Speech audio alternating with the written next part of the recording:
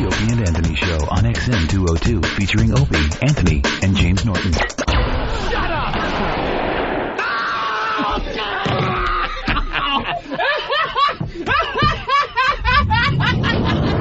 Opie. I'm scum because I'm a shapely European blonde. Anthony. Jesus, we are just whores. James Norton. Look at this face. How do you not love it and want to kiss it? E-Rock. Sex Bagel here on the radio with you. Sex Bagel. It's the Opie and Anthony Show. And Sex Bagel gets hit with poker chips. But enough of this palaver. Let's get the show on the road.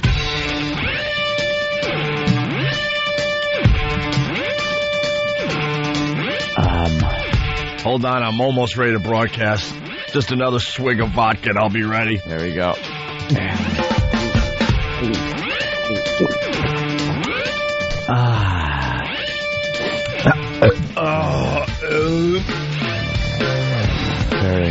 Okay, I'm ready. Very somber day here on the Opie and Anthony Show. Well, I was reading the message boards.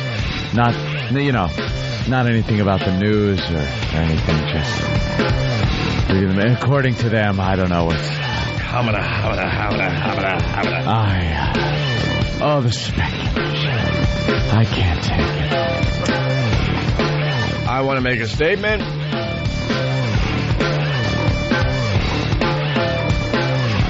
For all the things I said about anyone that works at Sirius Satellite Radio, I got this for you today. I was only joking. Go F yourself! And I just want to say that while you're, in that good-natured spirit of forgiveness kind of thing, I also want to personally apologize to The Negro. Why the Negro? Well, we kind of made fun of the dunk tank. Oh, yeah. The Negro. The black hole. That's where all her talent is as well. In a black hole somewhere. The Negro. She's waiting to see if scientists could figure out how to get talent out of a black hole. They haven't been too successful yet, have they? Good morning. Welcome to the Opie and Anthony Show. The O&A virus spreading across America. Our phone number, 1-866-313-FREE. That's 1-866-313-FREE. Of course, we're kind of referring to a little merger that went down yesterday. What happened? That kind of, I guess it affects us, right? I'll tell you this much. I'll tell you right off the bat. This will mean changes for the Opie and Anthony Show. What are those changes? We don't know yet. We have no idea. And I were talking about possibilities in the office. Well, this could happen. Or then if this happens, then maybe this will happen. There's too many variables right now. Everything from we completely have nowhere to broadcast. Yeah, where I get to go full-time on my podcast. Or we do broadcast for maybe just the CBS radio stations, or maybe we just go back to satellite radio full-time, or maybe we go back to satellite radio, but now we're back in afternoon drive. The possibilities are endless, including having nowhere to broadcast. And another possibility, none of this happens at all. Yeah. There. So just speculate away, people. Well, was I reading them? I wanted to comment a couple of times. I had, whack bag and stuff, and I'm reading, and I wanted to comment, but then I was just like, I type two things and go, why am I bothering? This is just going to get eaten up in a 50-page thread of continued speculation. Well, they're speculating like crazy, but to bring everyone on board for the newbies, if you're listening to us on a commercial radio station, we're also on XM satellite radio. Yes. And after we do about 3 hours on regular radio, our show continues for the XM audience. Yeah, for an additional 2 hours. That's right. And of potty talk. And our company is attempting to merge with our competition. Yes. The competition that we kicked their ass so bad it's not even funny. Oh, they'll spin it another way over there, but we kicked their ass. In the end, we kicked Sirius's ass. It's just financially viable for both companies to take whatever subscribers they have. What you would be doing is pretty much, just about doubling them. So you're doubling your subscriber base, and then you can pretty much half your staff. You can cut half your expenses and double your income. So it's a good idea for both companies as far as the finances go. It'll be a bloodbath. Oof. Yeah. Oh, I bet they're scurrying around. When did your XM email finally go back online, or is it? Was everybody going, uh-oh, I hope I still got my job? Well, that's the sad part about this merger thing. If it goes through, hundreds of people will be losing their jobs. Hundreds. Because there's just so much redundancy. From both sides, too. That's that really is sad. Yeah. More sad for the people that, work at XM, obviously. Well, for us. Huh? I'm sure the people that work at Sirius don't care. Well, whatever. Well, they're going to lose a lot of their people, too. Yeah. Because some of those people are running around the halls like jumping up and down thinking that they won some kind of what? War? What did you win? You won nothing. Because, their boy's going to be in charge. Their boy that was the one that actually fired us for the Sex for Sam thing. Officially, Mel Karmazin fired us, when we blew up our radio careers with that little Sex in the Church thing. Let me tell you something, Mel. So that makes it a little scary because he was the one that did fire us. Yeah. I would worry about that, but I don't care because look where we're sitting right now. Who saw this coming? We're sitting in whose old studio. Yeah. Howie's old studio, working for the company that gave us the boot. Yeah, that's true. Good point. Who the hell knows? You know why? It all comes down to the almighty dollar. Thank you. I don't want to be redundant. No, you're not redundant. There's no one like you, Jimmy. There's no other Jimmy Nortons out there. See, that's the thing. If I was Steve or Thin or E-Rock. My E-Rock. Jeez, there's 100 of those. E-Rock, what are you even doing here? Why aren't you a Kinko's? You should be a Kinko's just getting that resume. Redundant. Why aren't you in the toilet where Ope left you yesterday? Your picture is next to the word redundant. Redundant. You know how many of you there are in both companies? Oh, my God. You should all get together and start your own satellite company. There's so many of you. Oh, my God. Put you all in a room. I wouldn't even be able to pick out our E-Rock. Which one's ours? I don't even know. They all look the same. They're all a little doughy and stupid. Could be a dumpster full of chubby-faced boys in headsets doing things 2 minutes late. A dumpster. Know how we can tell our E-Rock? He doesn't have the goatee. All the other E-Rocks have the goatee and the baseball cap. That is true. Yeah. But they're all doughy. Like me. And they all have the host. And they all have clothes that are about, that shirt's about 10 years old, E-Rock. You figure out, well, not the age of the shirt, the age of the person that should be wearing it. 10 years old. So everyone's asking us questions. I don't know. We don't know. Oh, my God. We don't know how this is going to play out. No one knows anything. They just announced it. It's going to be really, really ugly. They just announced it yesterday, and everyone's already asking questions like, anybody's an insider.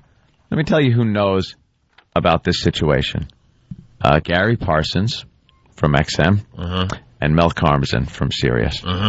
They're the only ones that know everything that's going on and that is planned. And even they don't know everything because the FCC and the SEC has to chime in. They got to go through all kinds of hearings about antitrust and monopolies and see if the deal will go through. If they put the deal through, then you're talking about more time. Logistics. How the hell do you get satellites to talk to each other and deliver content to units that were on purpose made to not get along? It's like the early days of Mac and PC. With personalities that were made not to get along. Exactly. We're not kissing anyone's ass or asses. Guaranteed on that one. Just too goddamn You can tired take that one to the bank. of that crap to even deal with it. You know what scares me? the people around Tigers. here, CBS radio, on regular radio, commercial radio, terrestrial radio, if you will, unusually quiet lately. Oh, what, on this whole situation? Unusually quiet. That scares me a little bit. Where? What? Who? Not a peep. I thought for sure they would get a hold of us and go, we really don't want you talking about this on our airwaves. Because this is a huge story. It's in every newspaper. It's a big business story is what it is, yeah. It's on the front page of USA Today. Yeah. It's all over the place. The news reports here in New York are trying to do reports on it, but they're just dopes. They don't even know what satellite radio is. The local news. They're clueless. Well, I heard us mention there on 1010 Wins on the way in. 1010 Wins. 1010 Wins. But, boy, a lot of people with questions. Did you have the ELO conversation yesterday? Oh, yeah. With Eric Logan? Oh, yeah. Our liaison to management. He is management, but he's like our liaison to upper management. And he doesn't know. He's just like, I don't know.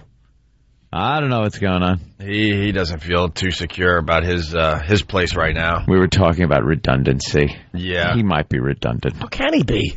You never know.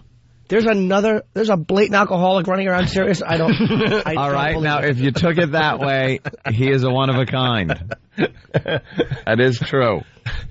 I'm trying to think if there's a guy over there with a Down syndrome haircut. None come to mind. Down syndrome haircut, alcoholic. Who does his job over at Sirius? Is it Barfly? I don't know, man.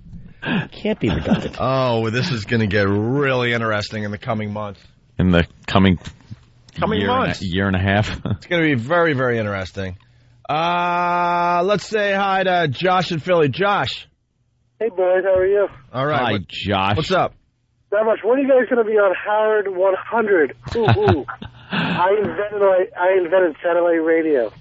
Thank you, no. No, that ain't happening. Vinny in Niagara Falls. Vinny, what's up?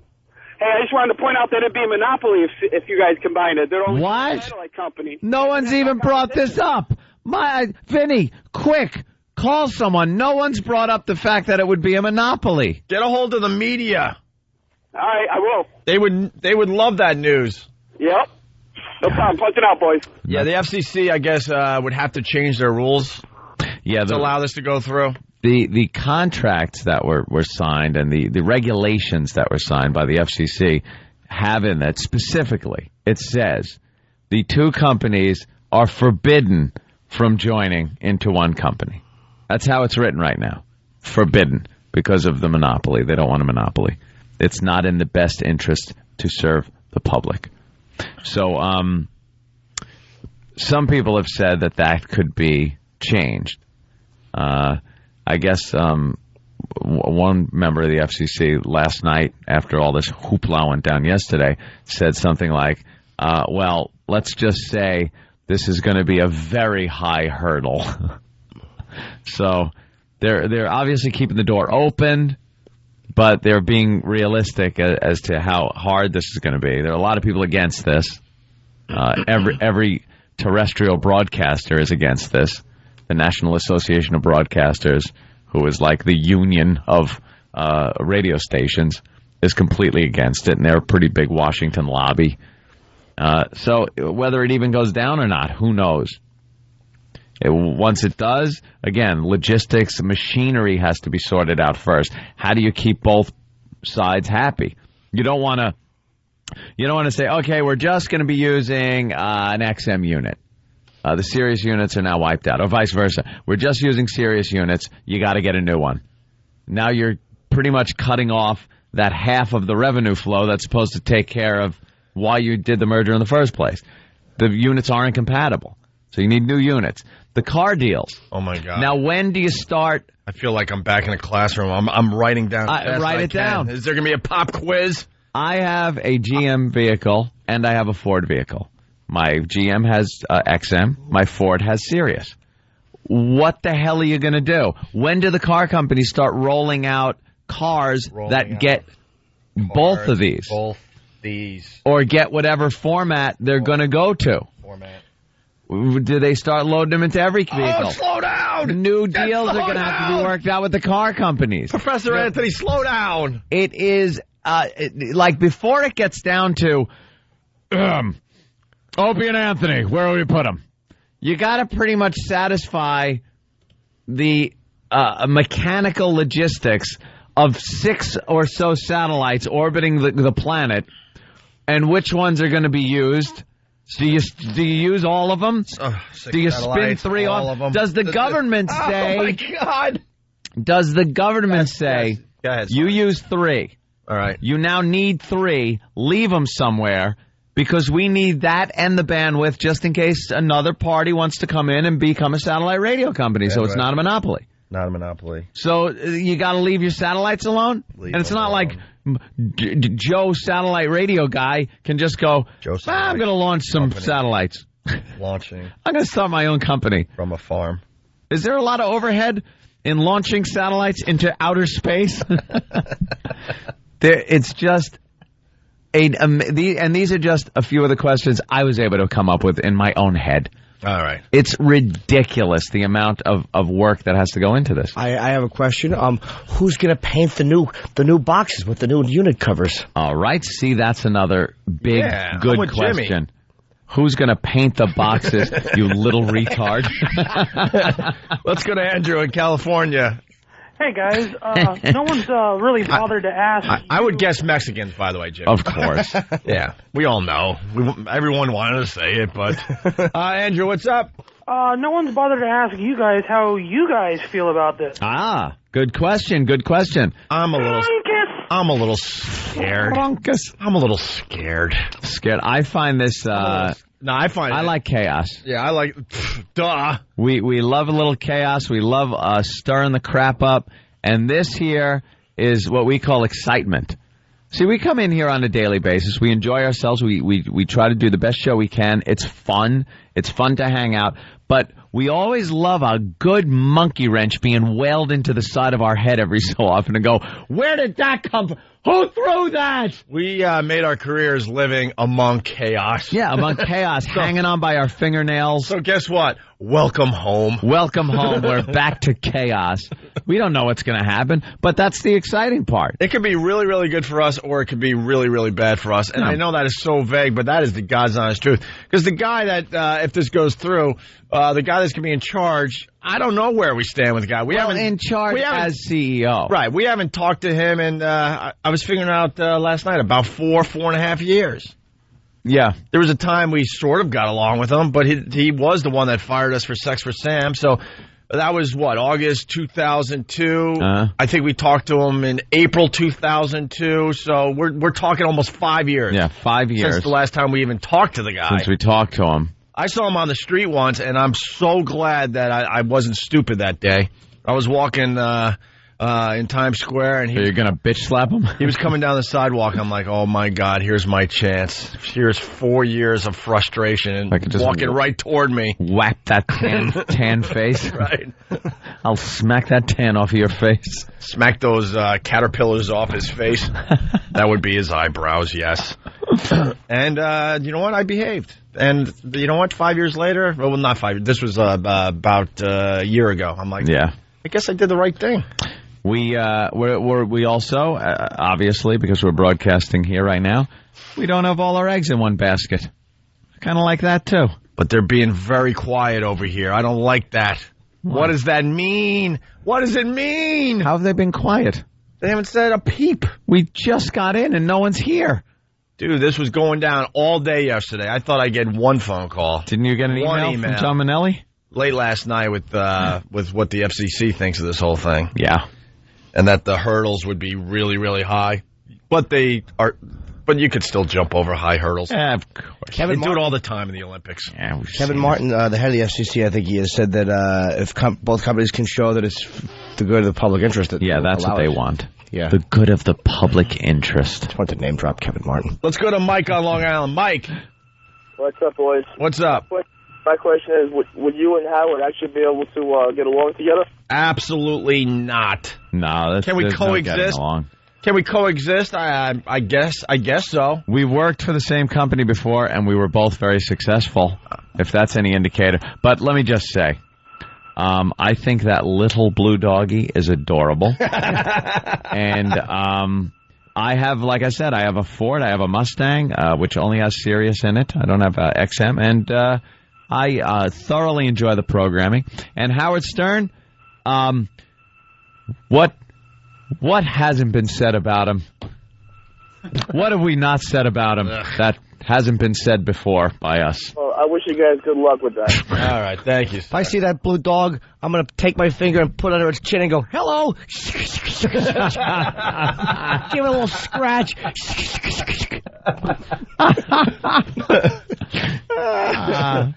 Come on. Well, this is... What? Let's go to Tim in Jersey. Tim, what's going on? Yeah, Robin, they failed there on XM. Yeah, XM's worth nothing. That's why we're giving them, 4.6 shares of Sirius stock for one stock of XM. Hoo-hoo. Well, how come? Because that might be because Sirius stock is like $3. Yeah, and XM stock's like 13, Like, there's a reason that they do stock. Oh, boy, is he trying to spin that? Oh yeah, the stock. The stock is all math. It's easy. It's not interpreted like English. It's math. It works one way. The reason they give you a certain amount of shares of one company for one share of another company is because the other company is worth 4 times the share of the other company. Like Sirius's shares are at a certain price. And 4 times that is one XM share. So that's why you get 4 shares of Sirius for every share of XM. It's math. Let it be known, because they're gonna spin it like crazy in their camp. They were at a 52-week low, their stock. Believe me, if they were doing so good, there wouldn't be a merger. Low. Howard never moved the stock in his time at Sirius. He's moved it down. If there was if either one of these satellite companies was kicking ass, they'd have told the other one to go screw when approached with the merger. The truth of the matter here is both companies have an advantage in merging with the other one. That's it.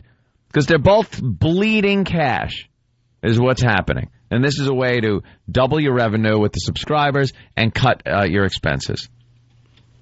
That's it.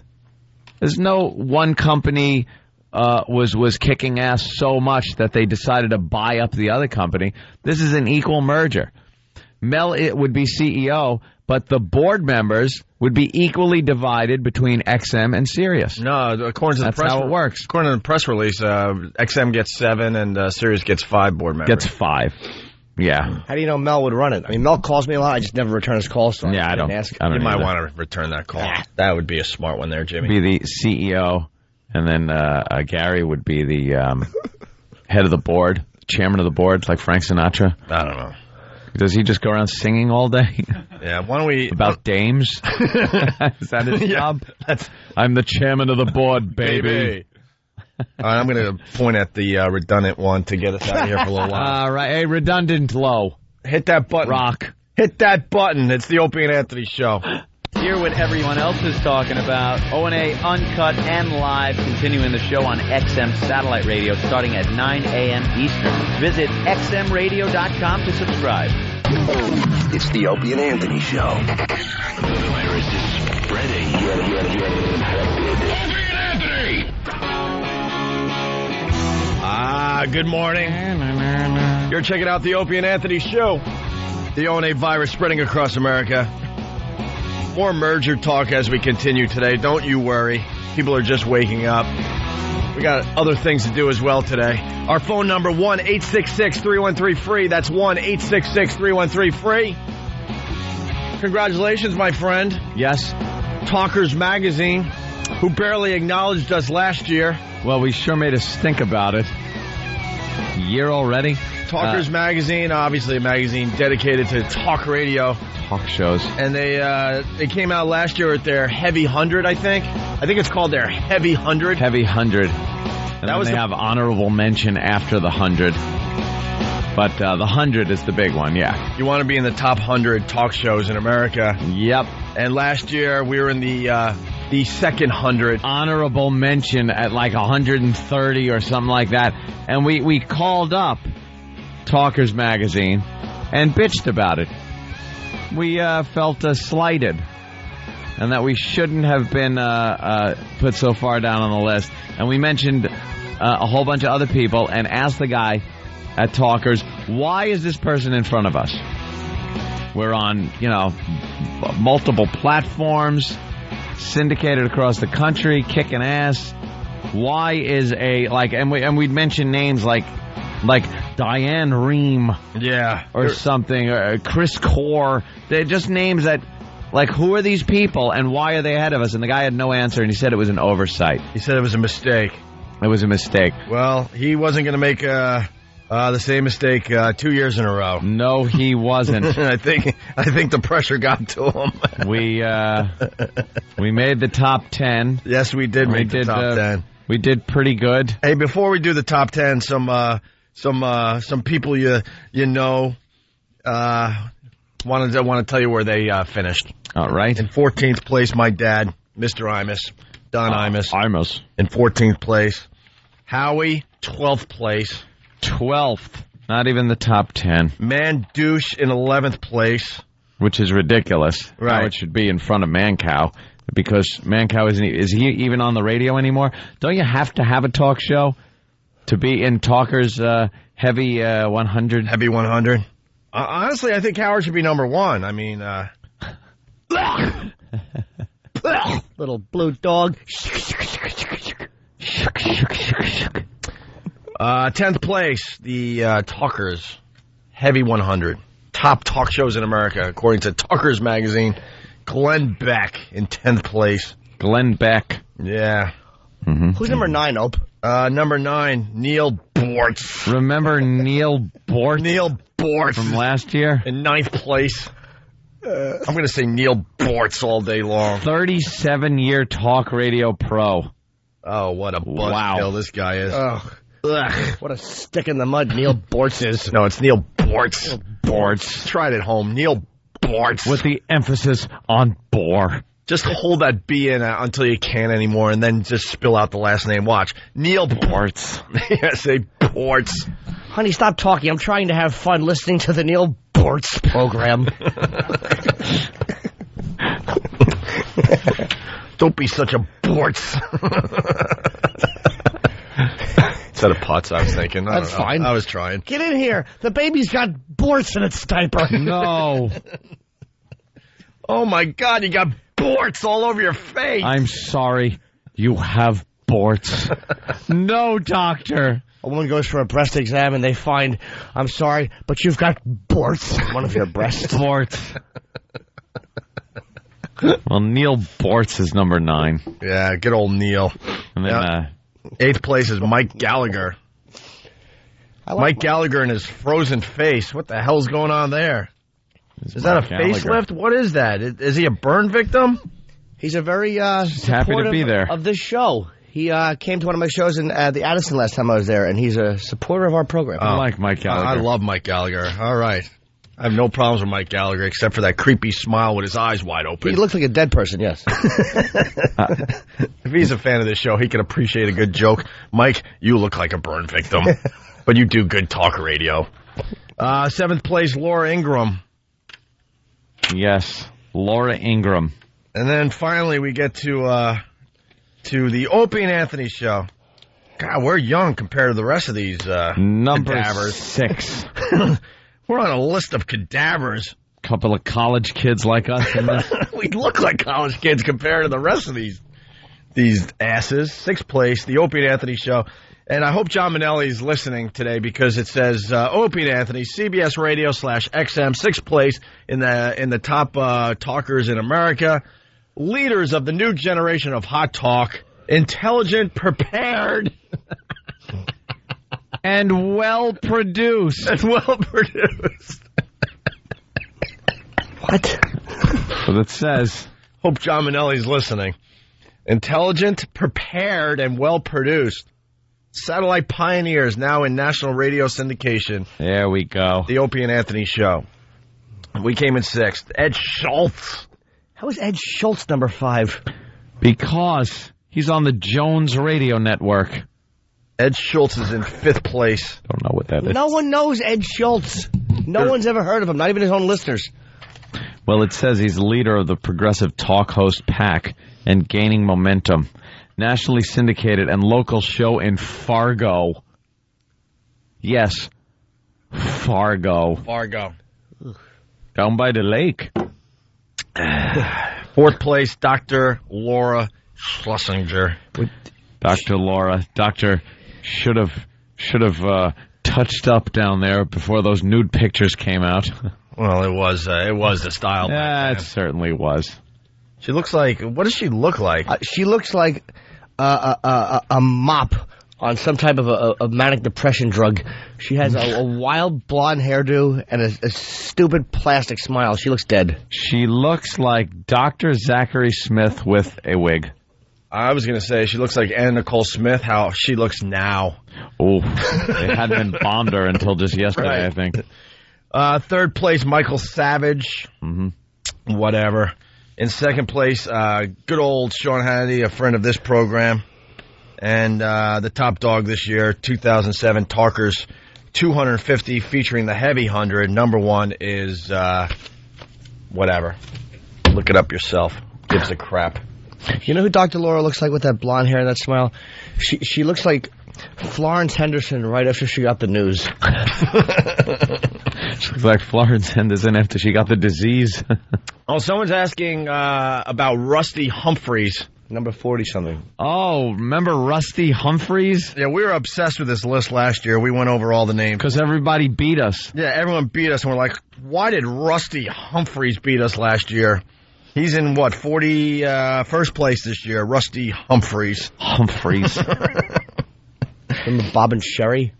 Yep. 45. Tom Leykis, 33rd place. What happened, Tom? I think this just pits radio personalities against each other. I don't think it's healthy. And then 100th place in the top 100? Yep. In the 100th place. 100th place. John and Jeff. John and Jeff. As heard here on our flagship station. Ew. In the morning. So there you go. Congratulations. We made 6th place this year. That's pretty cool. We like that. Yeah. We like that position. We're working our way up. We gotta talk about what happened at the end of yesterday's show. And it's a habit I'm trying to get out of, John. I'm sorry, but I still say gotta. Meaning I want to. Meaning it's so good we have to do this. Meaning it will happen. He took that as a negative thing that I say we gotta talk about this. You're compelled to. Yeah, of course. At the end of yesterday's show, we got this girl. Her name was Corinne from Connecticut. She came in to the city. She wanted to check out the Opie and Anthony show. We're like, no, unless you do something. And we found out she was 5'9". She claimed to be 200 pounds, but let's be honest, she was a little heavier than that. You think? Oh, yeah. I can't tell. I would say 220. Especially on a tall gal. And I guess somehow we decided we were going to spank her. We were going to have E-Rock spank her. So she came in to check out the Opie and Anthony show. She bent over the couch there with her big, huge panties. Huge. She had giant panties on. She took off her pants and just had these huge panties where it covered everything. It wasn't even high cut up on the hip type panties. They were like, you ever see those old German videos where the women of the Reich throw around those big beach balls to each other? They were like those. Just not sexy at all. Except for the swastika on them. So, a little inappropriate. So she pulled down her jeans and these huge black panties were staring at us. Oh, the video's up on Opie and Anthony. Wow, people like fat girls getting spanked. A lot of views on this video already. It's up on opieandanthony.com. She wasn't that bad considering she was a good egg and shaped like one. Considering she was a mess. So then E-Rock pulled the one side of her panties up to get bare skin. I'm watching E-Rock pull the left side of the panties up. I gotta see this. This is in real time. This hit she takes. And the cheek is now exposed, and E-Rock winds up and destroys her. Destroys her. He hit her so hard, it sent a shockwave up her neck fat.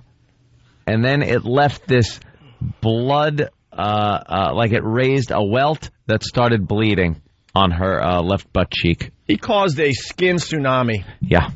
Yeah, it just rippled. Actually, a blubber tsunami. Blubber. So, do we have the clip from yesterday? Just in case you missed it, listen to this. Listen to the reaction. First of all, listen to this. Wow, now I'm looking at her butt. It's completely broken. The skin is completely broken open. Yeah.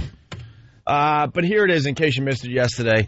We're disturbed on a few levels. We thought E-Rock knew how to spank a girl, but he decided to basically punch this girl in her butt cheek. It was like a fight. So listen in from yesterday's show. Pull the shirt up a little so more of the butt is exposed. The underwear, yeah. Now E-Rock's pulling up the big panties to get some. There you go. All right, here we go. What is wrong with you? Holy Jesus Christ! You? Oh my God! Just assaulted her. E-Rock. What the F is? I underestimated E-Rock. No, wait a minute. You don't know how to spank a girl. You don't spank a girl like that. I completely underestimated him. I have completely turned. I'm on your side now, friend. Wow, did he whack her? You're a sick F. Did he whack her? Did you hear that? And we're back live. That is not a spanking. No, that's assault. That was all that frustration built up in E-Rock from us, from the staff.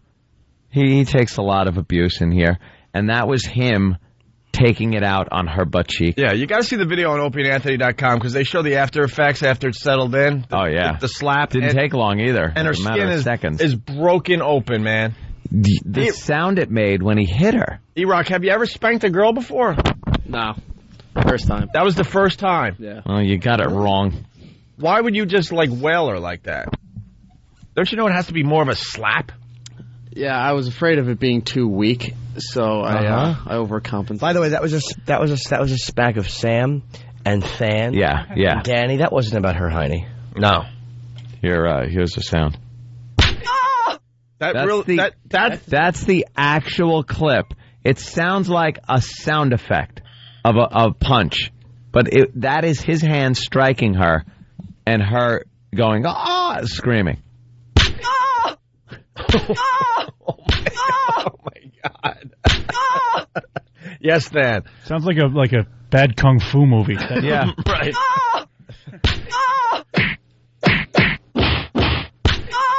It fits right in with the fake punches.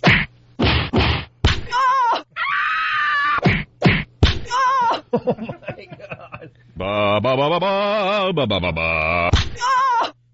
Well, we got a comment from E-Rock after he hit her so hard. Sometimes I'm a bad boy, yeah.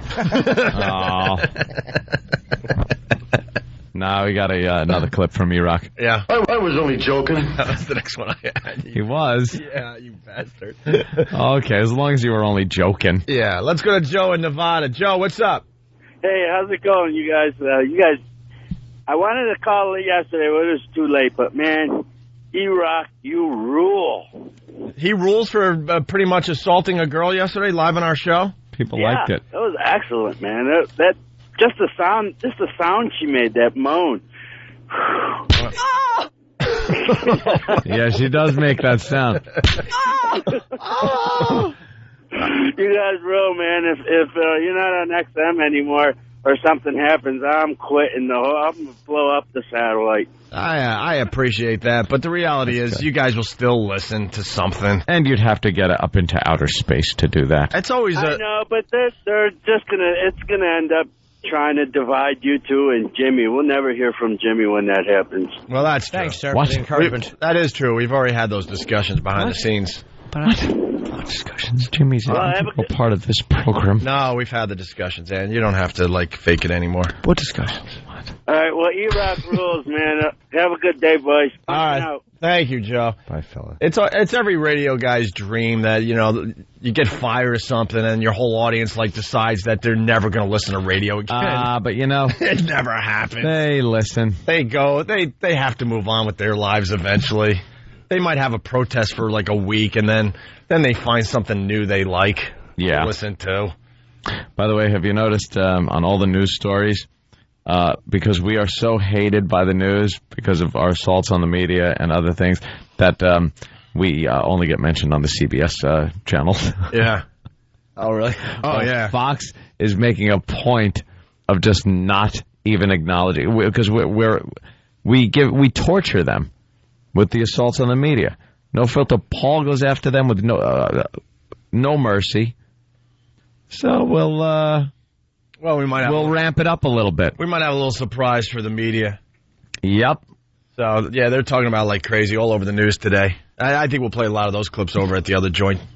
Yeah. When we really, really get into it. Let's say hi to Vanessa in Jersey. Vanessa, what's up? Hey, I wanted to know if you guys caught Tyra's show yesterday. Not only did we catch it, we got the best clips in front of us. We have to. Oh, there's that have to again. Oh boy. Mm-hmm. Oh, we choose to. That's what I want to say. We choose to. Yeah, we choose to play some of the Tyra clips. Sam, where's Sam? Yeah. I'm right here. Do you think you're redundant? I don't think. Uh-oh. Do you think there's an equivalent to you think, at the other joint? No. Do you think there is somebody wandering the halls of Sirius Satellite Radio with a head full of candy? Not one person. Not even you. No. According to you. But if your job came down to it, and your special talent was having a head full of candy, I think you'd start loosening up on that my head isn't full of candy thing. I'd like to think that I bring more to the table, but if that's what it is, that's what it is. What's on your neck? That's a scratch. What happened? Who scratched you? My doggy. Aww, that's adorable. Dog scratched you? Was he kissing your face? I sat down on the step to say hello, and he jumped up. He was very excited because nobody was home. And he Wait a minute. Did he have a meeting with Sirius already? And the little doggy got you already? Oh. I'm not saying. Are you having secret meetings behind our back? Was he trying to get a candy treat? No. Were those his back claws that hit your neck as he was applying lipstick to you? No. He was giving him kisses. And in dog technique, a kiss is the same thing they do with their filthy bits. All right, just sit there and lick them to clean them. What do we got on the Tyra thing? Well, Tyra celebrated Black History Month yesterday on the show. Now, I can only imagine, let me think, some black activists on, maybe going over some famous black inventors, talking about black history and how they've overcome so much adversity. Black women in the media? Like Oprah, things like that. Maybe? Absolutely, things like that. And, wow. I applaud Tyra for bringing such substance to Black History Month on her. No? That's not what she did. Oh. No. All right. She applauded one specific black woman in the media, though. Let's see. Let me think who it could be. Harriet Tubman. I was actually... Wait. Rosa Parks. Rosa Parks. That's huge. That's huge. Maya Angelou. Oh, okay. Or Angelou, whatever the hell her poet name is. Poet laureate. I know who it is.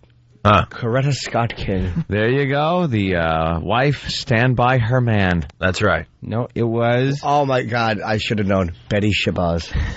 Betty Shabazz, right? Malcolm X's wife. As a matter of fact, it was Tyra Banks. Now who would have thought that Tyra Banks would celebrate Black History Month by paying tribute. Are you kidding? To Tyra Banks. What a self-centered ass this woman is. Are you kidding? No, and specifically, her groundbreaking cover of the Sports Illustrated swimsuit issue. Wow. There are so many black women. When you think of the top 100 moments in black history, you know what? You got to put that at the top. Yeah. Tyra on the cover of Sports Illustrated swimsuit issue. She's the hair of the slave master. Yeah.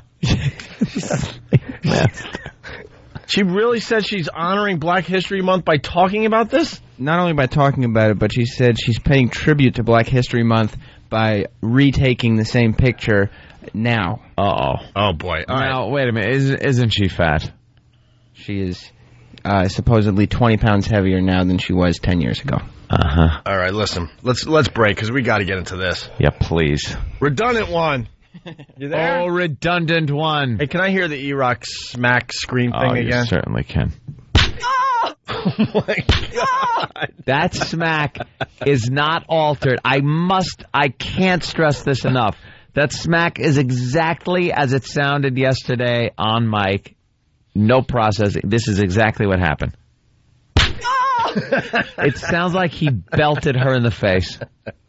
Jim just looks disgusted every time he hears it. Are you disgusted, Jim? Well, Jim's a connoisseur. Jim knows how to spank a girl where she enjoys it, and he enjoys doing it, and he does it right. And E-Rock is just this bumbling retard going full bore with a cinder block over a girl's head and calling that a spanking. He's the type of guy that would choke a kitten out by accident. Yeah. Yeah. You go, look, I got this nice kitten. You want to hold it for a minute? And he just doesn't know what to do. And all next thing you know, it's dead on the floor. I don't know what I did. You've killed it.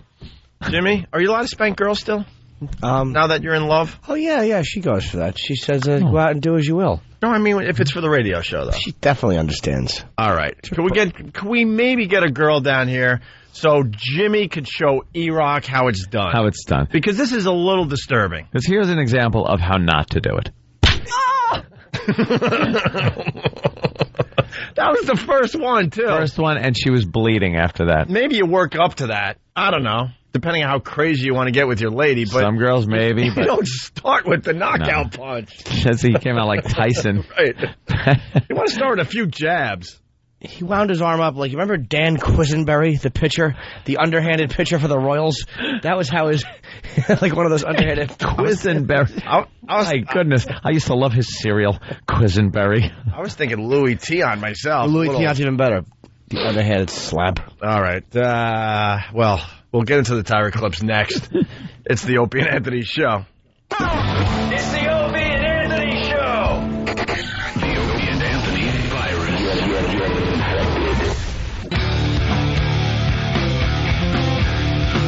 You're checking out the Opie and Anthony Show. Anthony just went on a rant about poker during the break. Well, you were in Atlantic City doing some of that Hold'em, right?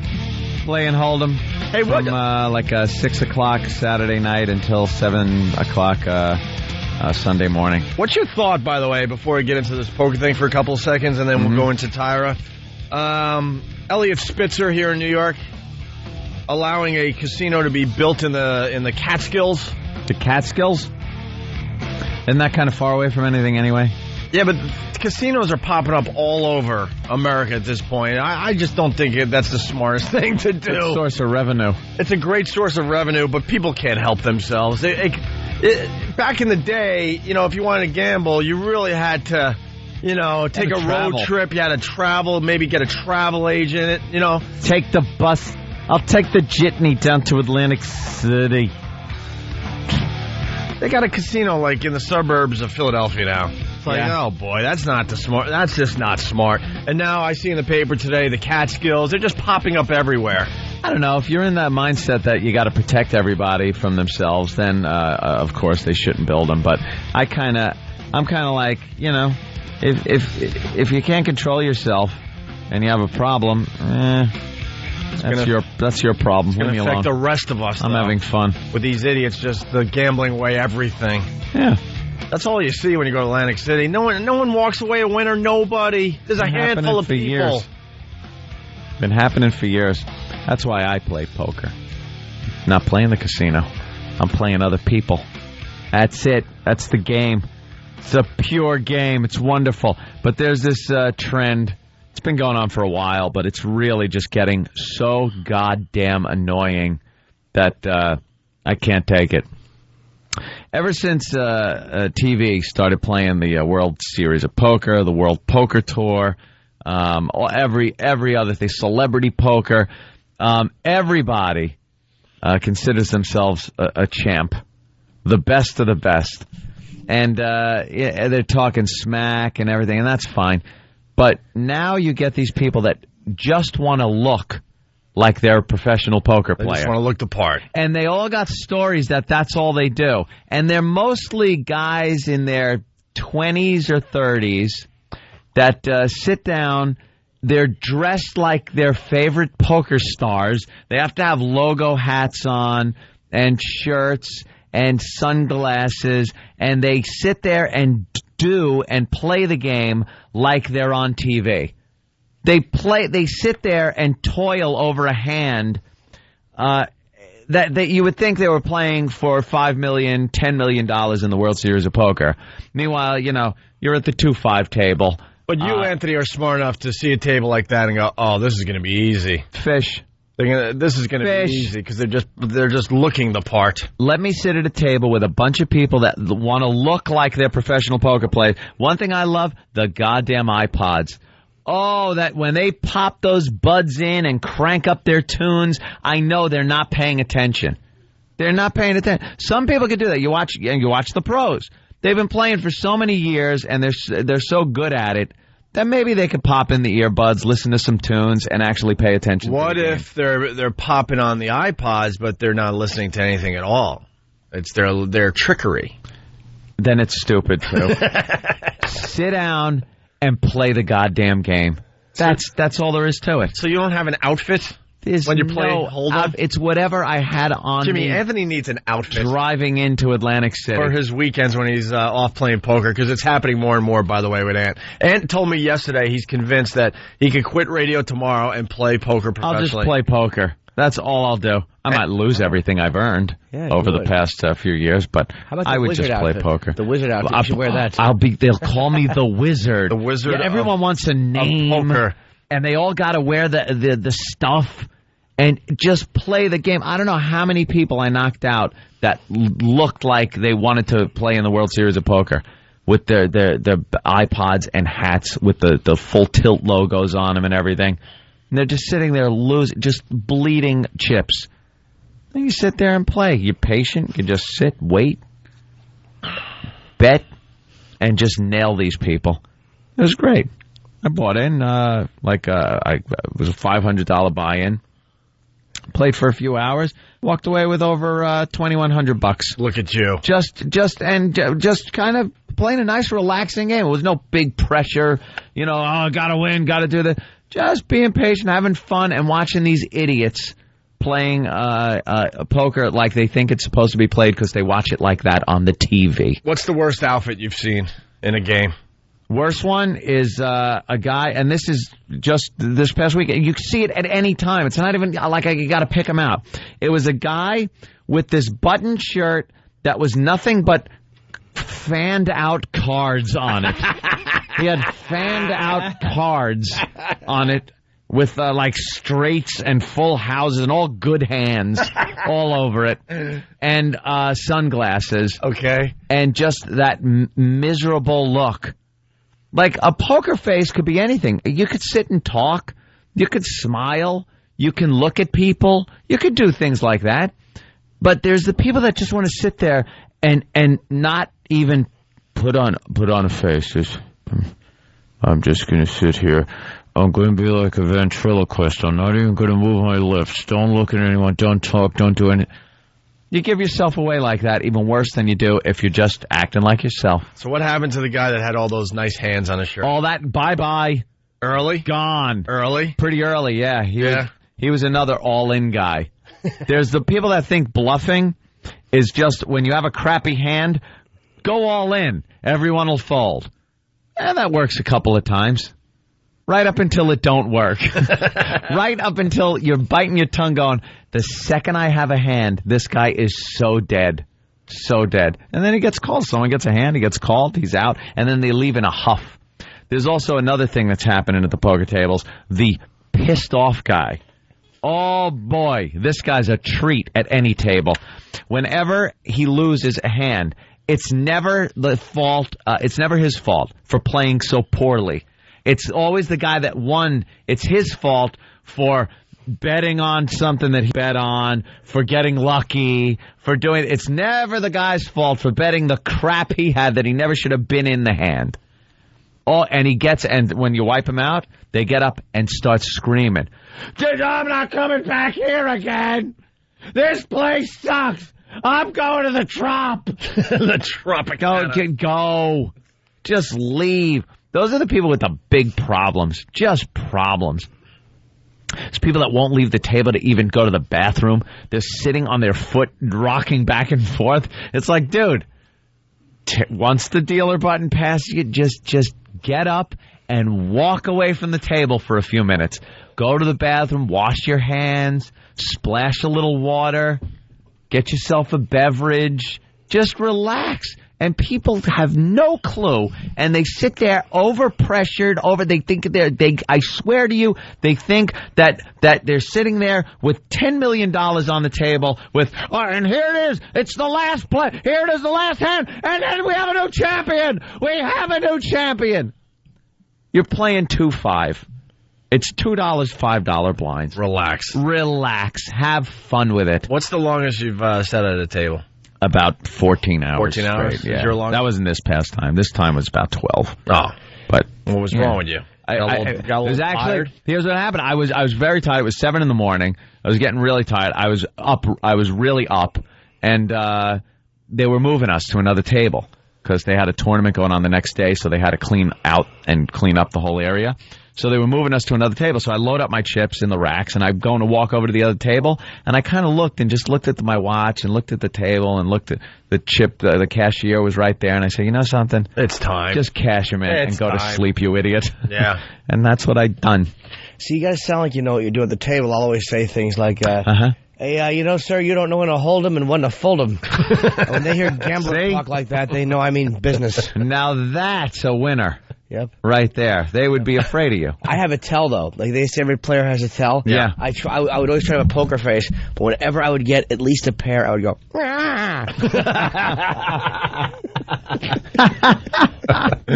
oh, I don't know. What do you think? That's what I would do every time it's time to bet. Oh, I don't know. What do you think?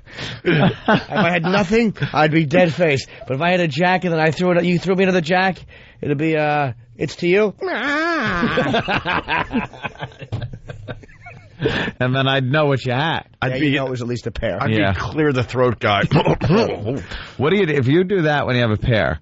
What happens if you have like 3 of a kind? It was the worst because people would say, all right, maybe he's got the pair and nothing else. But I would if the third one would come, I would. Wait, where would the third one come? By the way, you know poker. Yeah. Well, sometimes you got what does he have? Yeah. Pocket what, Ant? Let's say he's got pocket jacks. So you pick them up and right away you have a pair. You got pocket jacks. So, where's the third jack coming from? No Jimmy? other cards are Show out your yet. poker knowledge, you Jimmy. You pick up the pair. So what do you do when you see the pair? Okay, so now I know he's got a pocket pair. All right, but now there's going to be a third jack. But where's that third jack coming from, Jimmy? Show him. Show him. You know what that's the next card dealt. It's the 3 cards, community cards that come out, which is called the pot. It's the kitty. I love Jimmy's poker lingo. The ante. Yes, it's the ante pot. It's part of the ante. That would be the flop, Yeah, I know, Jim. of course the flop. Yeah, the flop. Now let's say right, the Jimmy? flop comes out and there's another jack. Now you have 3 jacks. Right. I mumble, 1 to go.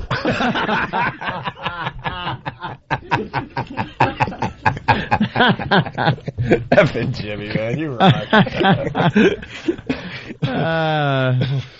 That's good. I got to play with you one of these days.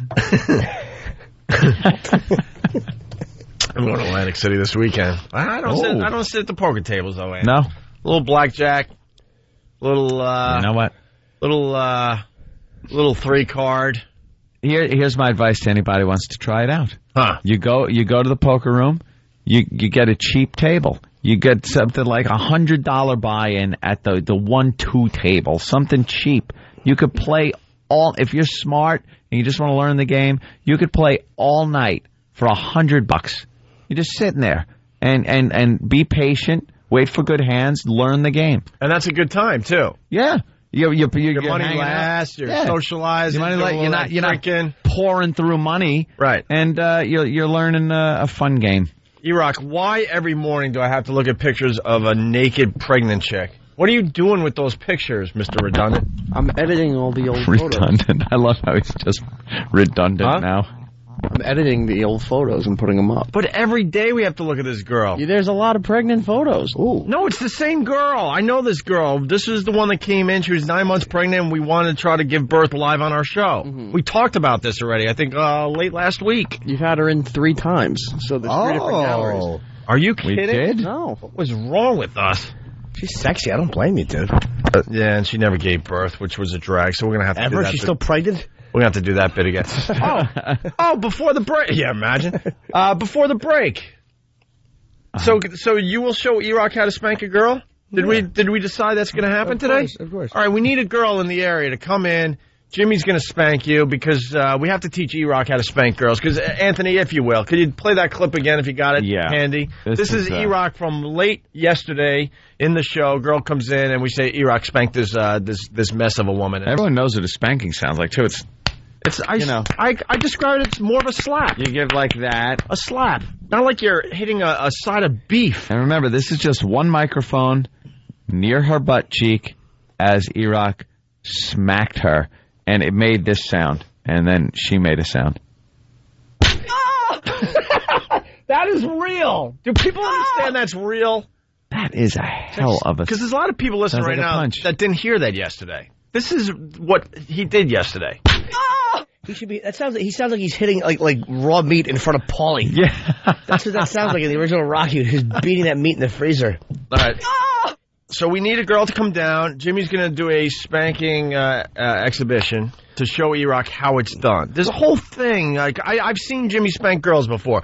You have to kind of like rub the butt a little bit, smooth it out, give him a couple slaps, then you rub a little bit some more. There's a whole thing that has to happen, E-Rock. E-Rock, what would you say when you're spanking a girl? Because when you're disciplining somebody, you have to discipline them. What would you say? Could you call him his real name? E-Redundant. What would you say? E-Redundant. What's up? You've been a bad girl.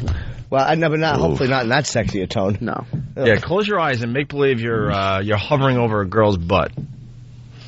How would you say it? Look, I'm even closing my eyes so I could get into it with you there. Go ahead. Go ahead, E-Rock.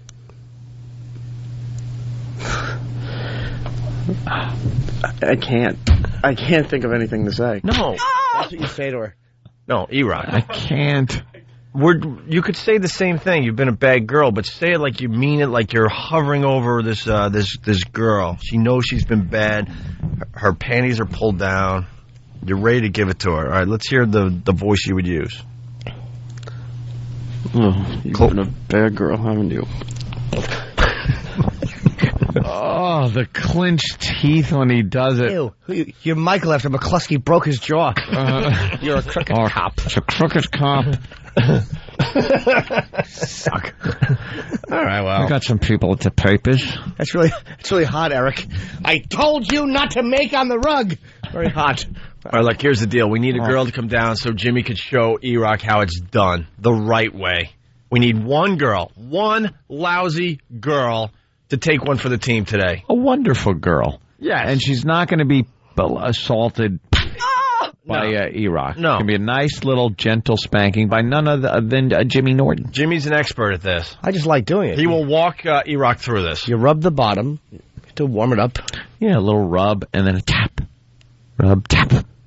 She never knows when it's going to be coming because you're doing the rub thing. And then it's like, whoosh, little spanking. All right, let's say hi to Jack in New York. Yeah, you kind of want the girl, E-Rock, to moan a little bit. Yeah. Slight pain moan. Not all pain. Let's go to Jack. What's up, Jack? What's up, Jack? What's going on? Hey. I was playing in Atlantic City with a guy. He had the sunglasses and a $1 bill and a $2 bill made into rings that he wore on his fingers. It was god-awful. I took all his money. Wait, what? He had dollar bill rings on his hands? He folded them into rings and was wearing them like he was like the money maker. Money like him. He's going to be making money with his ring. Yeah, people with their superstition things and their little trinkets that they bring out in card protectors. And yeah. All right. We got to take a break. Corinne, the girl that E-Rock pretty much assaulted, is on the line. We want to see how she's doing today. It says, girl E-Rock tried to kill yesterday on the phone. Yeah, she's on the phone. I'm hoping she could send in a picture of what her butt looks like now. Yeah. We only have a picture of what it looked like literally less seconds. Was that seconds? It was seconds. All right, only a couple minutes after E-Rock spanked her, so I could only imagine what it looks like this morning. We'll get into all that in just a bit. It's the Opie and Anthony Show. It's the Opie and Anthony Show. The virus is spreading. Get infected. Opie and Anthony! Opie and Anthony, XM202. We should have been back a minute sooner, but whatever. It's the Opie and Anthony Show. The ONA virus spreading across America. We want to do more show for the CBS radio stations. More show, more gooder. Absolutely. Our phone number, 1-866-313-FREE. That's 1-866-313-FREE. You're not listening to the Neil Bortz Show. Neil Bortz. Want to talk to Corinne from yesterday? Yes. What's up, Corinne?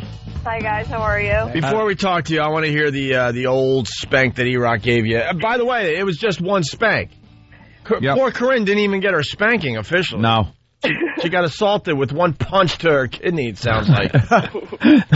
Let's hear that again, Ann. Okay, here you go. The video's up on opieandanthony.com. Within seconds, according to Anthony, we took a picture of your butt after that smack, that punch, whatever you want to call it, and the skin was already broken. It was already bruised. There was a huge red.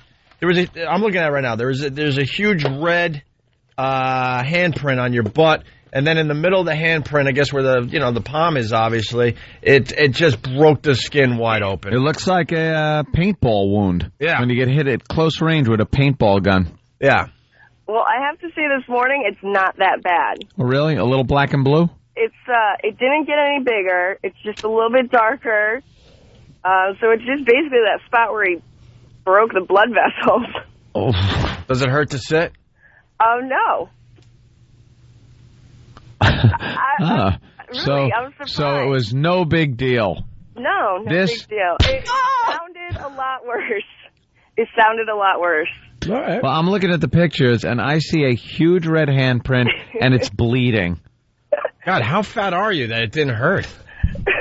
I mean, come on, let's be honest with each other. It's no big deal. I'm looking at some serious damage to your butt right now. That would have left like a black and blue on anybody. Yeah. The size of a fist. It doesn't look pretty. It definitely doesn't look pretty, but it didn't beforehand. Because it's big. That's terrific. I thought Corinne had a nice, big, spankable bottom.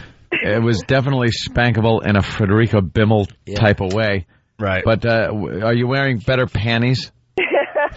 Yeah, you picked the wrong day to get assaulted by E-Rock. I know. I definitely was not prepared. Are you wearing something any sexier these days?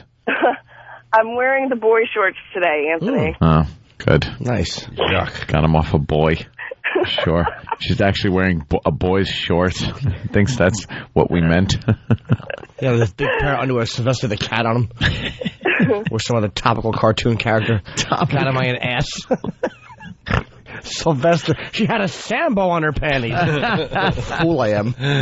All right, Corinne, there's your update. Thank you. All right, we'll be sending in some photos for you guys. All right, and you can come check out the show for real now because you only got to check it out for the 2 minutes you were in here getting assaulted. So Thank you. So we'll let you in next time, okay? Thank you. There goes Corinne from Connecticut. Thank God her personality is so sparkling. Oh, it's just terrific. By the way, the girls just calling like crazy. They're knocking down the door to get into our studio. Oh, good. So Jimmy could put on a spanking exhibition for E-Rock, show him how it's really, really done. How it's done. I'm filling up in preparation.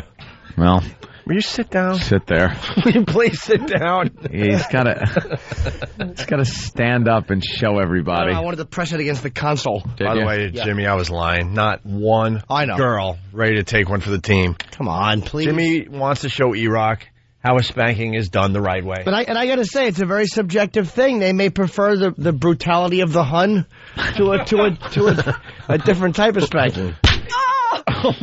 I like that. This gets better and better. So hopefully one girl will call us and say that she's in the area. She could come by, and Jimmy will do it the right way for everybody. Hey, Mark, what's up?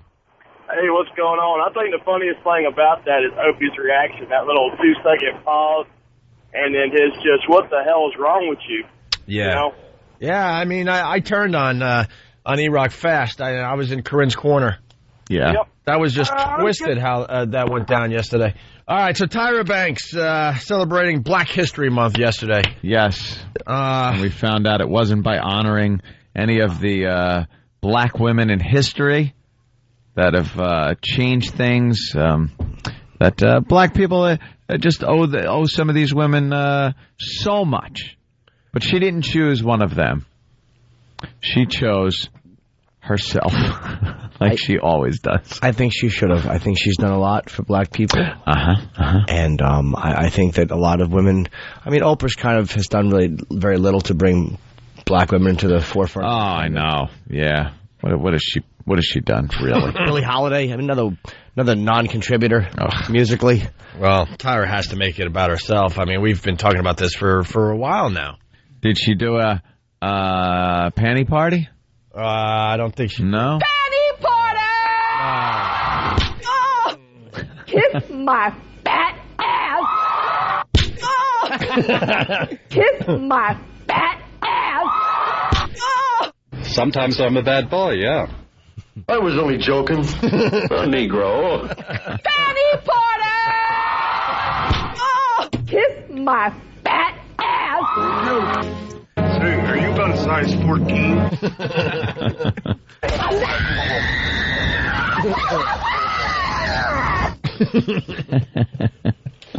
All right, anyway. This is what Tyra had to say yesterday. This is just unbelievable. This is her big announcement.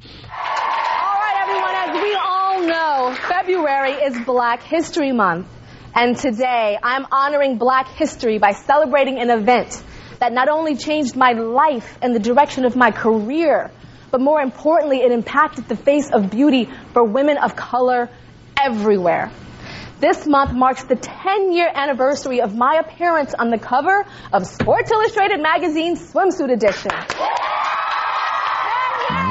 This is not real. You know, this cannot be real. If someone else did this for her, it would even be too much. Like if someone said, Tyra, I have a show. What we want to do is honor you as a black woman in history here during Black History Month. Remember, you were the first black woman on the cover of Sports Illustrated. Yeah. So we want to kind of pay tribute to you. And then she should at that point go, please. There are so many other important black women in history more deserving that I would not even agree. I'll agree to help you with another woman in history, but I cannot possibly do this. That's if someone else would do it, it would be ridiculous. This passes any bit of ridiculous and goes into a realm of another planet. This was important to her and her only. It's sociopathic. Right. It's sociopathic. It is sociopathic. She's insane. She needs mental help. No one gave a crap that she was the first black woman on the cover of Sports Illustrated. Do you hear how she's talking about it? Did you hear that? That the presentation there was like it was going to be something huge. But it's like in a country that, like, you know, did have slavery, she's saying that this is a place where I was just kind of looked at as an object. Yeah. Oh, that's lovely. Here I was. I remember when they snapped my picture and checked my teeth. It's amazing. And let's be honest, she's barely black. Yeah. I mean, if it was like a real dark woman on the cover of Sports Illustrated swimsuit issue, man, then you would take notice. Yeah. You would take notice. Really? What's her name? Erykah Badu? Yeah, there you go. If she was on the cover, now you're talking some history being made. Oh, yeah. There's some hot piece of ass. Tyra, especially back then. Look at the original cover. Look at the original cover. From a bit of a distance, you would swear that's a white girl on the cover of Sports Illustrated swimsuit issue. It's kind of a good tan. Yeah. She's working with there. Now, that picture right there is not that big a deal to black women. No. It's just it's a hot girl. She transcends her race right there. A Klan member can reach under his robe and get it moving to that picture. That's how unblack she is in that. Absolutely. Listen to this next clip because this will really send it over the top. And it meant so much to me because the moment the decision to put me on that cover was made, it was a decision to recognize and celebrate black beauty. And ultimately, what that SI cover did was it enabled young women of color to realize that they can dream big. Are you insane? Yes. You're insane. Yes. Wow. Yes. Are you insane? She has to make everything about herself. Is it illegal to put a hit on someone on the radio? I'm just curious. I don't know. I think there's an exception. Oh, my God. We've been on to her for a long time where her ego has to be fed constantly and it's all about her. But this takes it to a level I never thought she would ever go. Hold on. Max in Dallas has a comment. Max, go ahead. Hey, what's up, boys? Well, according to Tyra, Rosa Parks is a hack. Just an ugly broad of the bus. Yeah, screw her. I brought beauty. Yeah, this is just like Rosa Parks. She taught black women they could dream. She's using the same terminology that, like, King used. Yeah. Dreaming. What are you... Dreaming about... I have a dream. I have 2 mountains. I've seen the 2 mountains. Yeah, they're on my chest. That someday men will be able to scrap to mulatto women the same way they do to white women. The only people that are keeping track at the black people being the first at something are a small percentage of the black race. Yeah. The black population. A very small percentage. So I want to give them some credit today. They don't even give a crap who's the first black to do this and that at this point. Wouldn't you think that, like, the first black, like, senator or first female black astronaut? Congresswoman? Of course. I mean, yeah. Oh, my God. George is onto something. And it goes right back to her ego and all that. Go ahead, George. O&A and Lil Jimmy. Good morning, fellas. Hi. I like your observation. Go ahead, George. I just think this has a lot to do with Beyonce looking so good on the cover of that Sports Illustrated issue. She wants to bring it back to her. She was the first. She looked good, and she's jealous. She doesn't look that good anymore. Yeah, for the people that aren't keeping track, Beyonce's on the latest Sports Illustrated swimsuit issue. Beyonce. This year. Looking beyond hot. I think they did some airbrushing to kind of slim that butt down of hers. But, yeah, but you got to give her credit. She looks unbelievable on the cover. I think you're onto something there, George. Tyra's like, oh, my God, they're going to forget about me I got to bring it back around to me. Yeah. She is amazing. Let's go to Cigars and Scotch. Cigars and Scotch, what's up? Hey, what about, like, the civil rights people and stuff? It should be Panther Party! Panther Party! Black Panthers. Panther Party.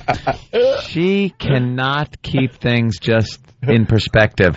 It's always got to be about her. Yeah. This big celebration of Black History Month. They put you on the cover because you're a hot piece of ass. Rap magazine. They weren't making a statement or a stand or any of that crap for black women. Black women. You just happen to be the hottest girl that year. That's it. Black, like you said. Look at her hair. Look at her. Well, that's Beyonce. That's Beyonce. Same thing. That's no celebration of black women either. It's just Beyonce is really hot, and they wanted her on the cover this year. God bless her. A black woman with natural hair. Like, you know, like that's a celebration of black beauty. If you put an African-looking woman on the cover who's really smoking hot, that's a celebration of black beauty. You want Jimmy a bone through the nose and plates in her lips? I want to hear from the... Yeah, like that's hot. A dark woman with short hair. That's a celebration. I want to hear from the Schwoogies today. Let's get the Schwoogies to call the show. I want to hear what they're saying about this today. Cousin Ed, what's up? Do you remember the Barbara McNair show back in like the early 70s? It was kind of like a Dean Martin-y kind of thing. That chick was in Playboy. No. You don't remember Barbara McNair? No. No. What about Pam Grier? Oh, well, crash the car. Pam Grier. How about what's her name? The daughter from Good Times. Thelma. She was in a Playboy. We're not talking about Playboy. We're talking about Sports Illustrated. All right, let's move on with Tyra. Now, I know a lot of y'all saw me on the cover of People magazine recently. Did you see me in the red swimsuit going, you call this fat? Remember that? I was addressing my weight. Remember? No. Well, we saw it and then we forgot because we moved on with our lives, you idiot. Do you remember that? Do you remember that? Do you remember? Don't forget about me. Please. Please keep talking about me. How long till she shaves her head? Oh, my God. Oh, goes crazy. You called it fat? Remember that? I was Got a addressing one. my weight, and if you guys thought that me wearing that red bodysuit was a big deal, y'all ain't seen nothing yet. Because today, it's all about... I love how she has to make the dramatic announcement about herself. Yeah, because today Really it's trying to- all about me. She's really trying to sell it to the all-female audience, by the way. Oh, get some dudes in that audience. Yeah. The reaction would be a little different. Be nodding off. Y'all ain't seen nothing yet. Because today, it's all about this little red polka dot bikini. Why are they applauding? I don't know. Is she going to hang herself with it? And in honor of Black History Month, I decided to recreate the Sports Illustrated cover that I shot 10 years ago. I wanted to recreate it, you guys. You guys, like she didn't get the reaction. So it's like, I want to recreate it, you guys. She can't even talk like a black woman there. She sounds like Marsha. Yeah. You guys. For Black History Month. Oh, if I was black, I'd be pretty damn pissed off. Yeah. That you got this representing you out there. And you are compared to her. She's the whitest chick I've ever seen in my life. Now, E-Rock, what are we looking at there? That's I see two pictures. the There's one Sports is- Illustrated. And the swimsuit. one is the one she did 10 years ago, and that's the new one on the right. Why? Yeah. Those hips kind of got a little wider. She's darker for some reason. Yeah. I think they lightened her up in that first one. Yeah. Didn't really want to commit to the black woman on the cover, did they? Oh my God, she's got the 8 head working on the newer picture, and she's her cleavage. And her hips have started this. It started that secretary spread thing where she's holding her hands down right by her hips. Yeah. Now, she's kind of doing that in the first one, but it's a little more sexy. Like she's got her hip kind of cocked one way a little bit. And in this one, it looks like she's holding her hips like, don't look at these. Don't look here. I'm covering this with my hands. And remember, too, there's airbrushing involved. And the between her breasts on the newer picture, oh boy, is like that's really dark. Yeah. What happened there? I don't know. What, did someone spray paint graffiti? What is that? It's just getting just very dark in there. The first one, I'm sorry, man, is actually closer up. They chop that big dome. They chop her giant skull in the first one because her head was too big. Yeah, and they put the hair down into her face. Like they gave her kind of bangs. Yeah, this is really deceiving. Jimmy makes a good point. In the second picture, she's backed up to look as small as the one she did originally. Yeah, they didn't put her as You could tell close. she's further back in the shot. Much further back. Someone's got to Photoshop That is really and deceiving. actually scale her up to the same size so we can really get a good view.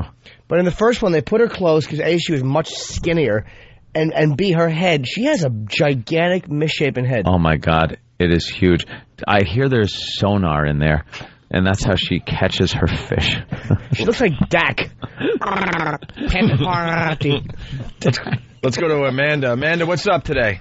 Hi, as a black woman, I'm really embarrassed for her. You got to be laughing at this That crap. was just so ridiculous. Yeah.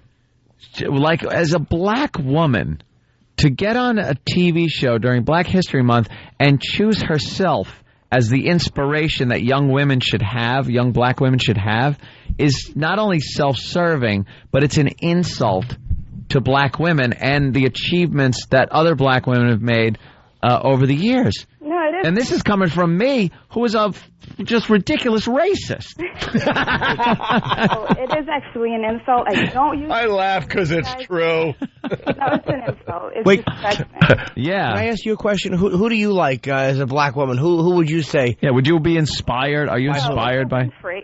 What's that? Oprah? I think of Oprah when I think of someone to inspire me, not Tyra. Oprah's a great rags to riches story. Like, she grew up, she had a lot of hardship early on, and from what I hear, she really worked to get to the position she was at. Exactly. that she's at. Another thing, Tyra is not a typical black woman. So No. who cares? No, Oprah is a black woman. You see Oprah walking down the street, especially Oprah from when Oprah started making it. Believe me, she was looking like she was very fat. She definitely wasn't a fashion model. It just showed how talented she was, that she was able to make it in the media looking like she did, especially in the beginning. Tyra is where she is today because she's a hot piece of ass. That is it. Period. That is it. She's not breaking any boundaries or anything. She sucks. Everything that she's accomplished in her life is because she had the good genes when she was born. She's been hot. That's it. Exactly. All right, thank you. Oprah was never attractive. The color purple was about her cheeks. She was never a good-looking girl. No. Let's go to Fatso. She was great in that. Let's go to Troy, the black dude from Long Island. Troy, what up? Well, hey, what's up, guys? I like that, Opie. What up? Oh, yeah, I like that. All right, thanks. Try to relate. What do you got, Troy? Hey, listen, as sick as about as black as, I don't know, maybe Reese Witherspoon. I mean, she's basically a black Barbie doll. Reese Witherspoon. It's a tribute to Black History Month. We're focusing on Reese Witherspoon. Right.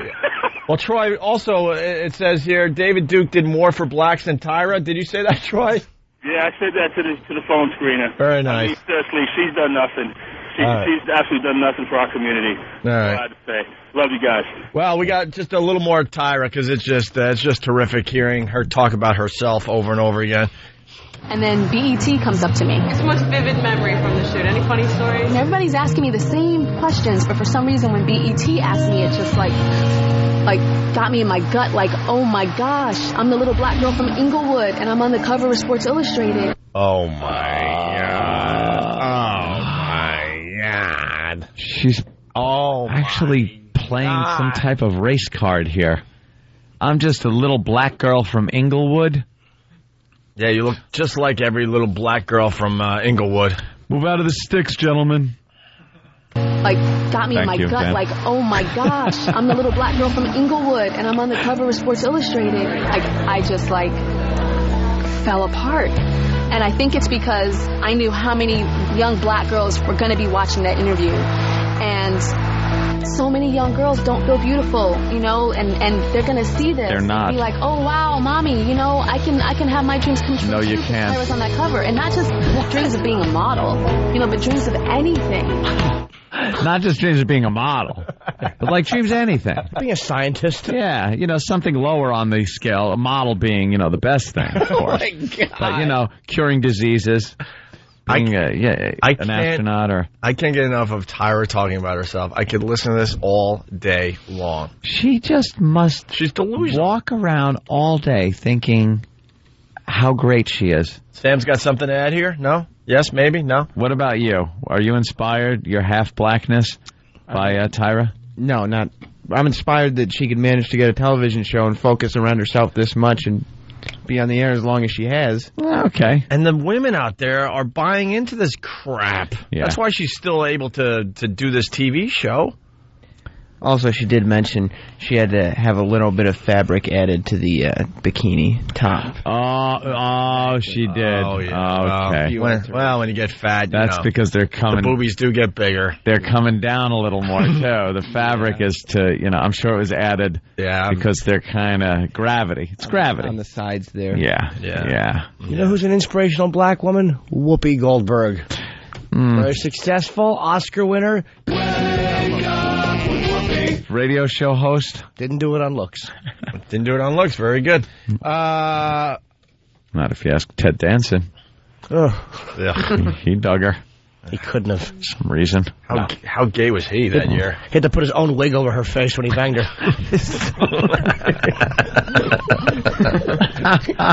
Let's go to Martin from Hempstead. Martin, what's up? Martin! Dude, man. Tyra Dr. Martin Luther King size is killing me this morning, man. Yeah, it's ridiculous, isn't it? Dude, put Spinderella on Sports Illustrated, yo. Spinderella. Yeah, Spinderella. Where's Spinderella? Now, that's a typical black woman. Come on. There you go. Later, bro. All right. Yeah, Tyra's one of us. Meaning white. Stop. She's white. All right, here we go. The last clip for today. Little black girl from Inglewood. Now are we ready? Oh, the big reveal. Now let's see the new 110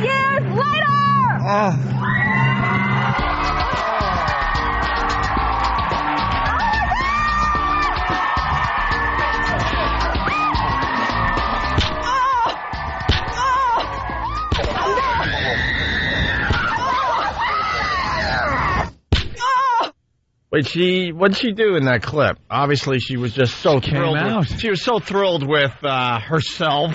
Yeah, she let the audience applaud her, and then she allowed the audience, and then some big streamers popped down from the ceiling. It was like a huge event. Like confetti came down, and that was her wooing and screaming, going, "Wow!" Oh my God! She threw herself a parade, a one-woman parade. The Mimi parade. Do you think, mate, honestly, the writers of that show and the producers, when she scenes. leaves the room, do you think, how many of them look at each other and kind of just roll their eyes and go, oh, God, she's not going to do this? Does she want to hold a parade for herself? She wants to do a one-woman parade. Just Tyra on stage with streamers and her screaming, yay for me. She was screaming, yay for me. Yeah. Can I hear that again? I got to hear her going, yay! Like, yay for me. And she's the band, too, so she comes out, she's got the cymbals on each leg. She's the one-man band, right? Yeah. You know what? Is she great? I gotta admit, we usually do a pretty good job with this stuff. We can't do this justice. No. How ridiculous this is. I wish we could, but it's so ridiculous that no one can translate it. No. How ridiculous this is. It's like trying to speak Farsi. Here it is again. Her allowing... Wait, what'd you say? Because that was really funny, Sam. Allowing the audience to applaud her? Yeah. Allow the audience to applaud her. Not only are they going to applaud, she's going to allow it. And she had streamers and little popper things and balloons and confetti, and she yayed herself. You know, she's this close to saying, I'm going to allow you guys to applaud me. You don't know how lucky you are that I'm going to allow you to applaud me, Tyra Banks. Yes. Ugh. More fatty pig fatty signs for Tyra Banks. That's what I say. Please. Fatty. What are you guys waiting for? Now are we ready? Can we have a drum roll? Drum roll. Drum Like, roll. it's not good enough. Drum roll, streamers. How about the roll on your gut? Is that good enough? Now are we ready? Can we have a drum roll? All right. Now let's see the new one 10 years later.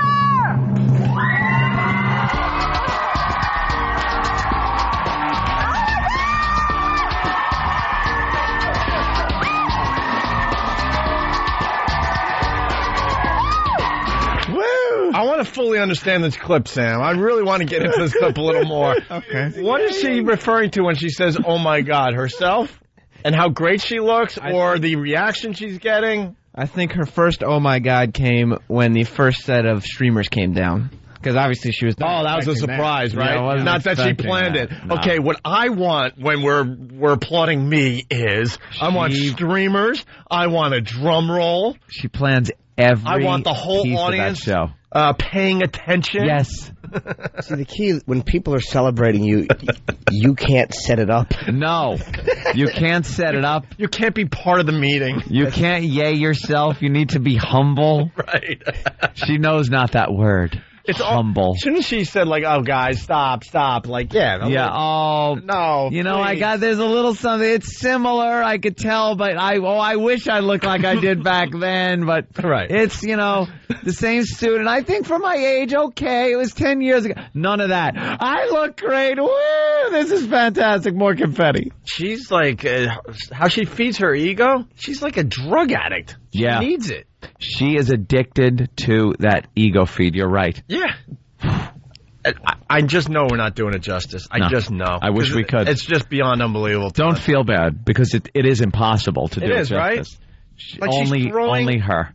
She's throwing a parade for herself. She's throwing... How much would it cost to take out an ad in Entertainment Weekly, a full-page ad that just says, Tyra is a fat pig? Tyra's a fat They wouldn't run pig. It. You know, Hollywood. A self-serving fat pig. Hollywood just goes with it. Ding, ding, ding, ding, ding, ding, ding. Gets that music going. And she's like, ooh. And what was she doing? Was she looking at a picture of the swimsuit edition next to the old one? Yeah, that same one that E-Rock had up. So she wasn't in her bikini on stage. Oh, no. No. So they could have done magic with that. Well, not only could they have, they did. They did. Was talking about how she had a pimple on the day of the shoot. Oh. And then there was no... Why don't we have the pimple clip? Get back in that office and get us the pimple clip. My God. What is wrong with you, Sam? That candy in your head is affecting your brain. We got to release some of that candy out of your brain. So what she did... All right, anyway... was they airbrushed and made a faux Sports Illustrated cover. Yes. Where was the pimple? It was on her face. And right on her cheek. And she talked about the pimple she had on her face? Yes. It's on her forehead. Can I get that clip? Is it good? Absolutely. Is it good? Well, yeah, I'll get it. All right. Thank you, Sam. We just can't get enough of Tyra. Well, she can't get enough of herself. Let me take a look. Her face and head is really irritatingly not attractive. Well, I'm not just bashing a hot chick. She has a big... All right. I hope that people see the two pictures side by side because it's an illusion going on here, too. They put her back in the second shot so it balances out with the one she did 10 years ago. If you brought her more front and center, she would be so much fatter than the original picture. And she's not doing the same lean. Her crotch area, the magazines themselves, the pictures are the same size, but her picture on it, her crotch in the initial one is maybe a 1/4 inch from the bottom of the magazine. On the new shot, it is a full inch above. That's how much smaller her picture is. Zoom this in to the full size she is in the original. She will look giant. Can we do that on our website? You can Photoshop it. Can we Photoshop and move the picture where it's supposed to be? Cigars and Scotch, get to work on that. No, I'm serious, because this is something the world needs to know. There's an illusion going on there, too. If you move her more front and center, you'll realize how much bigger that bathing suit really is, and how much wider she really is, and how much fatter she is. And she's not looking like... She does like a little sexy tilt in the first one where she's kind of got her hip out. She's just standing there like a little kid on picture day. Dude, she can't do any tilts in the second shot because then the rolls would show. She's leaning as far back as possible. This picture is awful and it's unnatural and stiff. The first one she had oil on. She's all she's glistening. oiled up. Her hair is in front of that big bulbous forehead. Her face just looks better. The first one, I mean, who wouldn't do just awful things to that body? Thomas Jefferson, you don't blame him. And all right, we would do awful things with the second one, but she's not completely representing what's going on there. And this is really airbrushed. Look how smooth and bright over here on her thighs. All right. All right. Yes, I got a picture of you, just a regular photo of you in a bikini. Yep. Photoshop that. I want to see it in full size. Do you know how destroyed she was by those pictures from Australia? She's redoing this bikini shot. She redid that. Destroyed her psyche. Because that's her whole life is feeding her ego. If she doesn't have that, she has nothing. Can we get some... I would like... If people are going to do Assault on the Media, please have Fat Tyra picture on the sign. Right. All right. It's us, and you like us, so keep listening. Hear what everyone else is talking about. O&A Uncut and Live, continuing the show on XM Satellite Radio starting at 9 a.m. Eastern. Visit xmradio.com to subscribe. It's the Opie and Anthony Show. The Opie and Anthony virus. It's the Opie and Anthony Show. What else is going on today? Got Britney Spears wearing really bad blonde wigs now. She shaves her head. She's terrific. And then she puts on this bad, like, cancer wig. What is she? What? She really did just lose her mind. I don't know. I think she's playing us. I don't think so. She's playing us to keep her name in the old press until she figures out how to make the big comeback. You give her too much credit. All right, then explain why she would have this complete breakdown. Yeah. In front of everybody. Wouldn't you just do it in your mansion if you're really going nuts? No, because it's not in her compound. She's got a compound. It's not a complete movie-like breakdown. She didn't have one of those. How did the paparazzi know that she was going to do this? They follow her everywhere. They follow her everywhere. I just watched the show. These guys use the paparazzi as well. I truly believe I think almost anyone could get around without the paparazzi following them if they really wanted to. I really do. Not someone like Britney, or there are just too many rats that tell where they're going to be. I think she kind of lost it. Not to the point where she's like babbling in the bottom of the bathtub or with the shower on, but I think she's kind of losing her mind. She's this hot chick that everyone was just infatuated with just a few years ago, and now she's loony fat girl. I think she's taking a page out of Paris Hilton's book. They started hanging out together, and she notices that Paris is famous for doing... Nothing. And they even were hanging out together, and she's like, you know what?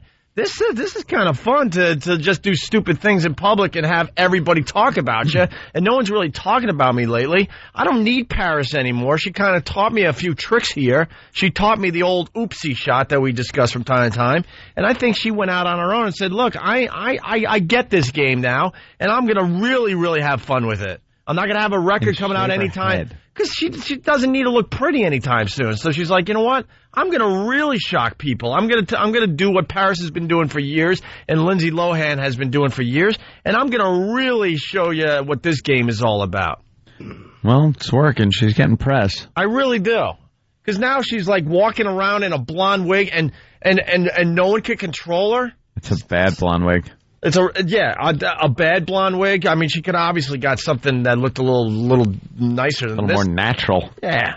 And now she's hanging out in a karaoke bar in a booth by herself, I was reading this morning. Yeah. And no one noticed her. No one will hang out with her because she's crazy girl. Britney, she must be stopped now. She's finally done it. Britney has... this is the wrong article. Oh, well. Where was she hanging out? In Hollywood? Yeah, in Hollywood. She went into a place that was doing karaoke. She got a booth by herself, and no one cared. And matter of fact, they even said that no one noticed to the point that someone was even doing a Britney Spears karaoke song, and they didn't even know that Britney was in the joint. Did she get up and sing? No. I think she's playing us. I really do. I think she's playing us. Us, the public. The public. The consuming public that loves eating this crap up. Joe Public. I was going through the channels last night, and you just couldn't get away from the Inside Edition, Extra. You go through the channels at a certain time of day, and it's just from 2 to like channel 20. Yeah. It's just all those shows. Boom, boom, boom, one after the other, and it's the same thing. My favorite is the Insider into Entertainment Tonight. It's one big commercial for the show you're watching that segs into the next show that is exactly what you just saw. And they make believe you didn't see the Insider. Yeah. And they never get anything done. The big thing was Anna Nicole's embalming exclusive. And I saw that. I was like, what? And yeah, they had an exclusive. They were talking about Anna Nicole finally being embalmed. She's just been in a freezer since she died. They froze her, and now they finally let her be embalmed. 20 degrees, by the way. 20? I believe it was 20 degrees, that's all. So she was all like Carbone, just completely frozen? Yeah. Did Pat O'Brien talk to her? I just want to F you. Me, you, Betsy the mortician. Betsy, icebreaker, ice pick. If this turns you on, just lay there and rot.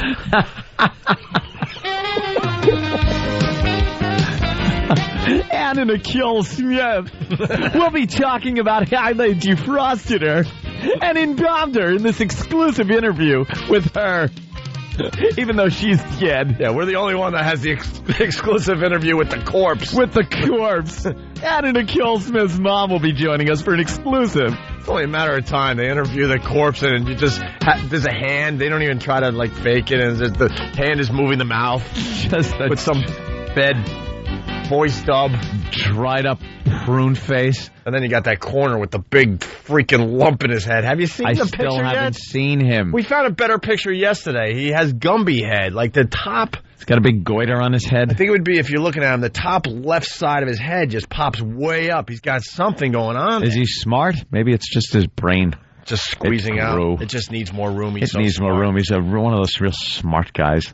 Less than 48 hours after snagging the world's attention by shaving off all her hair, troubled Pop-Tart Britney Spears cut a pathetic figure Sunday night when she crashed a stranger's party only to be left sitting alone in a black leather booth by herself. See, I think that she's a little nutty. You think she's... I don't think she's... And the bodyguards, everyone are following around like, what is she going to do next? No one's stopping her? That's ridiculous. What are they going to say? She'll say, no, screw you, I'm going out.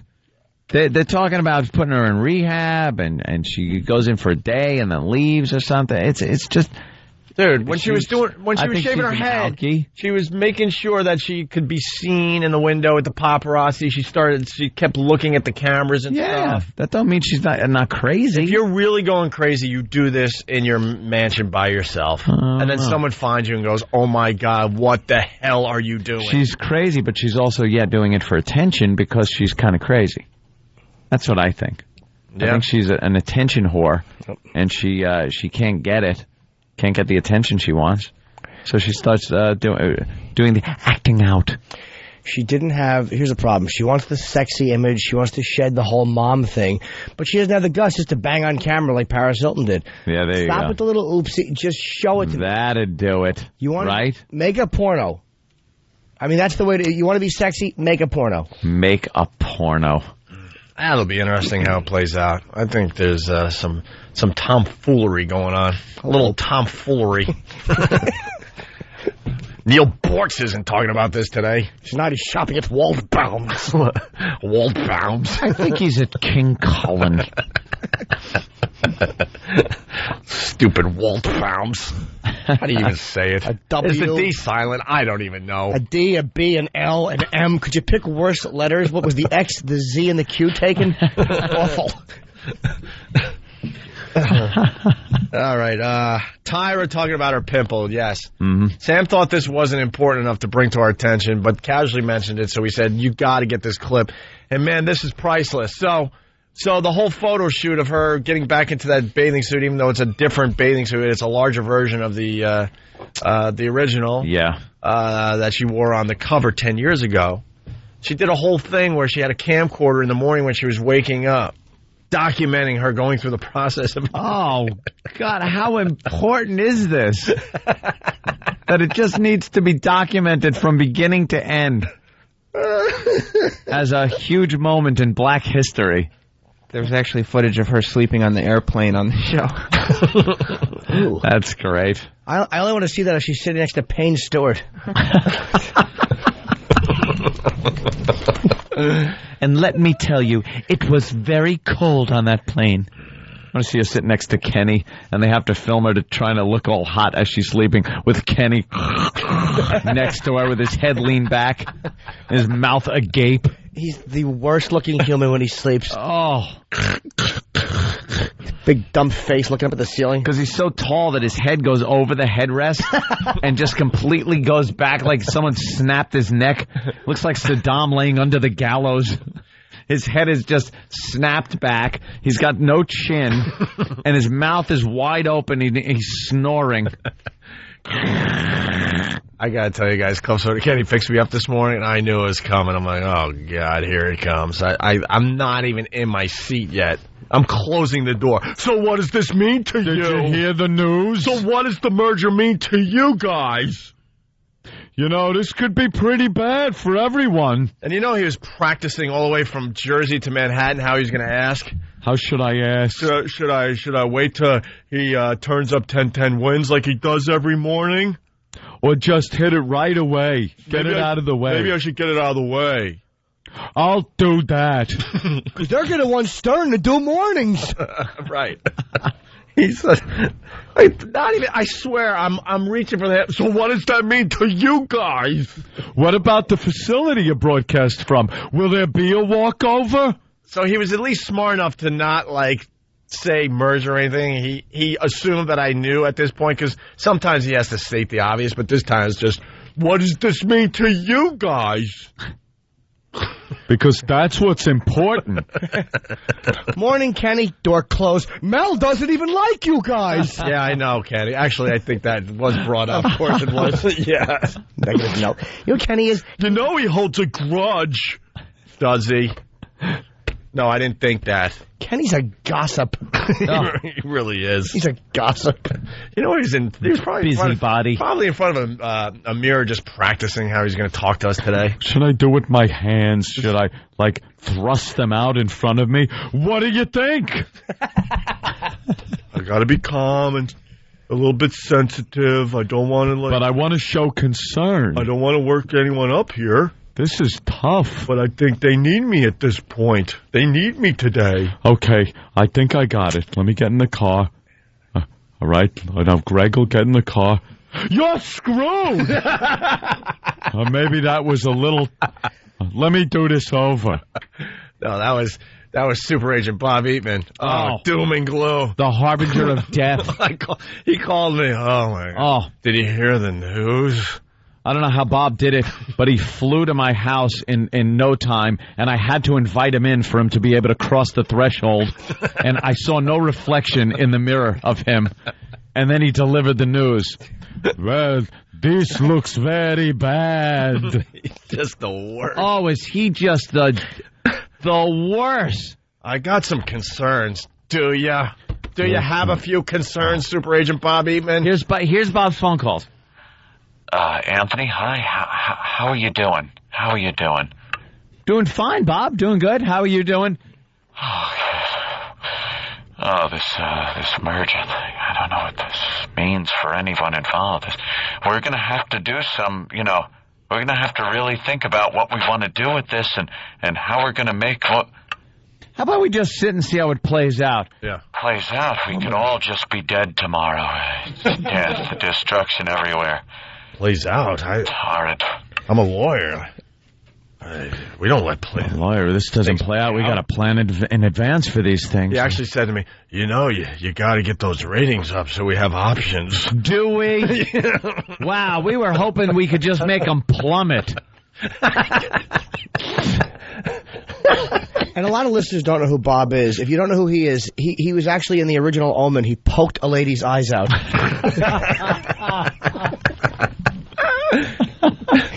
It kind of looks like the old creep that walked up to the screen door in Poltergeist as well. You're all gonna die! We are? That was Kenny this morning. He's just reaching for the door handle. What does this mean to you guys? I was on the road with him probably about 2 months ago. I had a bad show. Not a bomb show, but just not a good show. I wasn't happy with my show. Very small crowd, whatever it was. Aww. It happens. Aww. And I'm in a foul mood in the dressing room, and the first thing he says, we hardly sold any merch. Oh, that's what you want to hear. You could probably figure that out yourself. I don't blame them. I wouldn't have bought it either after that performance. What's the matter with you? He loves stating the obvious when it comes to sold bad any news. Merch. It's like, you're amazing. You took cancer news and made it worse. How did you do that? I think there might be some payback involved here. Oh, thanks, Kenny. That's what I needed this morning at whatever it was, 4:55. If you told Kenny you had cancer, he'd tell you how far the wig shop has moved. You're way out of the way now. They don't even make them in your color. All right. You want to hear pimple audio? Doctor said 6 months. Most people don't even make it that long. Your insurance won't cover that. Doom and gloom. Just doom and gloomsters is what we have to deal with. Yeah. Yeah. Him and Bob Eatman should take a car ride together, and they'd probably clunk heads and make a positive person. I think we can do it. Yeah, me too. And then, sure we can. And then he motivates me because then halfway through the ride he goes, You know you guys are terrific. Thanks, Kenny. Thanks, Kenny. No, really, you're terrific. What input do you have? Just remember that. As far as this whole merger goes. Were you in the meeting? We love him, but Jesus, he a negative Nelly. When he's not beating you with a phone book, he's beating you with cliches. All right with the Photoshop, redundant rock. Yeah, we get it. How long is this guy going to take a Photoshop lesson during the show? We understand. We will do it. We will get it done. All right. Do we have time to play the He's pinball shaking clip? his head at me. I saw your little hat move back and forth, and I knew you weren't reading. All right, here we go. So let's play the Tyra clip here. What the hell? And in a little while, we're going to play What Did We Learn on the Opie and Anthony Show. So, Sam, she had a camcorder recording her day as she got into that swimsuit for the first time in 10 years. Yeah, I followed her, and it was in her hotel room. She had it positioned right by her bed because she couldn't sleep that night. She was so nervous. So nervous. So nervous. She's nervous because she's not sure if she's going to look hot. Boy, that's a tough life, I got to tell you. And then the voice you hear in this clip, by the way, don't be confused. It's Tyra talking to herself. Because at first most important person. Because I was confused. I thought it might be like a producer or something coming in to wake her up. No, it's Tyra saying good morning to Tyra. And then looking in a mirror with the camcorder, pointing at the mirror as she discusses a pimple that's on her face. Tyra talking to Tyra. Yeah. Yeah. Yeah. Here it is. The shoot's in a couple of hours. I don't even know why I'm still awake.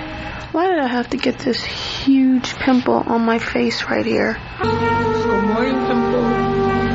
Hi, Tyra. How are you? A cover 10 years ago didn't have a pimple like that, Tyra. Well, Tyra, there's retouching and there's makeup. All right, Pimple. We'll see. You know what? This is not acting. We got a glimpse into what she really does when the This camera's is what not she rolling. does. By the She way, said, good morning, pimple. Thanks to Cigars and Scotch, he did do the Photoshop. He did. And there it is. Can we get up on opieandanthony.com? I am looking at that. She is huge. It's a giant. Well, now. could you explain once again for everybody? Because we got a different audience at this point, Ant. The Sports Illustrated swimsuit edition that she was I'm going on over there. 10 years ago shows her looking all hot, and she recreated it for the 10th anniversary. But you could tell she's smaller in the picture than she was in the original. You could tell because the Sports Illustrated lettering doesn't match up. Her top of her head is in the picture. A good inch below her crotch line is in the picture, when in the original, it's a quarter an inch and the top of her head's cut off. So she pushed herself back in the picture to look smaller. What Cigars and Scotch did was bring her back into perspective in the same scale as the original picture. Can he put them one by the other? He's got the two and one below. Can you put them next to each other, Cigars and Scotch, if you could, please. Thank you. Know what he should do? Keep the original two like he has. Yeah. And then take the original and move that down so that it should be four pictures, Cigars and Scotch, if you know what I mean. Show it how Sports Illustrated is showing the comparison, and then we'll show what it really should look like in the second set of pictures. She's giant. This should go on opieandanthony.com. This should be sent to the media all over the place. They'll pick up on this shot. Her face got fatter. Her face got fatter. Her hips are huge. And this is all done to scale now. Look, the crotch level to the bottom of the magazine is the same, and her head, the same amount of head is cut off. And she's not doing that little sexy hip thing that she's doing in the original when she was free and young and limber and human-sized. She's standing there, and actually her hands are in her bikini. Like she's got her thumbs locked in the sides of her bikini. And in the original, it's kind of back further, her right hand, and her left hand is a little forward. This one, she's just covering up hips that are sticking out with her hands. Do you know what it looks like when you look at the new comparison? It looks like the original compared to the new one. It looks like a Sam standing next to Steve. Now this, by the way... He's got adjusted slightly, by the way. I think the one he did do is a little bigger than it should be. You sure? Yeah, he's got to shrink it just slightly. It's not going to take away from what we have noticed. Just slightly. Let me see, the S in sports. Yeah, okay. Just There's a little piece of the letter P from sports that has to stick out from her head a little bit. Gotta be perfectionist. She's got to move over to the right a bit. You got to move her over a little bit. Yeah. Just make sure that the heads are the same size. Line up the shoulder with the T in The head can't Illustrated. get that much fatter. The U's got to show a little more. Yeah, there's got a little tweaking. He did it a little pretty quick. tweaking, but it It's a good example of this. And again, this is no good. Who cares that she got bigger? Really, who cares that she got fatter? But she's making such a big deal out of this, and that she looks, she wants to show that she looks just as hot. And we just like to show how full of crap she is. What her body really looks like today, 10 years later. All right, when we get back, we'll play What Did We Learn on the Opie and Anthony Show. We had more on the pimple, but then you got distracted with the Photoshop. I got so distracted. I want to hear the pimple talk. Again? Or do you know we played it? Yeah, I know. Okay. I was looking at this. All right. All right. I'll hear it on the replay. All right. No, we'll play it again real fast, and we'll get into What Did We Learn, and we'll kind of like mop up a couple other things we need to talk about today. It's the Opie and Anthony Show. It's the Opie and Anthony Show. Tim Norton from the Opie and Anthony Show. Hi, Angel. Live. All right, coming back to Addison, Texas. February 23, 24, and 25. That's this either Thursday, Friday, Saturday, or Friday, Saturday, Sunday. I don't know. It's 23 through 25 at the Improv.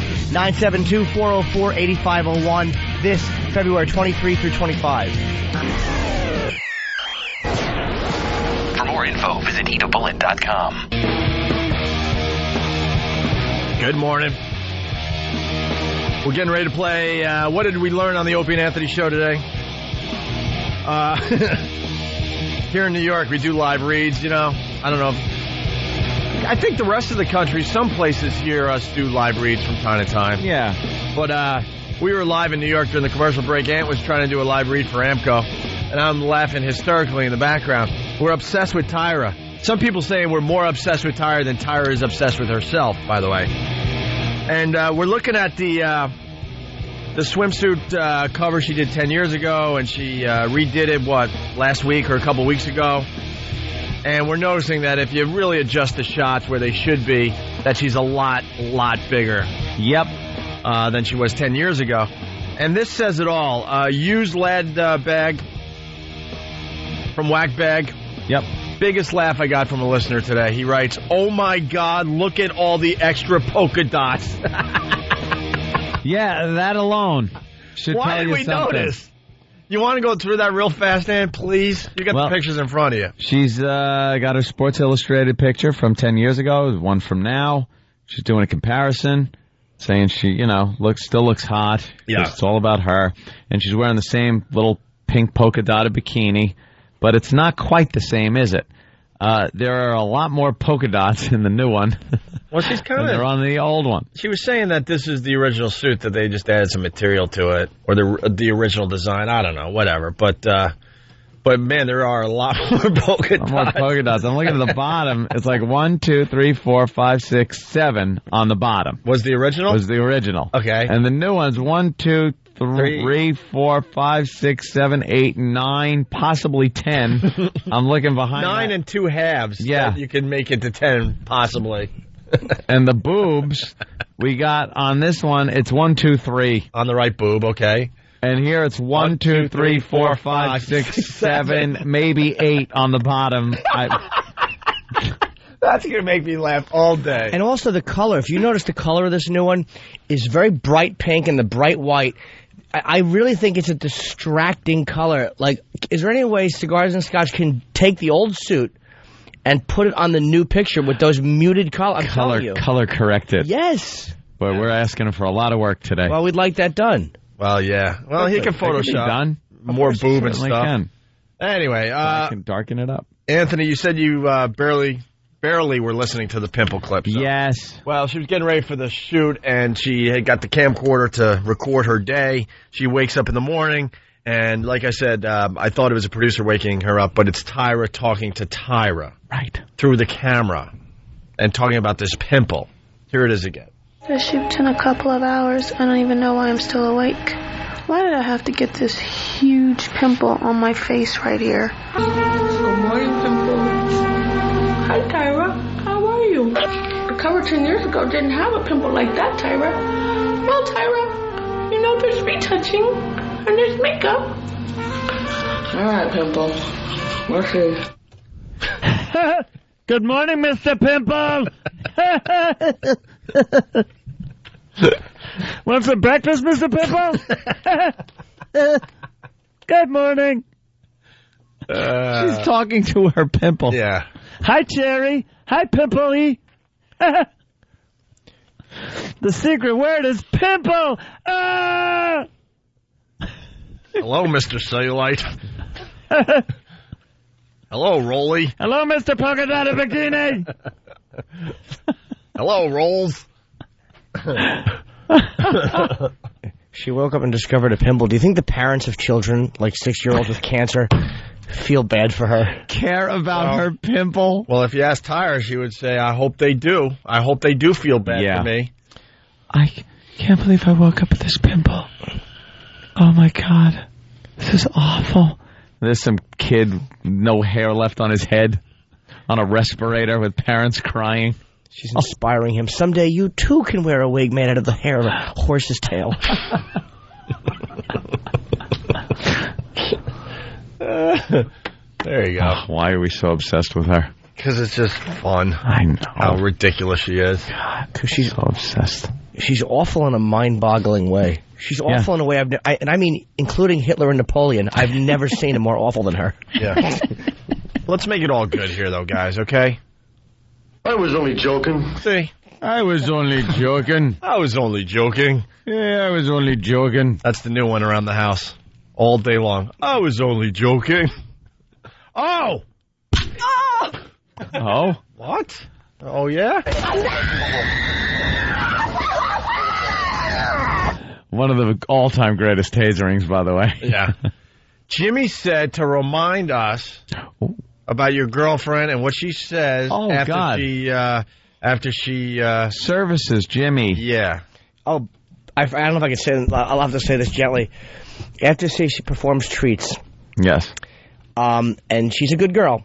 Mm-hmm. Look, no mess. Right. She'll go, does my breath smell like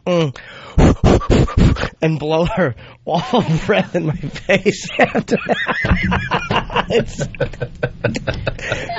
I'm like, cut it out. And she's like, well, just tell me if it smells like it. Oh, my God, is your girl hysterical? Oh, she tortures me with it. Right in my stupid face, she blows it. Smell. And it's, there's nothing, nature put that scent in a man, it's nothing like it on earth. It's horrid. Let's go to Mike. Something wrong with her. Let's go to Mike in Jersey. Mike, what's up? Hey, what's up, guys? How you doing today? We're doing all right, Mike. Good. I got to be honest with you. I'm a Howard fan, but I got to tell you, today he took another. Did I say another day off? So I switched over to you guys, and you guys never lost a magic, man. I used to listen to you back on NEW, and I'm sorry that I switched away from you, but I'm back with you guys now, man. Hey, thanks, Mike. Can you tell Mel Mike. that we haven't missed a step because we're going to need the help? Thank you, Mike. Our buddy Mel. Yeah, all hell is breaking loose today, obviously. They're all talking about this merger between the two satellite radio companies, and Mr. Dope takes another day off. Another day, a whole week, I think. A whole week? He gets something like 16 weeks of vacation a year. You would think the guy would go, you know what, this is kind of important. Maybe I should be on the air for my listeners today. What a jerk. Taking the whole week off. What a jerk. Well, Opie, some people need to relax. I don't understand where the hostility comes It just shows you where his brain's The guy works hard. Why shouldn't he have some days off is what I say. Let the guy take as many days as he wants. Just shows where he's at in his career. Who are you kidding? He doesn't give a crap about any of this. I think a man of his lost the passion years ago. Seniority in radio and talent, I think, should be able to take off whenever he wants. Going to have a double wedding with his daughter. They both got engaged at the same time. That's just creepy. Going to get matching poodle wigs for the wedding. His and her poodle wigs. One for me, one for my daughter. That's right. Stern's daughter got engaged as well. That was Opie talking. Here's what I have to say. I was only joking. I was only joking. And this is me talking. Kiss my fat ass.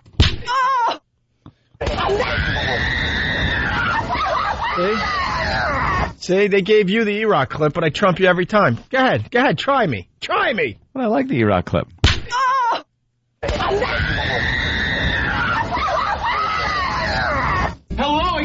ugly. Sometimes I'm a bad boy, yeah. Anyway, so I was only joking. There's your hero. He's not even on the radio for his fans today. What a joke. Dan in East Meadow, what's up? Dan. How's it going, guys? Hey. Hi. Today I learned that Shirley Chisholm doesn't mean anything to black women in the history. Shirley Chisholm. Oh, Chisholm. Yeah. Chisholm. Oh, yeah. My girlfriend's breast smells like Chisholm sometimes. Let's go to Carteret. Where the hell's Carteret? Carteret, New Jersey. Yeah. Kevin, what's up?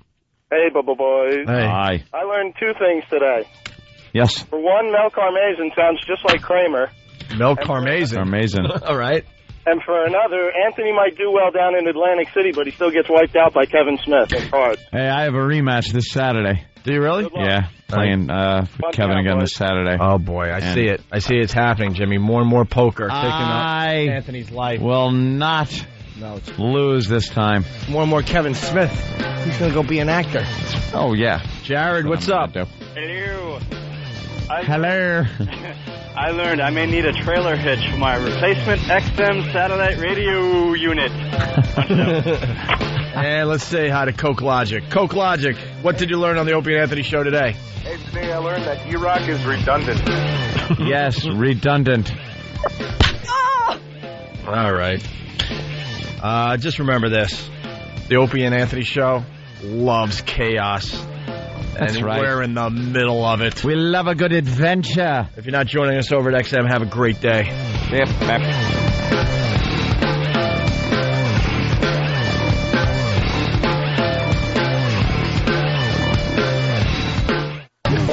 It's the Opie and Anthony Show.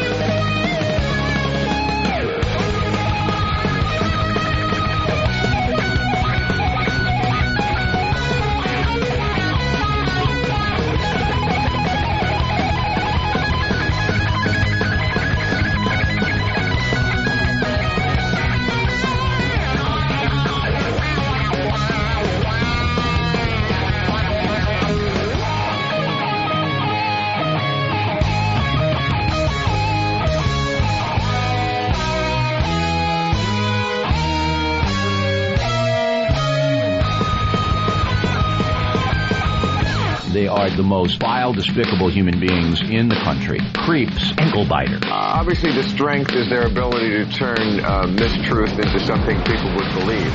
Wow, how long is this guy going to continue to babble and say nothing? All day long. Shut up. All right, here we go.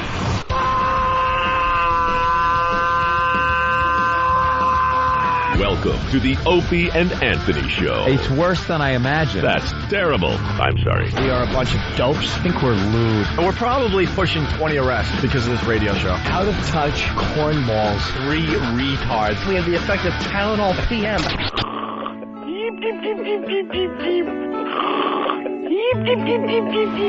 Opie. You know, I could have been a model. Anthony. I'm gay.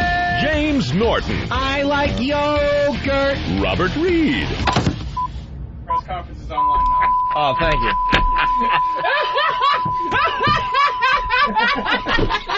But enough of this palaver. Let's get the show on the road. Let's. What the fuck is going on? Oh, you cursed. We kept calm for the first 3 hours. What the fuck is going on with our careers? Oh my God! Help me! What do we do? I don't know. I don't know. I've said some awful things over the years. I said awful things. I wish I could get all those awful things back. People who wanted to subscribe to Sirius, but we didn't have the portable product to satisfy them. When we came out with the portable product, we found that we got new subscribers. Our research indicates that there are an awful lot of people out there who like the content that we offer, and also like the content that XM offers, and the thought of them having two radios is not as attractive to them as if, in fact, there was a product out there that could get both content. So we think that there is a market. You know, we've said this many times that our business model doesn't work by us taking subscribers from XM. They don't have enough subscribers for us to take from, whereas the vast majority of the subscribers we're looking to gain are the 90% of the people who are currently not subscribers to satellite radio. Very good, boss. The market that we're targeting, and that's the market that we believe that our combined terrific content and devices will make us more competitive with the alternatives that are out there that are competing with us, mainly for free. Thank you. Your next question comes from the line of Brian Kraft with Credit Suisse. Please proceed. Thank you. How will you manage the transition from two networks to a single platform? What's the integration path for the networks and also for the radios, particularly on the OEM side for the radios? Yeah, Brian, I'll take this one. I'll field this. The fact is, each company has millions of existing radios that are in cars and in consumers' hands. What do we do? Throw them away? Sets of technologies and both platforms. Flush them down the toilet and go fuck our mothers? For an extensive period. So, you know, that part, all of our customers should and partners should have great comfort in. But also, what we do understand is, you know, as you're aware from the task force of interoperability that we've had going, we have joint engineering teams working hard to try to develop radios that would, in fact, be capable of accessing the full range of content from both systems and both architectures. Wireless. And as we begin to roll those out and make those more commercially viable, which we would certainly be able to do far more effectively as a combined company, then you're able to access the total portfolio of programming, and you gain a lot more flexibility through that process by doing it.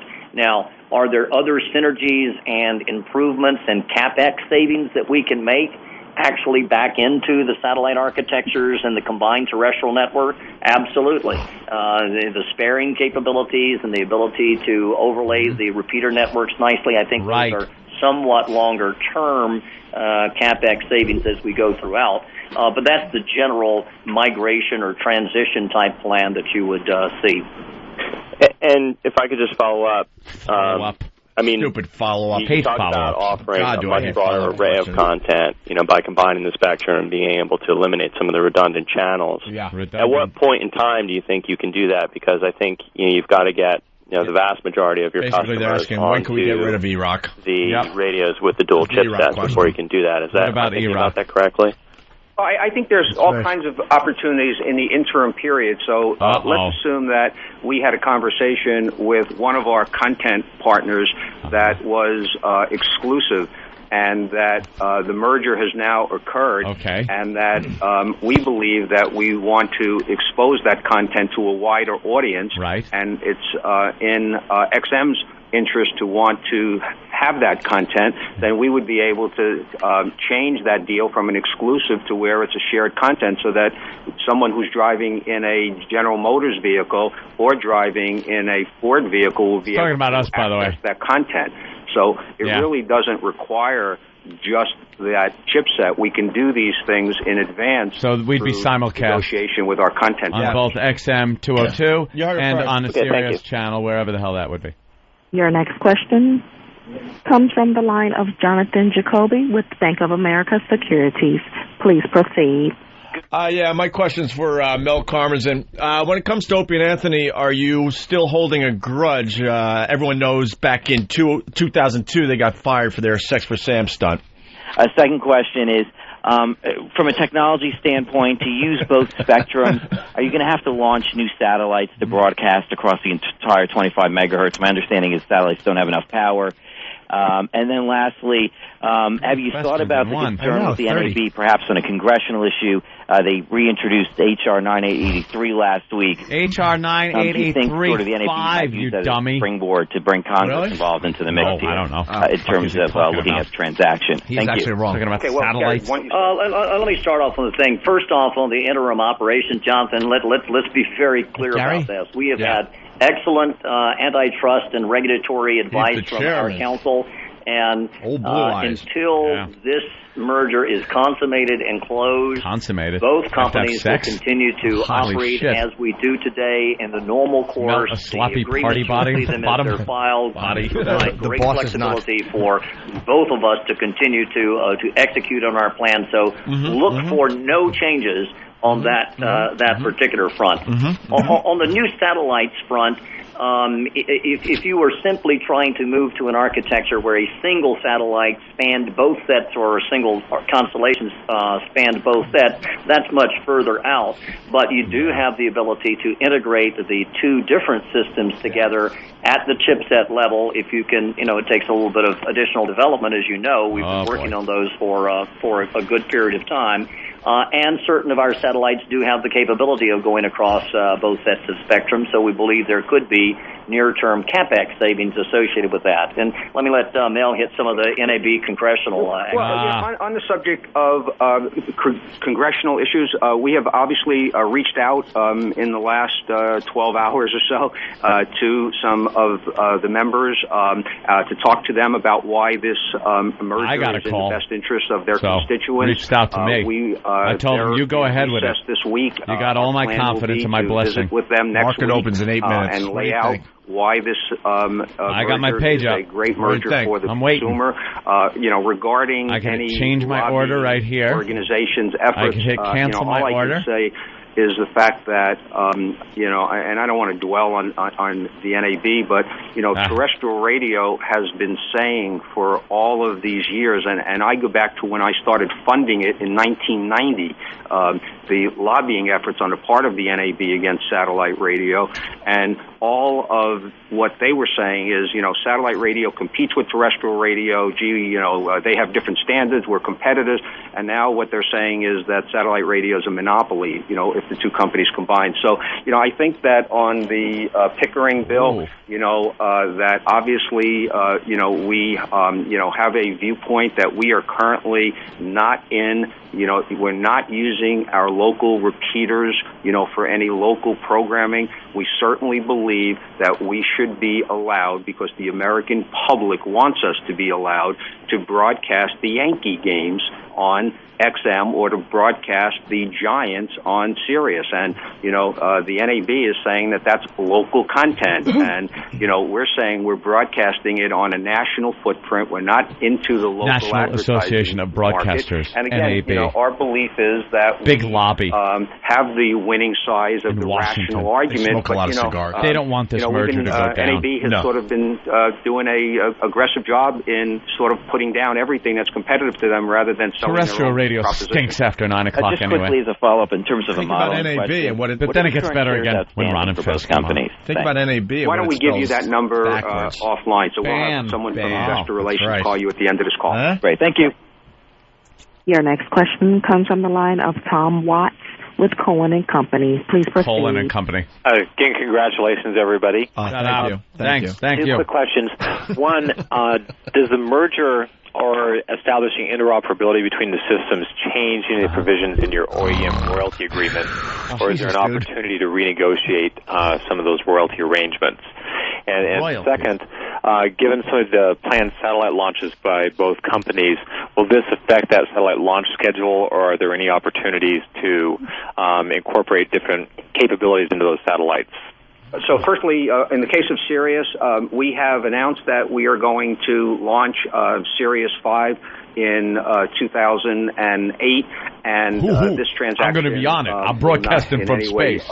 First person ever. I want to call and ask, will the old Sirius units be donated in New Orleans as housing to that, and for people who are displaced by Katrina?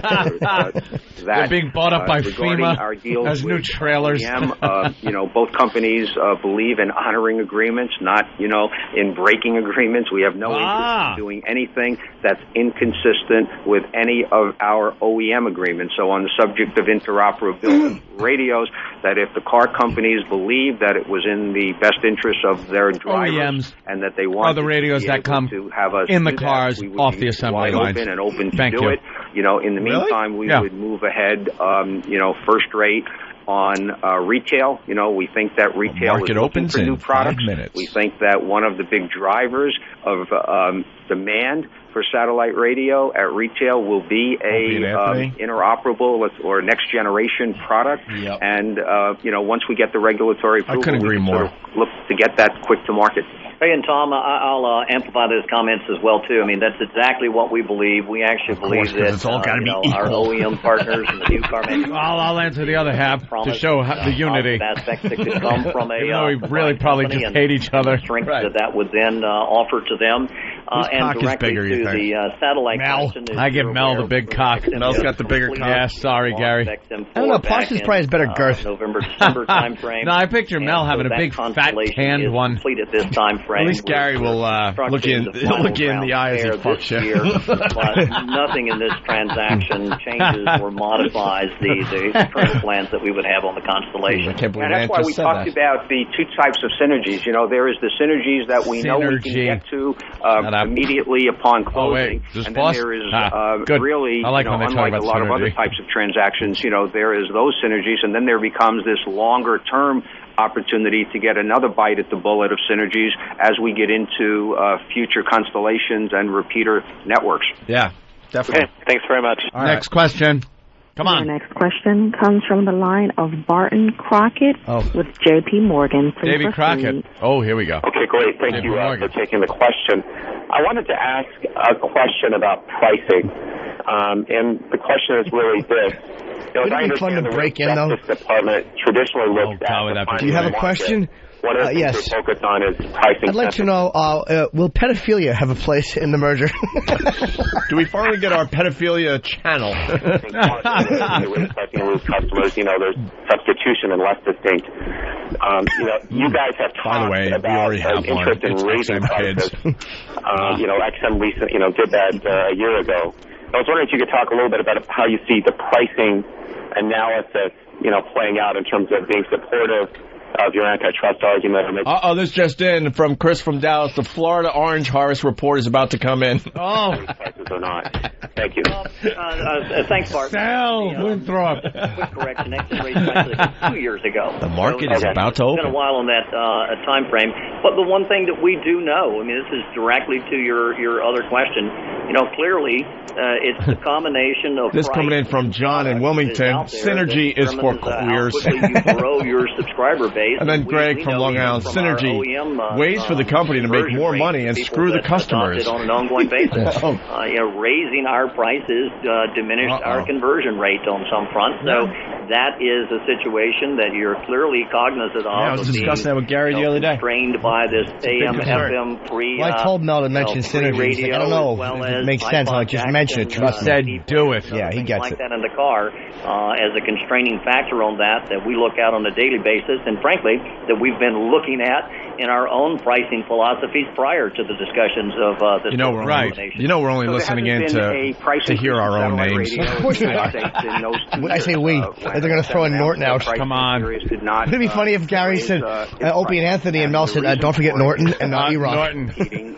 Principally with free radio. Irredundant. What we're trying to do is to get more subscribers, not to just be. Look at all the redundants walking out there. 10% of the population oh my God. that we currently have as subscribers. Dead men walking. Oh, redundant. Redundant. Dead men walking. 90%, and that 90%. At least you guys can wave. Have not yet subscribed. I think Mel's going to want to pay all these people for one fucking lousy show. So that our feeling is that unlike if you think about Dish and DirecTV, because that was brought up over the last few hours by some people, that this is totally unlike that. A lot of trading places quotes coming video, in. Mortimer, we're ruined!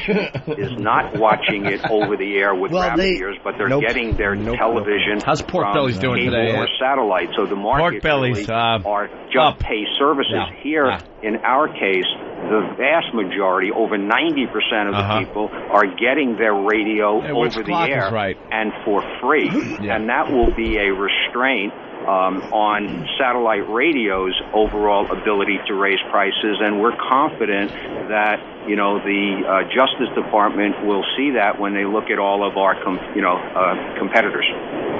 Okay, great. And then, though, in terms of your business, you have in the past, I think, been interested, Mel, in the potential for raising prices at Sirius. Obviously, it hasn't happened. When we look at the ARPU line over time with the combined company, should we assume that there's potential for, price hikes or ARPU growth from some other measure? I noticed you talked about we're not looking at that in the near future, but sure. So I think that it is you ought to assume possibility. that the ARPU numbers that will increase in the futures, in part because of additional services. So, we're going to be introducing video, and XM has a bunch of navigation and marine and weather. We also believe that the advertising line is going to contribute, significantly in the future toward our ARPU. I don't have a van, but I'm still funny. Regarding pricing opportunities that could exist over time, those will have to be visited as we take a look and see how robust, the satellite radio market is, and whether or not, what our cost structure is and what the consumer is willing to pay. And we don't want to do anything today. So let's forget this merger for a second. We don't want to do anything today at Sirius that's going to slow down the adoption of more people coming to satellite radio. So the reason that we have not raised our price isn't necessarily related to XM at all. Okay? No. You could argue that may be related to XM. We could have done a price increase, but that's not our competitor. The issue for us is the reason that we have not raised the prices when there were two companies is because of that overwhelming market out there of people who are not paying for radio who haven't yet adopted it. What? Okay, great. Thank you very much. Yeah, that guy didn't get his answer. Your next He's all confused. That guy was a douche. DJ Jant with Lehman Brothers. Please proceed. Thank you. Yes, I wanted to know, the rumors are that you fully intend to squeeze the Jews out of the equation. Is that true? Given the opportunity to expand your offering on audio, does it really matter that you need both the 12.5 megahertz or... if it comes down to getting megahertz question, 12.5 megahertz volume is almost 45 million shares up. Sirius is up 9.73%. First off, obviously, I think the folks that have studied this huge volume. Those license awards were a decade ago, and those were the up to $4.06 a share. Time. By the way, that got a rule ways is to not go, my like friend. a congressional rule. It simply don't look like I'm selling today. I put in a buy order to buy at 80. It is not practical to buy Sirius at 80. Why would you buy at 80? Jimmy knows what he's doing. Because I'm a stock expert, stupid. Yeah, don't have to sell. I'm a stockologist. Feasible alternative. You have millions and millions of radios out there on each one. It's a bull market for NASDAQ. And that are embedded. Oh wow! XM up $2.29. Of course it is. To $16.27. Up 16.38% on 16,650,000 shares. Buy at 49. But clearly, By the way, we know where Elo's been. You've been asking a question for a while. Serve that very large existing customer base. But Gary, he just negotiated his firing on that spectrum, because I don't really think anybody is going to develop a new satellite radio venture, given you guys have locked Why isn't Sirius going up faster? Out there. I mean, I don't own XM. A viable solution if the I buy XM at 49. I buy Sirius at 80. I don't compromise with no one. You fucking guys played at a little child's games. You play with stock. Then what do you sell at? I sell at $4,000. Across the board, $4,000 I sell. They have a radio in that can only pick up Sirius. Oh, this is I your cannot question. see it in the government's interest in not continuing to serve that consumer. Oh. Just a follow-up. All right. The surviving platform? Is it XM or Sirius? AOL's helpline is calling. Both survive. I mean, once again, DJ, once again, just to make sure that this is crystal clear. I mean, we each have satellite constellations that may have 15 or more years of lifetime within there, and millions of subscribers dependent upon that satellite constellation. It is simply not realistic or practical to look at the elimination of a platform. Yeah. Thank you. Your next question comes from the line of David Banks with RBC World Markets. Please proceed. Thanks. Good morning. One quick follow-up on the regulatory side. I think that people are pretty understanding of the argument that the market definition of mobile audio entertainment is pretty broad from a DOJ perspective. Of course. I think what we could use a little more clarity on is the actual process by which you get the waiver from the FCC in terms of the limitations on the one license holder owning another. Is there any more clarity you can give there? So the way it'll work is that we will, within 20 days of signing, we will file our Hart-Scott-Rodino, and that will trigger the activity at the Justice Department. And you said that you sort of got an understanding of how that flows. Within 25 days, we've agreed that we're going to file an application with the FCC, and that will start the clock going at the FCC. And ultimately, when we get down to it, it's going to be determined by the 5 commissioners voting as to whether or not the 5 commissioners believe that this merger is in the public interest. And, is the consumer going to get more choice and better pricing? We believe that the $26 that the consumer currently pays to be able to get the content from both services have the opportunity to be, vastly improved. So we think that there are opportunities for the consumer to get better pricing and for them to have more choices. And we will answer any questions that the FCC has on this issue of public interest.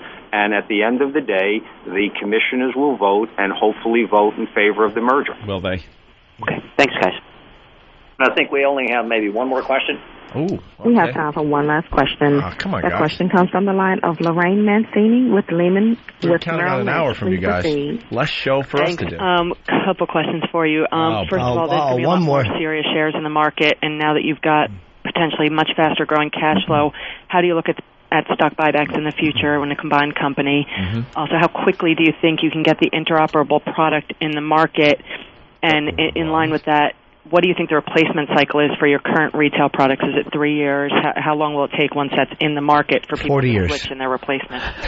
So I like the question on free cash flow because I truly believe that free cash flow is what creates wealth, for shareholders, and this transaction would get us to, have more significant free cash flow. And, when you start thinking about when you have this free cash flow, what do you do with it? So, you could pay down debt, and that's certainly something that both companies, will be very unleveraged at that point. You can use it to make acquisitions, and, not sure what there would be out there in the way of acquisitions. Or the third thing that you would use that free cash flow would be to buy back your stock. And certainly that's something that we would have a great deal of interest since, both management teams are fully vested along with, the shareholders. And, on the point about products, we're constantly coming out with new products. And, what we think will happen is that there's a team in Boca Raton. Many of you visited it, in the past to take a look at those people who are also working on the interoperable radio. There is a ability that we would have once we are together to figure out the way to market it and bring it into the consumer in as fast an opportunity. It only cost me $1 because that product truly is sell at 50 cents. Sell everything at 50 cents. We would be anxious to bring it to market once we know that we have this, regulatory. You got some calls in, Jimmy? Certainly on a combined basis, that is the real essence. I just bought 1,000 call options at $1. You got ripped off. I bought 25,000 call options at $12.50 each. Sell at 50 cents. As elegantly as you can, the range of buyers and options with what we provide, whether it's on a standalone basis, all packages of capabilities. You might be in trouble, Jimmy. I'm not in trouble. And it was like Elo and I discussed a few weeks ago. We were buying stock quietly under assumed names. On a combined basis, will have every economic incentive. That's right. Joe Smith bought some stock recently. As possible, and the broadest portfolio. But Joe Smith did buy. Oh, I hope so too. Numbers of channels and types of channels and pricing, but also from numbers of devices and types of devices are out there as quickly as possible. So we know that we've given you an awful lot of material in a short period of time, and we have a bunch of meetings that we really need to go to, so Gary and I are off. But our crack investor relations teams are available to you, so if there's any questions you want, I'm sure they will all be responsive. And on behalf of both of us, thank you for joining us today. Thank you, boss. Thank you for your participation in today's conference. This concludes the presentation. What are you wearing, lady? Now disconnect and have a good day. All right. So is Mel and Gary together right now? Yeah. Where are they? Together again. In a bathhouse. Are they wearing suits? Ooh. Well, today's range is a little middling now. The conference is over now. They settled back. The stock went up. I think some people bailed. You know what it is, though? It's a whole bunch of bull trader stuff going on. There's bull trading. It's a very bear market. And please, will you stop laughing? We got an expert on the show. I know what I'm talking about. It's a bear market. Jimmy, continue. And stock has dipped a bit after an initial peak in a bull market. NASDAQ.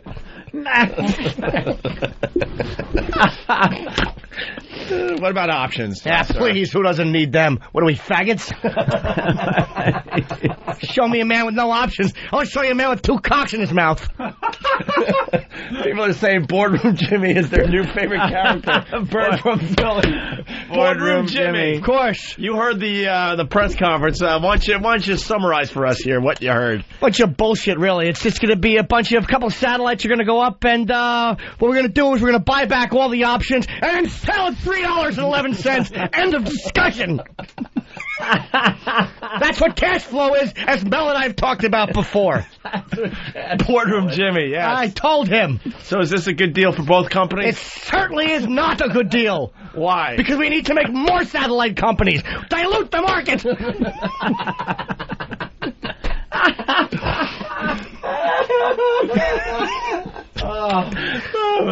Boardroom Jimmy. Boardroom Jimmy is scary. Boardroom Jimmy understands that free FM is the only way to make this work.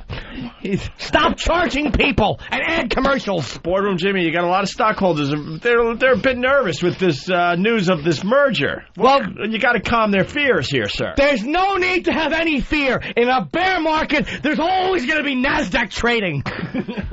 How many times does Mr. Parsons and Mel and I have to tell you that? You know why Boardroom Jimmy scares me? He's very adamant about and passionate about what he's talking about, but it's nonsense. It's not. It makes perfect sense. In a bear market, you might have a point, but right now it's bull trader. Excuse me, Hawk. You're redundant. Don't touch that. Dave in West Orange, is Jimmy wearing suspenders and a pinstripe suit?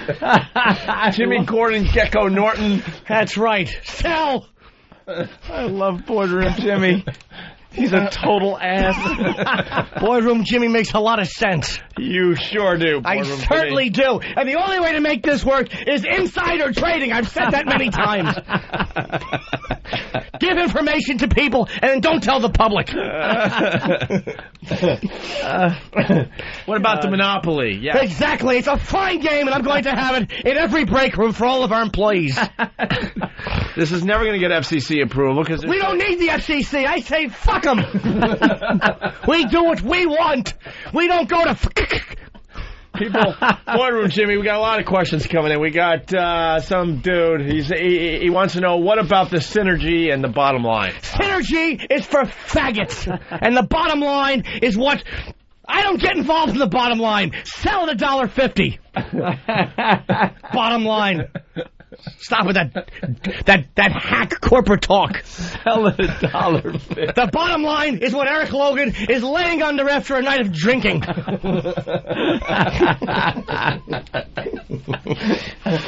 right, I don't think we have any more questions for Boardroom Jimmy. Boardroom Jimmy's hungry. I think we've covered it.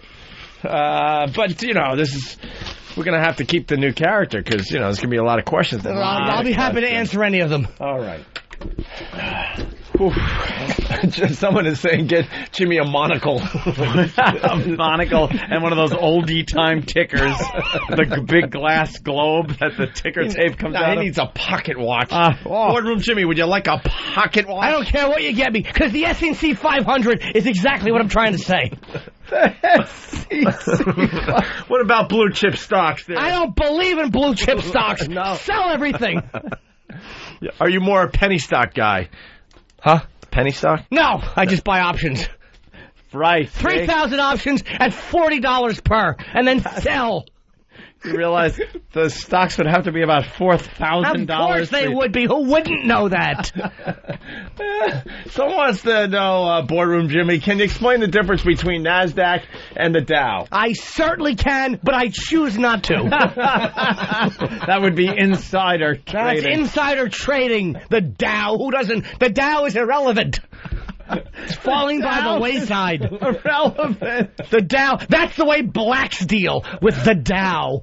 White people, we stay with NASDAQ. Oh, God. How about the ticker? We got a lot of newbies out there. What are they looking for when they read the ticker? They're trying to find stock pricing. Yeah?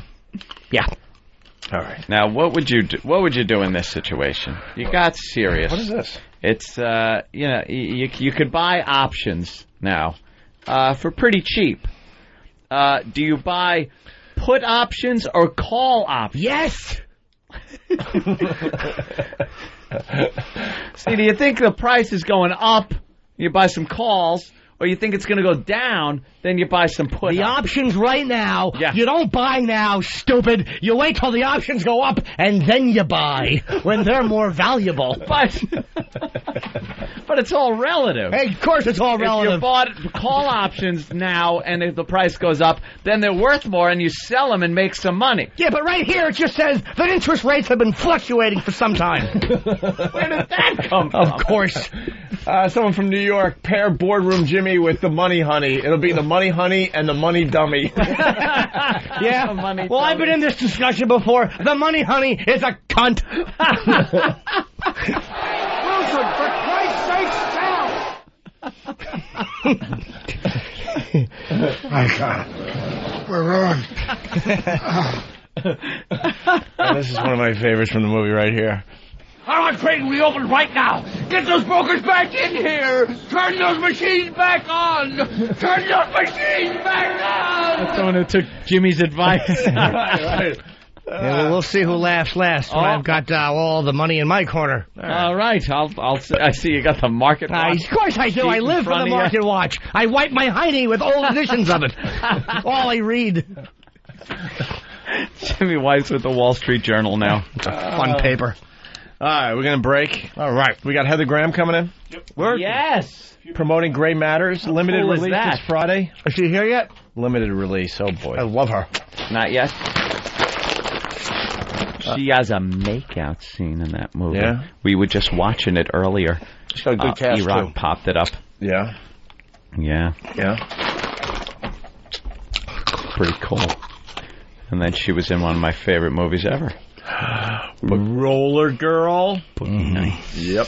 Boogie Nights. And Austin Powers. She was in that. Is Boardroom Jimmy still in the room? Because, Boardroom Jimmy is eating, but what's the question? I'll see if I can give a simplistic, fast answer. All right. Boardroom Jimmy.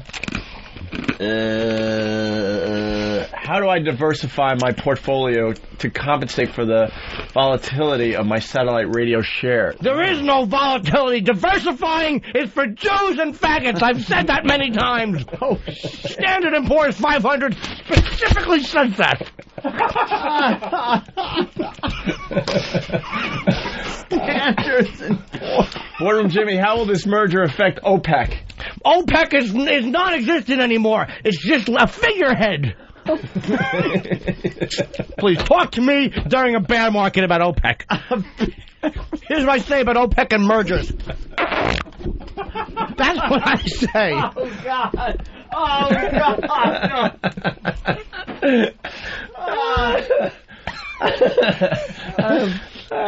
I love how it's bull and bear at the same time. Of course it is. We both knew that. That's great. All right. Diversify. I think we've run this one into the ground. We certainly have. We're running out of steam in the boardroom. Actually, no, we're not. They're loving Boardroom Jimmy. Boardroom Jimmy. That's the guy to listen to when you want to invest. Everyone wants to get cheery with the Steve song. Can we do that going to break? Oh, we could do that. All right, let me find it. We all got to get happy here. We all got to relax. We're in the middle of chaos here. Chaos rules the world. Where is Steve's song? Where's the happy song? Where could it be? Oh, you had it on a sheet. Oh, where? There it is. There it is. Good work, Dan. You're not redundant. No, Dan's gonna be right. It's gonna be just fine. You think? Yeah. I think everybody gets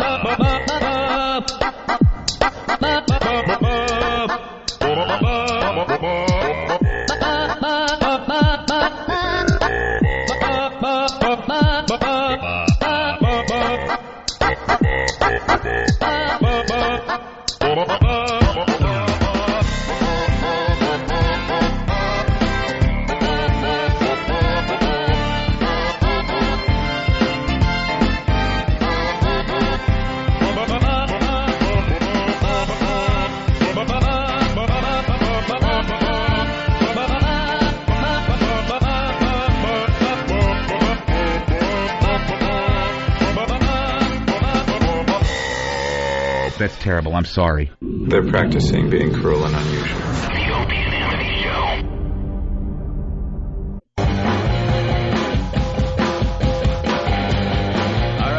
All right. We're back with the Opie and Anthony Show. Very, very busy day. Chaos all around us. We're loving the chaos. We got Heather Graham outside the studio. She's making her way in to the Opie and Anthony Show. She just gave a look of, oh, God, wish me luck. No. Oh, wow. She's taking her coat off. She looks great. Oh, my. Wow. Doesn't she? My God. Here's where, Hi, Heather. Hi, Heather. Here's where we just let me preface this by saying here's where we just fall apart. You should have left your coat on. Here's where we just nice. No, we are apart. nice, but I'm glad that you liked that I took my coat off. You look great. Yeah, that was really. You're wearing a beautiful off-the-shoulder little number. It's wonderful. I gotta preface this by saying we just fall apart when pretty girls come in here because it's usually there's a lot of boys in here. Oh, it's all boys. Look, isn't it? It's depressing. Like messy boys. It's messy. Does it smell like gym socks in here? No. Is it awful? No. We tried to clean up. It's so clean. No, What's it's the deal? not you did miss the trash can there, We huh? should have cleaned up for you. Jimmy's sandwiches there with his mustard. I moved it to the left, Jimmy though. I stopped eating. Oh, you made a mess. I have stuff in my teeth. Heather Graham comes I'm trying to smile and be... Can you stop filming so aggressively? You're making me uncomfortable, and You're I work awful. here. And you know what else Jimmy did? He wears a breathe right strip because he has like sinus trouble. But he took it off just for you. Wait, I'm so honored. But wait, can you breathe okay? How are your sinuses doing? Yeah, they're all right. They're not as good as they should be, but I wanted a photo with her at the end. I can't have a breathe right strip on like an idiot. I just can't have You've done that with 20 other people that have come in. What is it? So what does a breathe right strip do? Does it really help? It's like athletes use. I put it on my nose and I press it down, and it like actually opens your septum and helps you breathe it right a little bit. It's the only thing athletic he would ever put on his body. Yeah, it's really Do you awful. sleep with the strip? Oh, yeah. Oh, wow. Not that I don't shower before work, of course. I mean, I jump up and I shower. Wait, what time do you guys have to wake up? 4. Yeah, really early. That's terrible. Yeah, it sucks. How do you do that? Do you go out at night? No, we have no lives. You have no lives. It really sucks. Like, we used to do afternoon drive radio, which was great. If you can't be to work by 3 o'clock in the afternoon, you pretty much shouldn't have a job. Yeah. But mornings, we got to get up at like 4, around there. God. What about you, big Hollywood actress? What time? Noon, I like right? to get up at noon. Noon. But if I work on a job, I have to get up at 4 sometimes. I picture big sprawling bed, like somebody knocks on your big double doors. Yeah. Excuse me, Miss Graham. And then you're like, no, 5 more minutes. No. I like, Sunday. I like to really just try to stay in bed all day as much as possible. Do you guys ever do this? Just barely leave, like talk on the phone, go eat food, get back in bed? That's at least 1 or 2. On Sunday. Do you order out or do you have food in your house? I have food in my house. I cook. I'm a pretty good cook. Yeah? Yeah. Oh. Do you go back to bed with your makeup on? I don't even wear I'm only wearing this because I usually don't even wear that much makeup at all. Actually, you were on Regis. I know, I was just on. It went good. That was Regis. Was he nice? We got Heather Graham coming out here. I love this girl. He's always yelling at something, isn't he? That's a good impersonation. Thank you. That was good. Can you do anyone else? No. Wait, that was really good. I just do Regis all the time. He does a few. Come on, you got a Christopher Walken. Everyone has that. No, everyone does that. That's like Jay Moore does that. Okay. Jay Moore does the Christopher Walken, but did he show you pictures while you were on? We just love that technique. Oh, okay. And I was supposed to bring one, but they were in LA, so I had to. Baby picture? Is that his gag for the day? That was the gag. Yeah. To bring your own baby pictures? See, normally I'm sleeping, so I don't watch that show because I'm asleep. Yeah. Well, most people watching it are asleep. I'm not saying anything bad about Regis. I'm saying his audience. Usually, it's kind of an older demo. I think. Okay. You're not. So what's your guys' demo? Just the cool groovy. No, we only get the cool people. Actually, fat people. Oh, really? Like, you only want to attract those people. Fat guys. Really? Is pretty much it. Yeah. Hot. Our whole hot. Is it like that bear magazine? Like, are they bears? Bears. Where's Steve? Get our bear in here. Yeah, you know about that stuff? Yeah. Yeah, well, I guess doing I Boogie have a Nights, you got to friend, research. she's really into bears. Really? Yeah, she's All right, really well, here into comes a bear now. Okay. See, this is a bear who shaves his arms, though. He's actually a hairier Lebanese fellow. He used to be a lot bigger. But look how shiny he is. What is he wiping his eye like an 8-year-old? Yeah, what's in your eye? Because I'm never. Is this on? No, it's of course. Why would it be? All right, I don't think you're hairy enough to be a bear. Yeah, But your arms have no hair. He shaves them. Yeah. Hold on, Heather. You got to understand. He shaves constantly. Well, I can see the chest and the back to determine. Look. Okay. Yes. That'll do it. And why am I wiping my eyes? Because I'm never brought in here for anything good. I'm always brought in here to get the shit kicked out of me. Wait, is your back really hairy too? I get it lasered. Oh, but, really? All right. Lasered? No, take your shirt off for us. Or at least the back part. Show the back. Come on, don't be shy. It's Heather Graham. All right, well, okay. It's a little hairy. Barely. Yeah, but he's pretty tatted You up. could be a bear. Got any tats? No. No, you didn't go for that whole No. thing? Good. I mean, that would be horrible. You tattoo the name of someone you're with, and then you break up, and then it's tattooed on your body forever. Mm-hmm. Then you're stuck with it. That'd be horrible. I saw that. Someone's got, what's her name? Denise Richards has Charlie tattooed on her ankle. I bet she just loves what that. What if you tattooed it on your butt, and it was just on your butt? That's another one. And then you get another boyfriend or something like that, and he's got to look at some other guy's name on your ass as horrible. You know things are going on. Then again, after you break up, you can just take the person's name and put an arrow right to the middle of your ass. Just go Well, the way around it. Johnny Depp, I guess he did Winona. He had Winona. Yeah. You had to change to Wino, I think. Wino. Yeah. He'd rather have the Wino thing than even any recollection that he went out with her.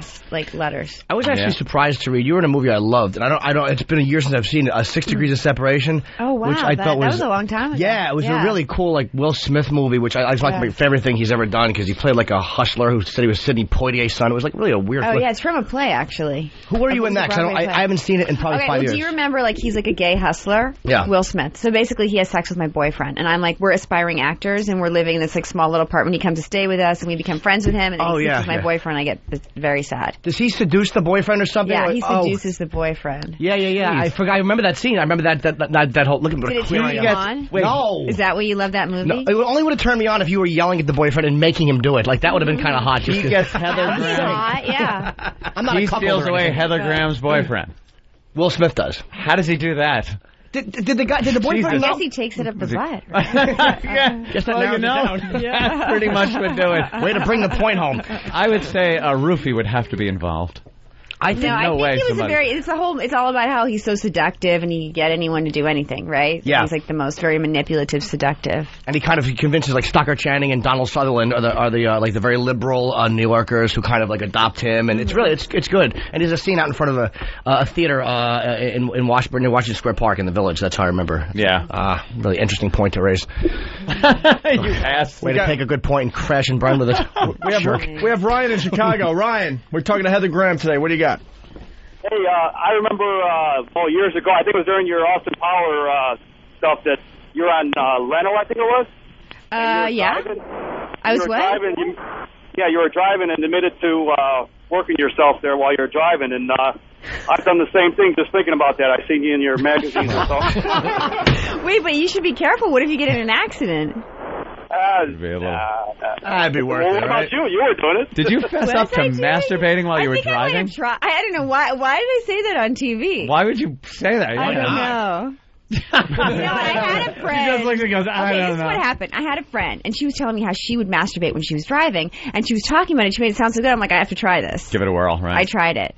But I have to say, it's not my favorite place for masturbation. No, there are more comfortable places to masturbate. I think it's the kind of scary death. It's your favorite place scary. in a radio studio? Yeah. Radio studio. I actually like watching guys masturbate in a radio studio. Well, you have walked into heaven. You have hit the jackpot. You have no idea who's sitting right next to you. Do women really like that? Because women say that they like that. Is that? Do women really get off on that, or is it more watching I don't want to touch him? So yeah. Well, actually, okay. I've read all these books on tantric sex because I think it's really interesting. And basically, there's this whole thing where we're supposed to masturbate in front of each other, and then it's nice because you get to watch each other and see what the person likes. Like a live action movie. It's hot. Yeah, I've done it. Believe me, I've done it. I think it's kind of sexy. I've never done it where she said I want to watch you. I've always done it where I've gotten a look what are you doing? That's when she wakes up. Well, did you have a picture of some other girl that you were looking at the time? And she was that doesn't help either. If you have a computer on your lap. I'm I'm trying to be tantric as she sees me in the shrubs. I'm running away. Oh, that's good. You're very, that's really open with that. Saying it on Leno. Well, you guys asked me. You're very open with it. Well, we tried it. To be honest, I don't remember that, but I guess. How fantastic were you in Boogie Nights? I mean, it was amazing. I like the sexy stuff, but I also like when you give that guy a good stomping. Oh yeah, that was really fun. That must be really. When you're like a girl, when you don't get to really beat people up as much as you might want, or kick ass, so it was fun. Were you really angry and scary? Were you hesitant when they said, all right, I know Burt Reynolds was weird about doing the movie, he kind of felt like he didn't want to do it, and he kind of regretted it until he saw, I think, how great it was. Did you kind of feel weird playing a porn person, or were you quit psyched to do it before you did it? Well, at the time at the time that I got that job, I wasn't really working that much, so when I read the script, I actually thought it was a really good script, so I was psyched, way psyched, and I saw his other movie, which was amazing. His first movie he did was called Hard 8, and I thought he was was an amazing director. So I was I mean, it sounded weird if you told people like I'm acting in this porno movie. In fact, I think I went on some radio show and I was actually K-Rock. Do you remember how they had that, like they'd have guests on that? Yeah. And they were like, because I actually was in the movie Swingers at the time. So they're like, well, what else are you doing? I'm like, I'm doing a movie about porno actors. And they just railed on me so hard. Like, you're doing a movie about porno actors. That is so, like, what is that going to be? And then basically later on, I think I saw him and he's like, I'm sorry I railed on you about Boogie Nights because that movie turned out good. It was really good. Great film. That scene where you're both doing coke and you're like, will you be my mom? It was just great. God, my acting suck. I hate when I watch real actors do it. Wow. And I'm like, maybe you should go in. Are you an actor? No. Yes. I've acted, but I mean, he's an actor. He's downplaying it. I'm a comic, but I've done acting. But I mean, real actors are real actors. I mean, but he doesn't know what to do with his hands. Is the problem? I never know what to do with my hands. When you're acting, it's like, what do you do with your hands? And everyone tells him just naturally what you would do in life. You know? What do you do? Like, you make too many movies. I'll either stand like Frankenstein with them stiff and not moving, or I just gesticulate like 3 moments behind, like just widely and just really Shakespearean and horrible. You need to write your own show for yourself, and you could be like the weird hand gesture guy. Yeah, be part of your character. If the robot-handed asshole on Broadway. Yeah. There's a little movie. It was called Spider-Man. Yeah. That Jimmy was in it? Jimmy was in it, and we have his line. Who did you play? I saw it. We have his line right here, if you remember it. Let me set the scene. Spider-Man had just kind of taken the town and was getting a lot of press, and they were doing this montage of people that were commenting on what they think about Spider-Man. And he was billed as surly truck driver. Wow. And this was his line when asked what he thought about Spider-Man. He stinks, and I don't like him. Thank you. That was Jimmy in the blockbuster movie Spider-Man. That you were a surly truck driver. And he stunk and he didn't like it. You should have seen me moving the box. I mean, it was actually empty, but I made it look like it was full. Why don't you like him? No, acting for me. I've done other stuff. And it's just why don't you like Spider-Man? Yeah, why didn't you like Spider-Man? What's your motivation there? What is wrong with Spider-Man? Guy saves people. Yeah. And you're just loading truck as a miserable man. Here's what I didn't like about it. I was auditioning. What's your backstory? I mean, why didn't you like Spider-Man? What was your family like? What is your personal life? Don't think like an ass. I didn't start thinking maybe they'll put me in the sequel to do the line again. Believe me, I was such a pompous fool. I'm like, maybe there's a part in part 2 for me. Like the interesting truck driver who was won over by Spider. I should be shot. I didn't want to audition for it. My manager was like, audition for it. I didn't want to audition for it, but so I just went in there and trashed Spider-Man in the audition. It was improv. That was all improv. Oh my God, that's hilarious. Yeah, and then they said I was the only one who trashed him because everybody else was like, well, he's great. He's saving the city. So they actually gave me the part, and it was like a 45-minute shoot with second unit in Queens. Hilarious. I didn't get to meet Sam Raimi or Toby or any of them. That was it. Second unit. Yeah. Wow. Second unit. Yeah, it was fun. Pretty cool, though. Yeah, but you keep getting checks. I can't imagine what it's like to be in a real movie like Boogie Nights. Like I mean, a real like a Parks. I get checks constantly for that, like $30 checks, $50 checks. Yeah. I know. That's good. Isn't that residual? He's just talking about $30 checks. Oh, another part I had Tom Cavanaugh, who plays your brother. Yeah. I was in the 3rd episode of Ed, which was his show. What'd you play? Friend who couldn't act too. You were great in it. Were you surly? No, I was actually. He plays surly well. Creepy. I had one line. I was like, friends. Oh, it was awful. But he was a very nice guy. He's a great actor, really too. Really nice. Does he look like Kevin Costner? He looks like Costner, young, handsome Costner. I never thought of him that way. All right, good. Way to try to bond and wreck it. No, wait. I always think he's kind of. I think he's kind of got like that. You know, how, like guys in old movies are like very like gentlemanly and sort of like witty in that way. I think he's kind of like a old-time movie actor, kind of like Jimmy Cary Grant. Like, hello, how are you? It's just kind of like Cary Grant. He's very charismatic. Yeah, What did you do like early on? Commercials? Did you start with? Or? Well, my first job, I got my SAG card. I did a hair ad, and I go, hair doesn't feel like hair. That was my first line. That is a stupid line, though. I know. It's like hair does. Well, what else does it feel like? Ivory shampoo will make your hair feel like hair, not like something else. I don't know what. I don't know what. But at least I got my SAG card. I made $700 too. Oh, that's pretty good. More than Jimmy makes on his checks. And then what happened? Like, what was your big like discovery? How did that happen? Well, my first movie was Corey Haim and Corey Feldman, Licensed to Drive. The Corys. I have to say that.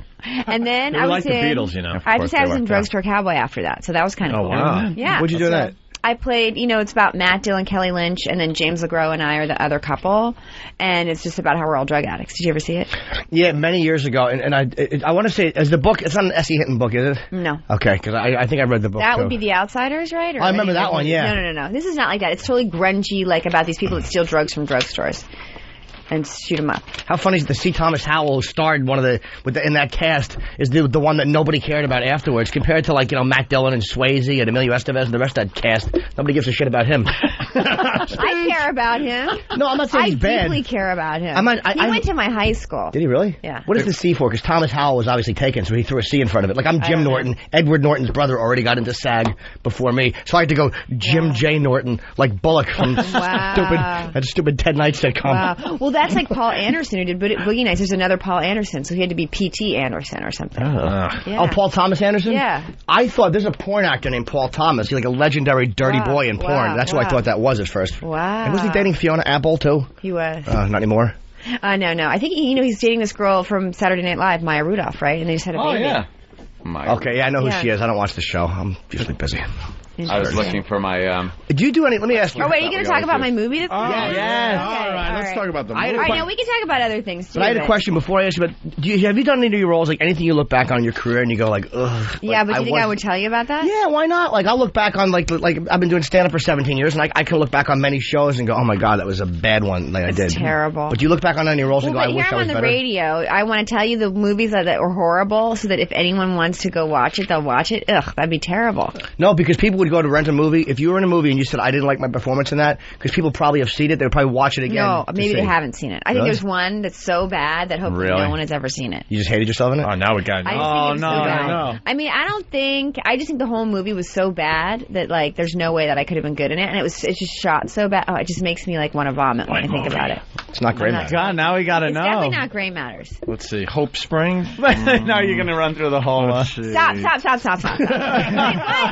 talking about the movie that's coming out that I actually feel good about, we're going to go over my credits of everything I hate? No. It's terrible. You did a makeout scene. It's in this film, right? Yeah, Gray Matters. What everybody is talking about? There's like a makeout scene. It's got like, 1 million hits on YouTube? Yeah, we were watching that this morning. They put it on YouTube. Well, how many hits has it gotten? See, she's just like... No, wait, listen. They put it up for 2 days, and they said they got 200,000 hits, but I don't know how many they've gotten since then. You're over 800,000. Ridiculous now. We'll find out right now. Yeah, there was a lot of... Because you know what? We're an independent movie, and we don't have a lot of press, so I hope like some people are going to at least know the movie exists, right? Oh, they will, believe me. Yeah. Look on YouTube and see that. They were showing us before in the other radio studio, and we were watching just 213,000 views. Okay. Why did I think it was over 800,000? What's wrong with me? Wait, but there's many different versions, though. Okay. Yeah. So then you got to do math. If you add them all up, it's well over 300,000 Okay, views. good. Well, I like the million better. No, because for some reason I thought it said 800,000 before. Okay. So what's the movie about? You could tell us better than It's about how my brother is Tom Cavanaugh, and we're really good friends, and he meets Bridget Moynihan, and he falls in love with her, and I fall in love with her too. And, you know... I get very confused. That is really an odd relationship. How hot is that? Yeah. It's hot in a movie, but the real life thing, that's really creepy. It would be creepy, right? But no, I mean, to be honest, I don't know. But I start to think maybe I'm gay. So it leads me to the realization of possibly I'm gay. Possibly. Do you want me to give it away? No. I'm just wondering if it's more of a one of those crush things, or if it's like, serious, you want to have sex. Because that seems to me to be... Well, there's a very racy X-rated sex scene that got cut out, but that's on YouTube as well. Oh, what? No, where? Was it really dirty? It was really dirty. Could you explain it? They were like, it's actually such a sweet movie. They're like, we have to leave out this X-rated scene. Really? Yeah. Come on, are you DVD. DVD.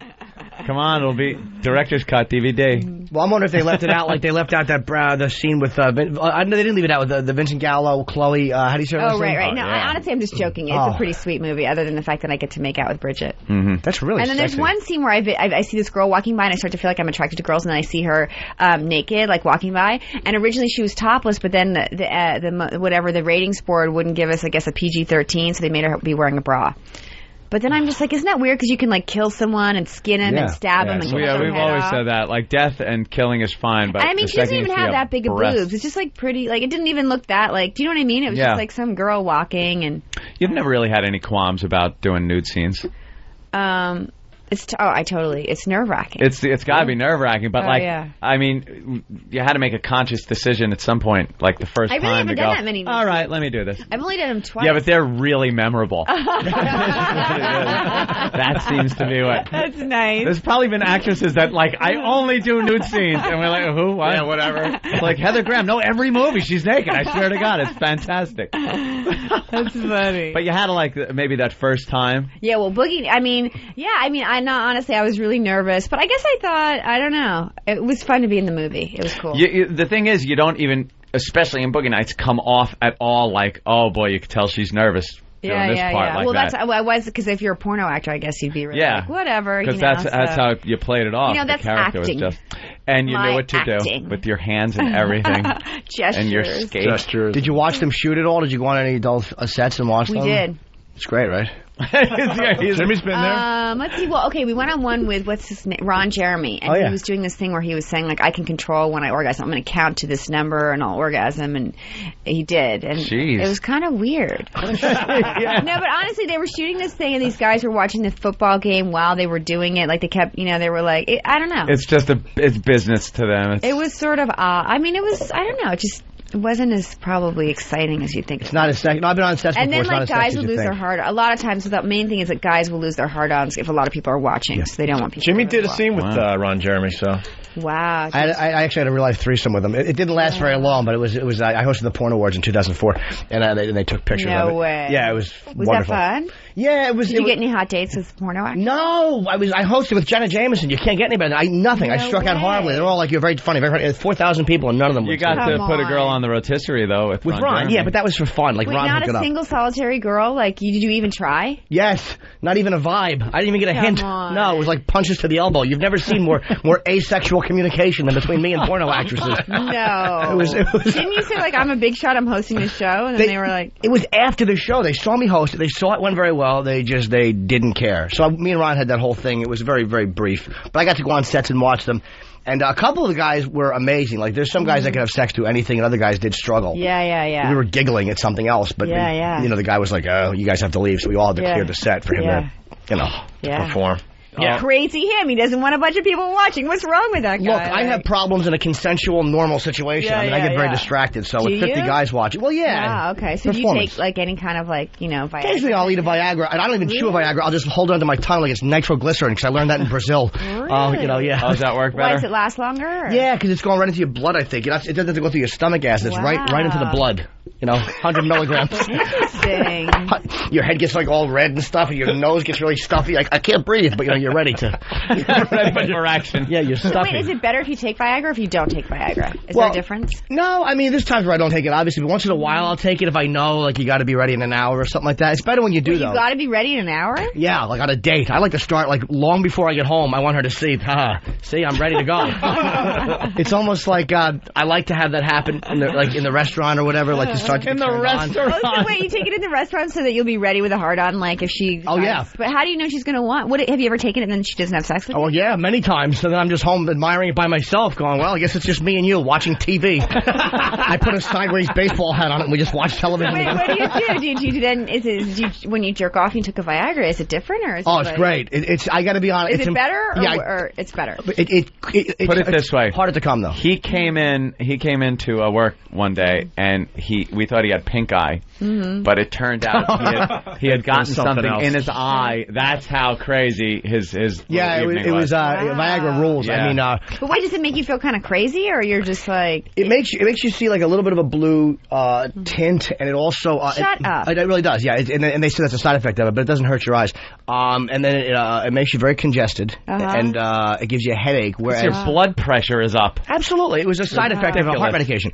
And Cialis lasts for 3 days. Cialis is really good. You take a 20 milligrams or 100 milligrams of Cialis. Well, not you, but no, not you. What is Cialis? The same as Viagra? Same as Viagra, but it doesn't make your nose as stuffy, and it lasts for 3 days. Came after Viagra, so they figured out the formula a little bit. Once you take these things, are the girls into it, or are they like, wow, this is too much? Oh, no, it doesn't do much to it. I mean, it might give you a little bit extra of size, not a whole lot, just like a little bit of extra, like, But does it make you want to go forever, like hours and hours, and the girl's like, okay, this is too long, or she is into it? It can. If I take 100 milligrams, I'm not coming for a while. I mean, mean, it's like just go and come back, and I'll be here. But it's not you need to do, shower. It's just simply because it's not allowing you to. It's nothing to do with my ability. Yeah. If I take 25 or 50 milligrams, then I can come a little bit better. It's actually better. I don't think girls like laying there for like 2 hours straight being pounded on. That's what I tell myself at least. Well, no, she likes it in 30 seconds. It's easy. She can get up, commercial. We convince ourselves that what we're doing is just what they want.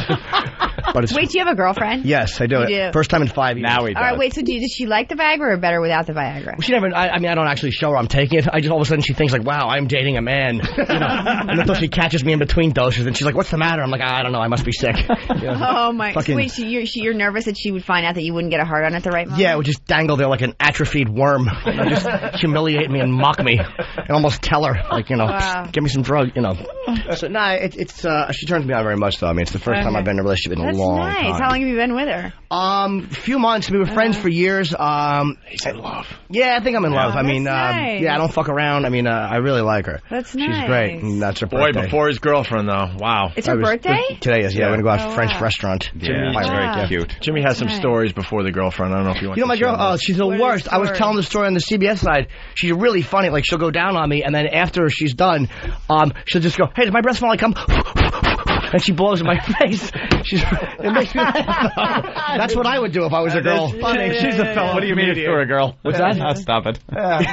Don't make excuses. Yeah, no, I was a dirty boy, and it's nice to be in a relationship. All right, so wait, I'm just curious, how many times a week do you want to have sex? I don't know. I mean, I'm just curious with the Viagra thing, if maybe you're just forcing yourself to have sex when you really don't want to. There have been times where I've had that, that's mostly the sexual addiction to internet stuff. Like, you know what I mean? Like, you get so programmed on the internet to just jerk off and you're not even horny, you're just doing it. And you're like, why am I doing this? There's no reason for it. Ask him about hookers.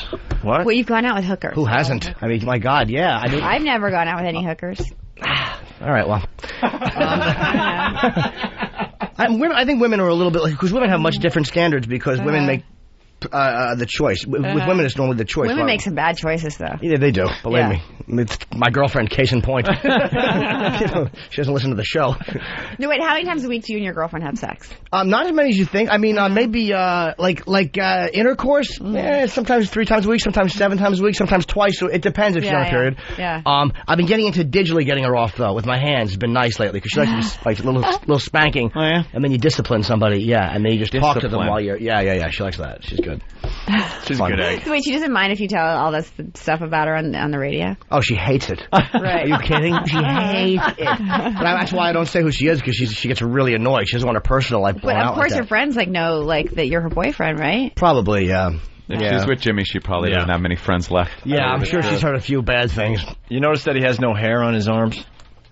Very little. Would you let Heather just touch it really fast? It's not that much. He has a little bit. It's embarrassing. It's wispy. They always make people feel my arms because I have no hair. There's nothing wrong with that. Is that weird? No, that's oh my God. That old gag. I haven't gotten anybody in a year with that. Oh, really? But yeah, no, she's a good girl. I mean, I'm definitely in love. How about you? Yeah, I'm dating a guy who's really nice. An actor? No. Really? Is he a regular guy? Is he in the business? Just a guy. He's not in the business. Everyone had a shot. Well, is that intimidating for him, though? I mean, you're Heather Grant. No, he's extremely arrogant. Oh, really? So you like that, right? Well, no, he's actually not arrogant. He's confident. He's very nice, actually. Have to be. You know what? The thing is, he really is very... You know when you go out with someone you feel like they appreciate you? Mm-hmm. Like, he's very appreciative. It makes me feel good. Yeah.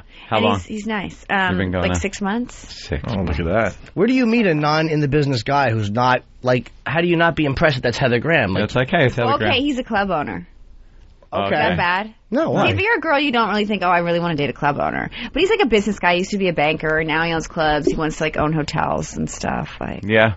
That's what's wrong with that. That's nothing wrong. I mean, club owners have great reputations of being no, they don't. Great guys. No, they don't. That's the thing. It's like when I first met him, I'm like, I'm not going to go out with a club owner. This is so bad. But then it was like, I just knew, I kind of just was friends with him for a few months first. So then I was like, He was okay. And then, okay, this is bad, but okay, there's this woman that I talked to, and she's had the psychic. She's like, he's going to be a really good guy. He's really into it. I'm like, but he's a club owner. And I'm like, okay, I'll give him a chance. And I have to say, he's one of the nicest guys I've ever gone out with. Yeah? Even though he's a club owner. Yeah. Uh-oh. You're going to get one of these, though, one day? Heather, I'm having trouble with one of these. Could you just come down and kind of hang out and drink and, be at the club? I like his club. Kind of use it. I'm not a very big club girl. I would totally show up at his club, but I'm not Yeah. Does he ask you to? Having a slow night. Get down there. Big sign out front. Heather Graham drinks here. He had a concert the other night with Cat Power. So I was like, cool. I want to go. She sang it as play. So that was cool. This is what a dope I am. No, this is how dumb I am. I almost said, how is he?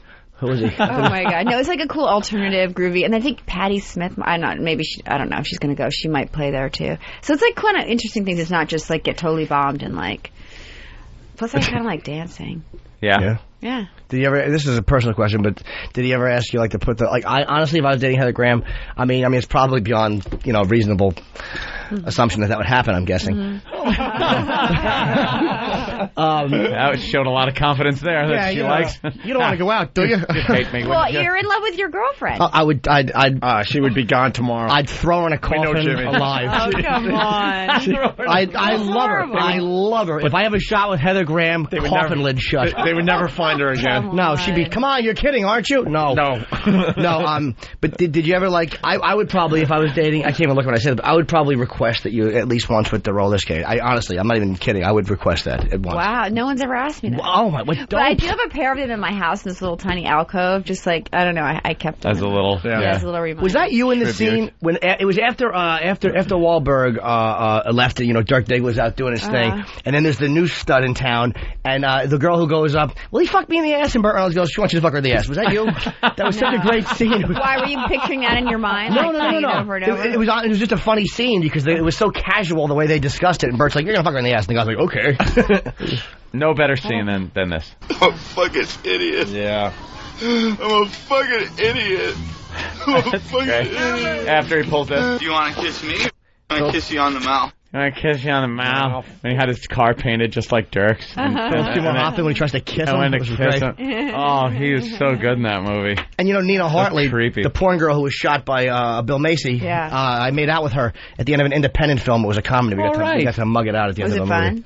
I think for me, yes. She has videos about like how to, perform cunnilingus. Oh yeah, I have one. Yeah, all kinds. Oh really? Yeah, one like that. Yeah, my method was always wrong. I would go for 3 seconds and go, "Are you going to come? Are you going to come?" Yeah. That's wrong. Wait, what did she tell you to do? I don't know. I actually never watched the video. Oh my! I'm so afraid that I'm going to be completely off the mark. What have I been doing all these years? Nothing. So the movie, we got to promote the movie. Yeah, let's promote the movie. It's Gray Matters, and I mean, it's really cool because Kavanaugh's a great actor. You're obviously you, and Sissy Spacek is fantastic. Oh yeah, it's cool. And also my best friend Molly, one of my good friends, Molly Shannon's in it, and she's really good. She's really funny. Mm-hmm. And Sissy Spacek, Alan Cummings. Who does Sissy Spacek play? She plays my therapist. She's like a really bad therapist. Bad as in shitty or like mean? Bad as in like shitty and mean. Oh, both. Beautiful. Yeah. But that. Not like kind of just passive aggressive. Like sort of like seems nice, but if you really think about it, kind of like weird. When you're acting with her, you're thinking this is Carrie. Like, do you do that when you're acting? Like, do you think like this is so-and-so? No, I'm more thinking about the Badlands because I really like the Badlands. Was she in that? I didn't see it. Yeah, dude, that's one of the greatest all time. Have you guys seen that movie? No. Badlands? Damn. No. Dude. Okay. I've seen everything, Sheen, Sissy Spacek. It's a classic Terrence Malick movie. You have to watch it. All right. It's one of the all-time greats. You gave us a homework assignment. Yeah. Seriously, go watch it. I really When Heather Graham gives you a homework assignment, you watch. I want to be listening to the show, and I want you to talk about the Badlands and say how good it was. Okay. You're a great guest. You're really honest. You're very fantastic. Where's the favorite place, by the way? Favorite place? Oh, to masturbate. You said that it was in the car. Well, in bed, right? Like, at least you're, like, relaxed. Comfy. Yeah. Everything's right there. Your tissues, anything else you need. How old school are you? Your tissues? Who uses them? Not me. Aim for the rug. Aim for the cat. All right, we got to get her out of here. I just say Gray Matters a few more times. Gray Matters. Plug it. When does it come out? Plug it. It comes out this weekend in 5 cities, and then on March 9th it comes out in a bunch more. Okay, is it a limited release? Because obviously an independent film. It's an independent film, and it's funny, and it's sweet. And it's like kind of like a feel-good movie. So when you leave, you feel good. And the trailer's on YouTube. The makeout scene's on YouTube. Too. Yeah. And the website's graymattersmovie.com for more info. Well, how do you go on YouTube and look up the scene? Because I was thinking. Just go to youtube.com, and I guess you have. If you put in Heather Graham in there, I'm sure it'll just pop right up. Yeah. Or do you have to put in Gray Matters? It's Gray, by the way, not Grey, the British version. We'll put in your name. Listen to Jimmy. I'm just curious. The British version. Is that really true? It's the British version? No, I'm saying G-R-A-Y. I think G-R-E-Y. Oh, wow, Heather. Really? All right, this is what we got for you on YouTube. You got 70 videos. Shut up. We got Heather Graham. I'm afraid to look up that stuff. We got Heather Graham doing a back bend on Craig Gilmore. That's horrible. You got your makeout scene from Gray Matters. Mm-hmm. What else? So you put in my name on YouTube, and then you get that. You get it? Yeah. Some Boogie Nights stuff. Trying to see some... Wow, a glamour shot from you. Wow. Very nice. Ah. Oh, look at that. 70 videos. 70? Yeah, that's quite impressive. Interesting. You getting ready to take your top off? You know how many hits that is getting right now, YouTube? Everyone that's listening. I go see this. It's a sexy makeout scene, too. So it's wait, really you guys hot. X have Sirius Radio merch. What is the deal? Why did that happen? See, we don't know either. We're fired. We're in this position like, yeah, they could throw us out the door tomorrow. Who the hell knows? No. We don't know. Oh, believe me. Come on now. You know this stupid I have business. XM. I don't have Sirius, so I only know XM. Do you listen to us? For right now, good. I'm going to start listening to We have it. our own channel. Can I just tell you, I'm not that... I don't really know what all the channels are. I just I stick it on one channel and just leave it there. What, you like the 80s? What's your favorite channel? Okay, are you going to think I'm dorky? But I kind of like the Starbucks channel. What is that? Really? It's alternative. That's like kind of a girls too cool singing for the about room love, and lost love. It's sort of like kind of sad, melancholy, like Damien Rice, kind of like, you know. Yeah. I know, that's good. And my friend Josh Radin, he has they play his music on there. And that's like all you leave on? Well, I got to expand my XM radio. Go to check out 202. That's our channel. That's our channel. 202. We're on 24 hours. Well, no, we got Ron and Fez. Okay, so wait, what time do you guys come on? All right, this is a stupid question. No, it's not. All right, you start at what, 5 a.m.? So it's ridiculous. 5 6 to 11 every day in the morning. 6 to 11, okay. And then we replay later in the day. All day. Yeah. So you can tune in. But do you guys have, do you go out to dinner and stay out later? You can't because you have to get up at 4. Well, we have to go home and nap. You nap. Take a stupid nap and then wake up later, and then it feels like the next day, and then you're out and you got to keep looking at your watch because you got to go to bed. Wow. It's a ridiculous That lifestyle. is like my nightmare of having to get up early every day. It sucks. Yeah. I do stand-up at night, so it's like you do this, and then you go home and sleep for a little while. You go out and eat. Where do you do stand-up? Usually in the Village, Comedy Salon in the Village, and then you do that, and then go home by like 1, get up at 5, and you know. These guys are in bed at a decent hour, which is why they're much more effective on the air. This might be a little inside, but I do have to ask. James Tollback. Yeah. Is he a creep? Be honest. Well, okay. He tried to pick up my my girl. That's he's the guy. He's one of those guys where I think he is special. He goes after lots of women. Thank and I you. think he actually gets some of them.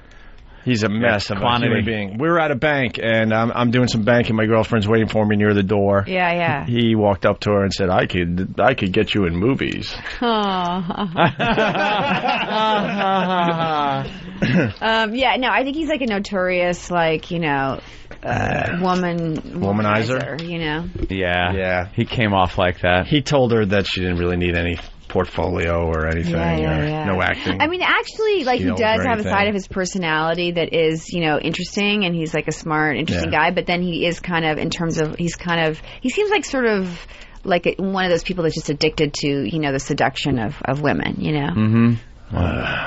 Creep. Why? Your girlfriend knew it. She didn't fall for it at all. Oh, no. She knew it immediately. Yeah. My girlfriend I would never see again. It would really work? You think she's an actress? She does act. She's not really an actress. Is she a comedian? She does comedy, yeah. Yeah. No, she's really funny, too. And every guy says that. I know we got to get you out of here. They're like, she's got to go, right? Yeah. Nod. And we need picture time. Yeah, we have to get pictures. I keep saying Gray Matters, Yes. Gray Gray Matters. We'll promote it for the rest of the week. Are you kidding? Okay, cool. Anyone that calls our show, don't forget to plug Heather Graham's movie. John in Jersey.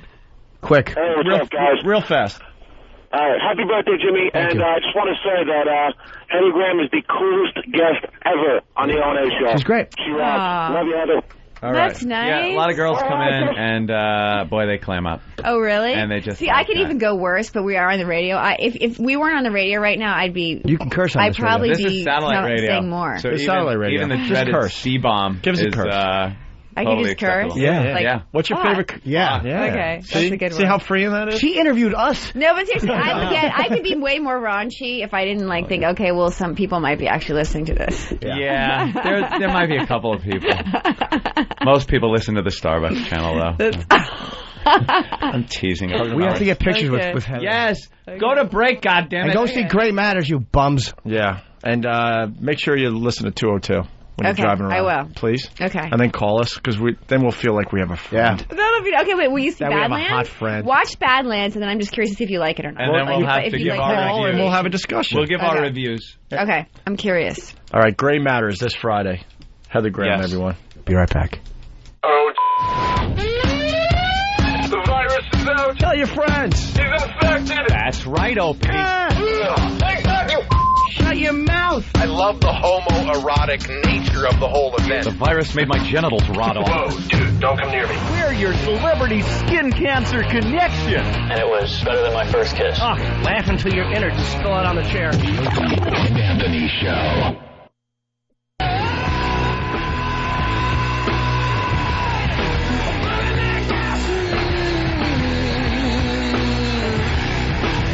How cool. Oh, my God. How cool was Heather Graham? Really great. Let's plug Gray Matters like crazy. Let's help her out a little bit, huh? Gray Matters in a few theaters on Friday. Yeah. And get her views up on YouTube, okay? She loves the YouTube as well. I'm sorry I babbled a little. I was Babble. I was a yap. I was a babbler. Jimmy was yapping. I was just yapping and babbling and chatting and chitting and chatting and babbling. Actually, we're all getting abused by my chickadee. What? Hey Blank, which is my pet name that you can't know. Wallet? Schnookums. Oh. It's not Schnookums. It's not Schnookums, it's Poopsie. Did you see it? Wait, I know what it is. You saw it, didn't you? I know what it is. Hey Blank, which is my I know what it is. pet name. Yeah, I know what it is. What is it? She's called you that on the road and stuff when we've been on road trips. What? What's it begin What letters it does it is. start with? I'm not going to say. All right, good. Just a letter. I know what it is. Yeah. M. What? Oh, no. Starts with an M. Boardroom Jimmy, shut up. All right. she writes, I don't know. And I know Heather Graham is really hot. She writes, I don't know. I don't know. And I know Heather Graham is really hot. Now, more importantly, you all in capital letters, sounded like smitten high school students, nervous chatter, laughing at her dumb jokes. Wow.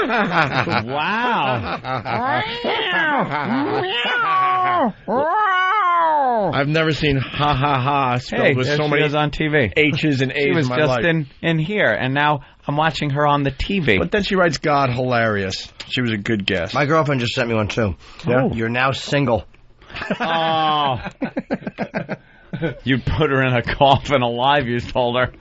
Jesus. Oh. Maybe you went a little far with that one. I don't know why I did that. Hey, did my breath smell like cum? Yeah, tell her that.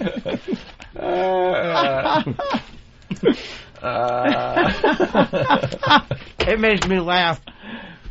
It is so funny because it's so fucking wrong for a girl to do. That's a guy sense of humor thing coming out of a fucking girl like that. Yeah, Bob Kelly said that to you, then we'd understand. And but... he probably could. Yeah. She fucking blows her cum breath in my face and just I can't stop laughing. It's disgusting. It's disgusting. If I have hot food in my mouth, like sometimes I have hot food in my mouth, and she'll go, "Is that hot?" And I go, "Yeah," and then she'll blow into my mouth. She just goes, "Oh, is that hot?" Yeah. I'm like, "All right, stop it." She was pestering me. You guys want to hear an One name drop? Yes. Oh, all right. This might bring on Boardroom Jimmy.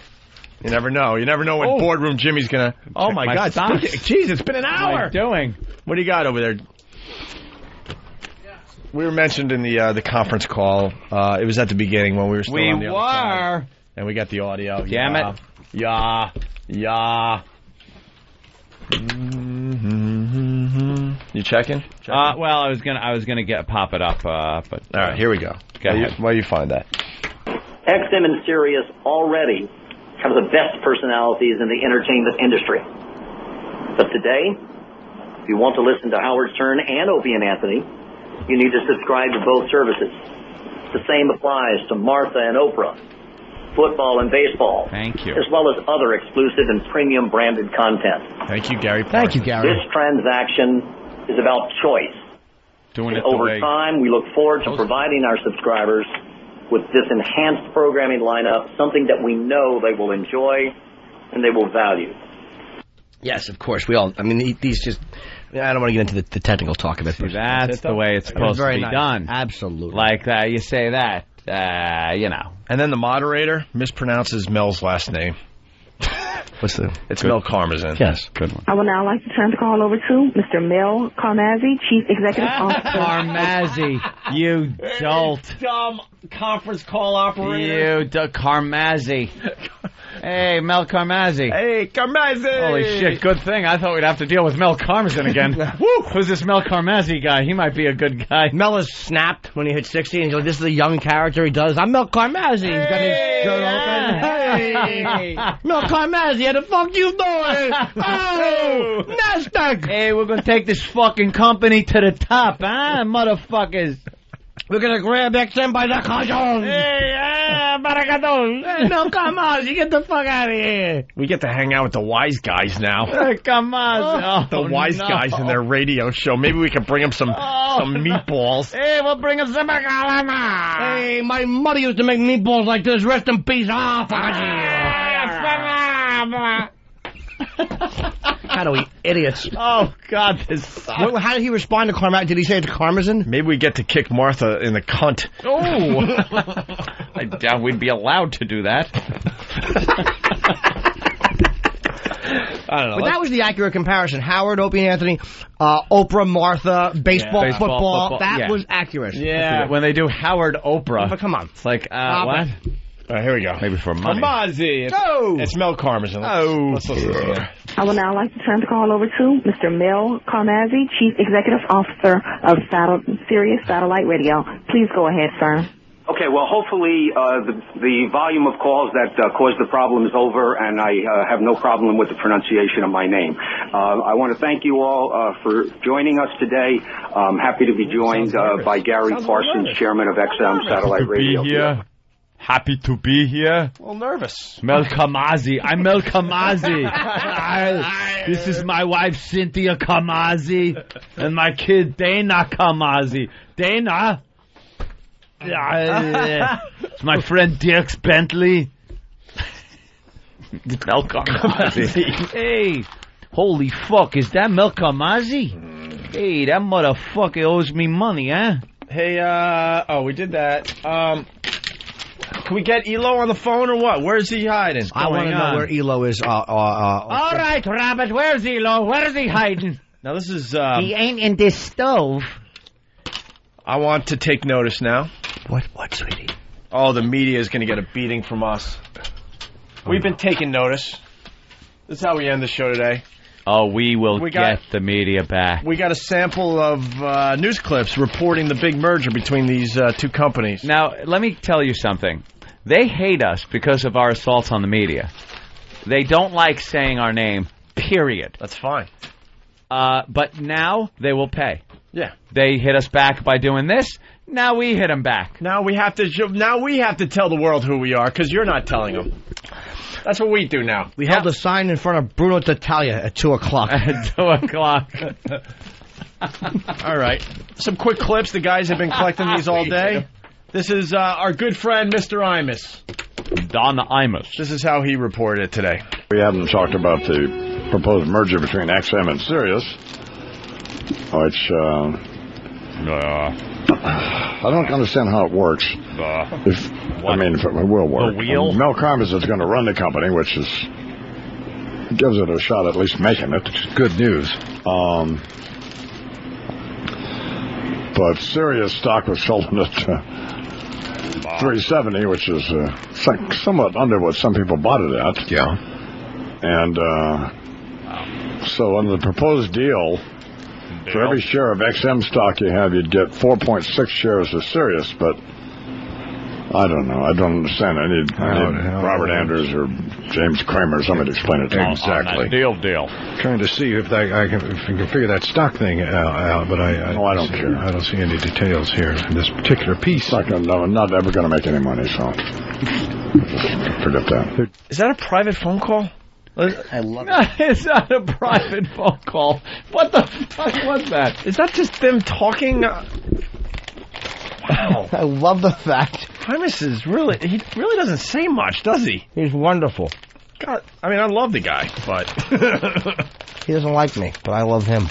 Wow. Is that just a private something? Yeah. What do you? I bought that stock in a little lower, but what do you want for lunch, guys?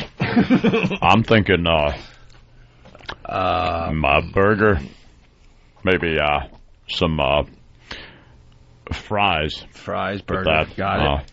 Anything on your burger? Ketchup. Ketchup, okay. Yeah. Shut up, jerk. Mel Karmazin, you gotta run the... Mel Karmazin. I don't know much about the deal.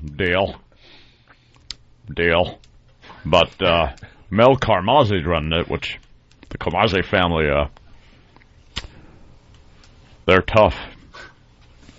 By the way. Are we on the air? Yeah, we are. By the way, Bill from Philly.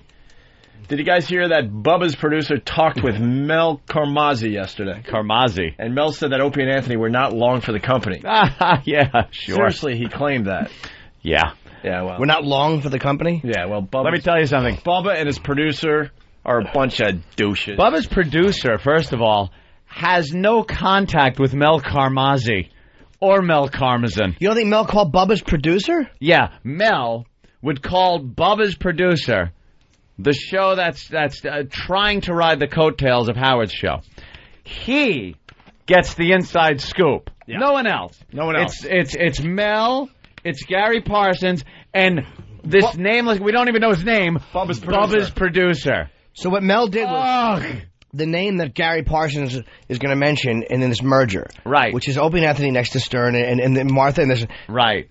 He's just going to diss the show to Bubba's. Exactly. Right. I didn't hear Bubba's name in there. And remember, I haven't been hearing Bubba's name at all mentioned in this merger. Oh, enough. Shut up. It isn't a serious buyout. It's a merger between two companies. You know what? Those dopes over there, they're laughing and stuff because they have this feeling because Mel is kind of going to run this whole thing that it's a complete takeover and stuff. They should be walking those halls scared shitless. Half the people here are getting fired. Half the people there are getting fired. This is a scary time for XM and Sirius employees. Simple as that. They think it's if they think for a second that, everyone at XM's getting fired and everyone at Sirius is keeping their job. Nuts? Keep laughing, fat boy. It's a merger. Oh, fuck it. Keep laughing, fat boy. You got me so excited I couldn't say it a second time. Fat boy. Like Mel Karmazzi. You fat piece of shit. How are those staples doing? Are they starting to pull a little bit? Because you got to keep feeding that fat face of yours? Fatso! Mel Karmazin talked with his producer. Do you honestly think that Mel Karmazin would even give the time of day to Bubba's producer and give any sensitive information as to who's staying and who's going in a merger that isn't even going to fucking take place, if it does at all, for another year? Do you think he's going there and giving that guy inside info? This is the same show, by the way, that said we were done here. Remember what? Here, let me refresh everyone's memory. Out of the Bubba the Love Cunt camp, Opie and Anthony were getting fired from XM. Did he say you could bank on it? Bank on it. A guarantee? In October. Right. Their contract will not be renewed. It's a done deal. They're getting fired. Oh, you might be thinking, this coming October? No. That was last October. You know. Last October. You know. We're still here, fat boy! After we had signed an extension. Sorry. Yeah, not only did we not get fired, but we had signed an extension to stay here longer. There's three things I now like to say. Fuck. There's three things I now like to say. Waldbaums. Neil Bortz, and Fat Boy. As a matter of fact, that is true. I wasn't going to say anything about it. But I spoke to Gary Parsons. And I heard the same thing about Bubba's show. Ooh. Not long for the platform. So there you go. There's not room for everyone. There ain't going to be room for everybody. It's a 50-50 merger, my friend. It's a merger, not a takeover, not a buyout. It's a merger, which means half of yous fucking go in both camps. And bye-bye.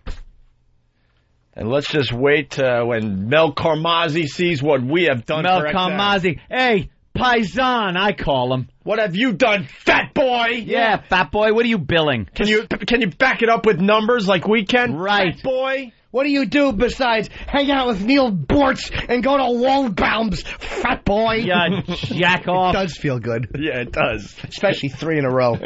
Don't forget about King Cullen. Yeah, maybe you should go to King Cullen and look for employment.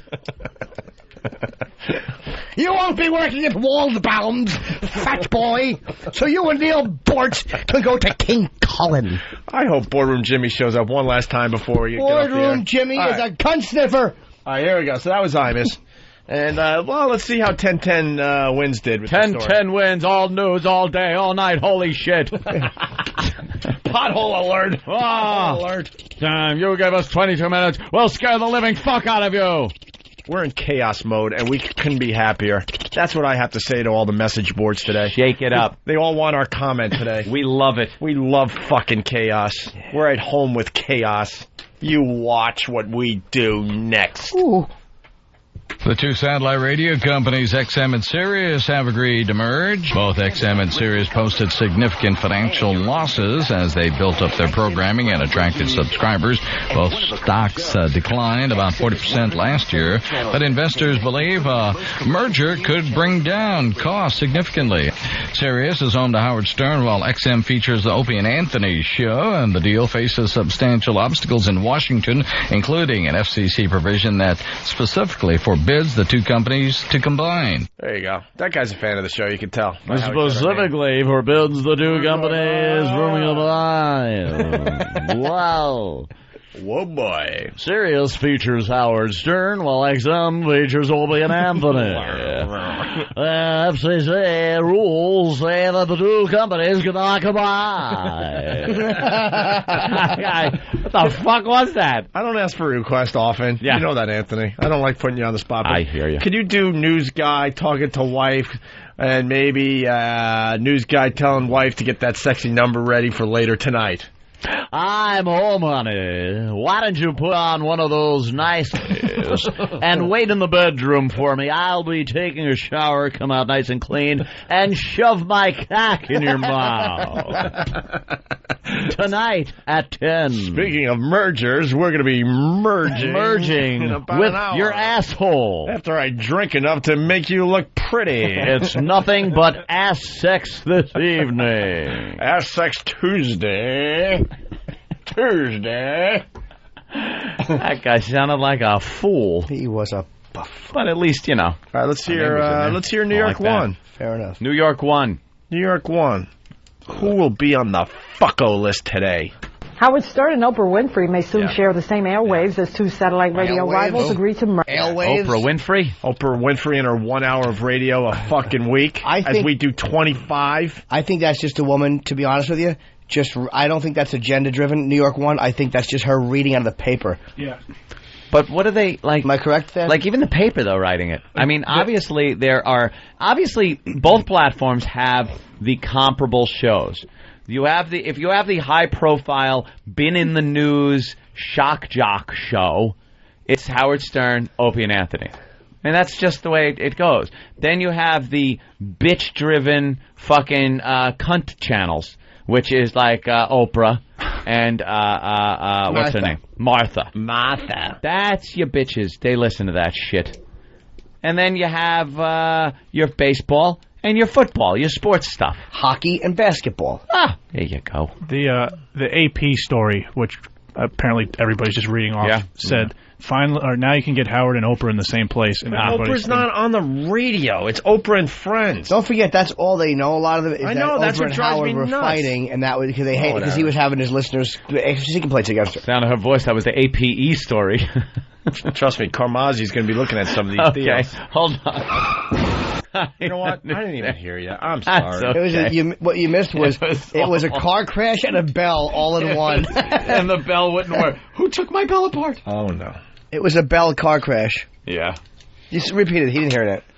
Okay, shut the. You think I'm falling Can we for rewind that? How about a little? I mean, Anthony shouldn't have to repeat it, but maybe we could rewind it. Jimmy! I think it was funny and it deserves something. It was a good racist joke. It certainly was. We won't be having any more of those on this platform. No. Not with the new amortization. What?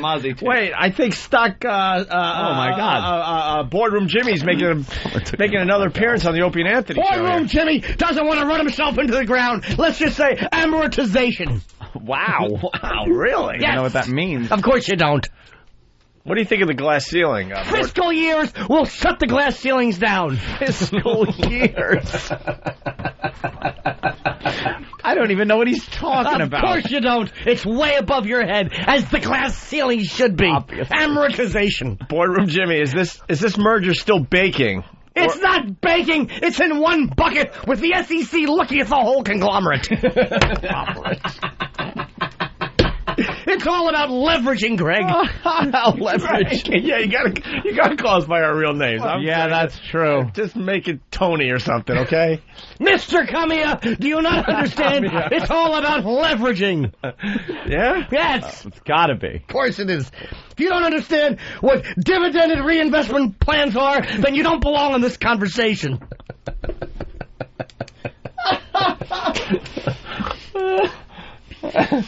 I've just leveraged 1,000 shares. Yeah. Of Sirius. Mm-hmm. I've leveraged. Put them on puts.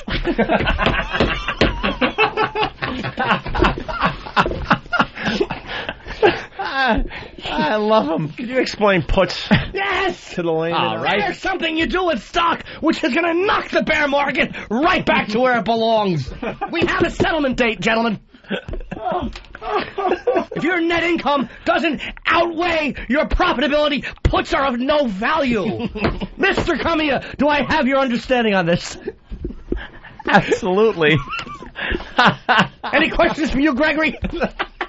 I think you said it all. Oh, God. Okay. I'm not going to talk about the EBI TDA. What do we have all day about this? Yeah, but I know what it is, stupid. You don't think my annual report addressed this? How do you feel about Mel Karmazin as your CEO there, Boardroom Jimmy? Mel Karmazin is an incompetent blunderer. He has no idea. He ran Viacom into the ground. Profitability was up. Wait. If it's up, isn't that good? It certainly is. Oh, my God. Specifically drove the stock through insider trading from a small piece to a larger piece without one-time selling at $42 as I suggested. Wow, you do know your stuff. I certainly do, and if Mel Karmazin wants to discuss common stock, well, then we can talk about cash flow. Can't we, Mr. Parsons? Gregory, please, not now. I was just going to ask you, are you worried about the SEC? The SEC can kiss my ball bag. Insider trading is funny. What do you think of those apples, Mr. Martin? SEC and the FCC, same thing to me. Oh, okay. Are you going to be ringing the opening bell tomorrow? Yeah, maybe so, if I have a bunch of deferred profit sharings in my asshole. Deferred profit shares are for faggots. Looks like you have quite the portfolio over I there. Certainly do. Yeah. My joint tenants and myself have discussed this. This deal has long-term gain, gentlemen. Mr. Karmazin, I say to you, and if you can't divest your portfolio from that, you don't belong on this conversation, sir. Stop handing me notes, Mr. Bryant. My throat hurts. All right. If you don't understand what outstanding shares are, then I suggest you fuck a baby. And even if you do understand, fuck it anyway.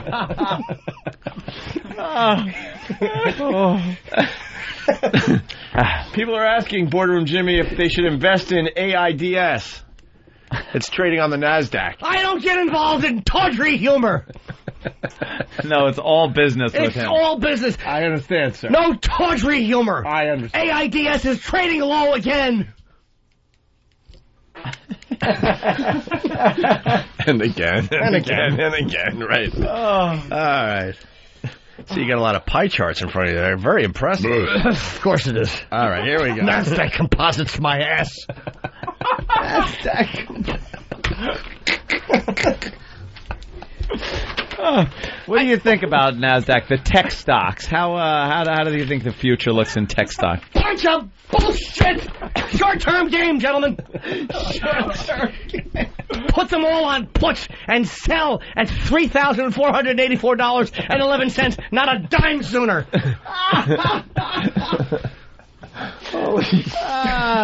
Holy shit. Yeah, someone's suggesting we ought to get the Jim Cramer sound effects. Yeah. The bull and the bear growling sound and all his dumb sound effects for when he's talking about the stock market. So when Jimmy goes off like that, you can just hit him. Because people call up all the time. Yeah, I went into General Electric many years ago. It was a good blue chip stock, and I'm just wondering what your feeling is about GE.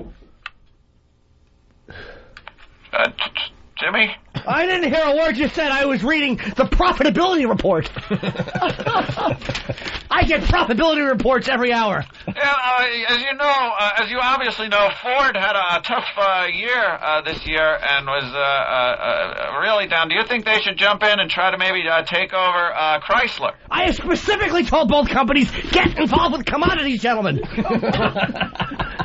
So you're saying an automotive company should get into things like bacon and orange juice? Of course I am, because of fuels and metals and agriculture. What about textiles? I don't believe in textiles. No one's trading them anymore. You take that to the NASDAQ camp.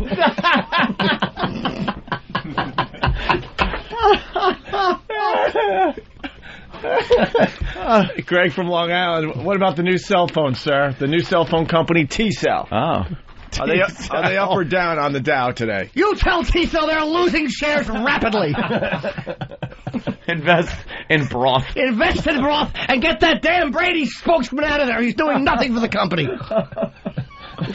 I love Jimmy's stock advice.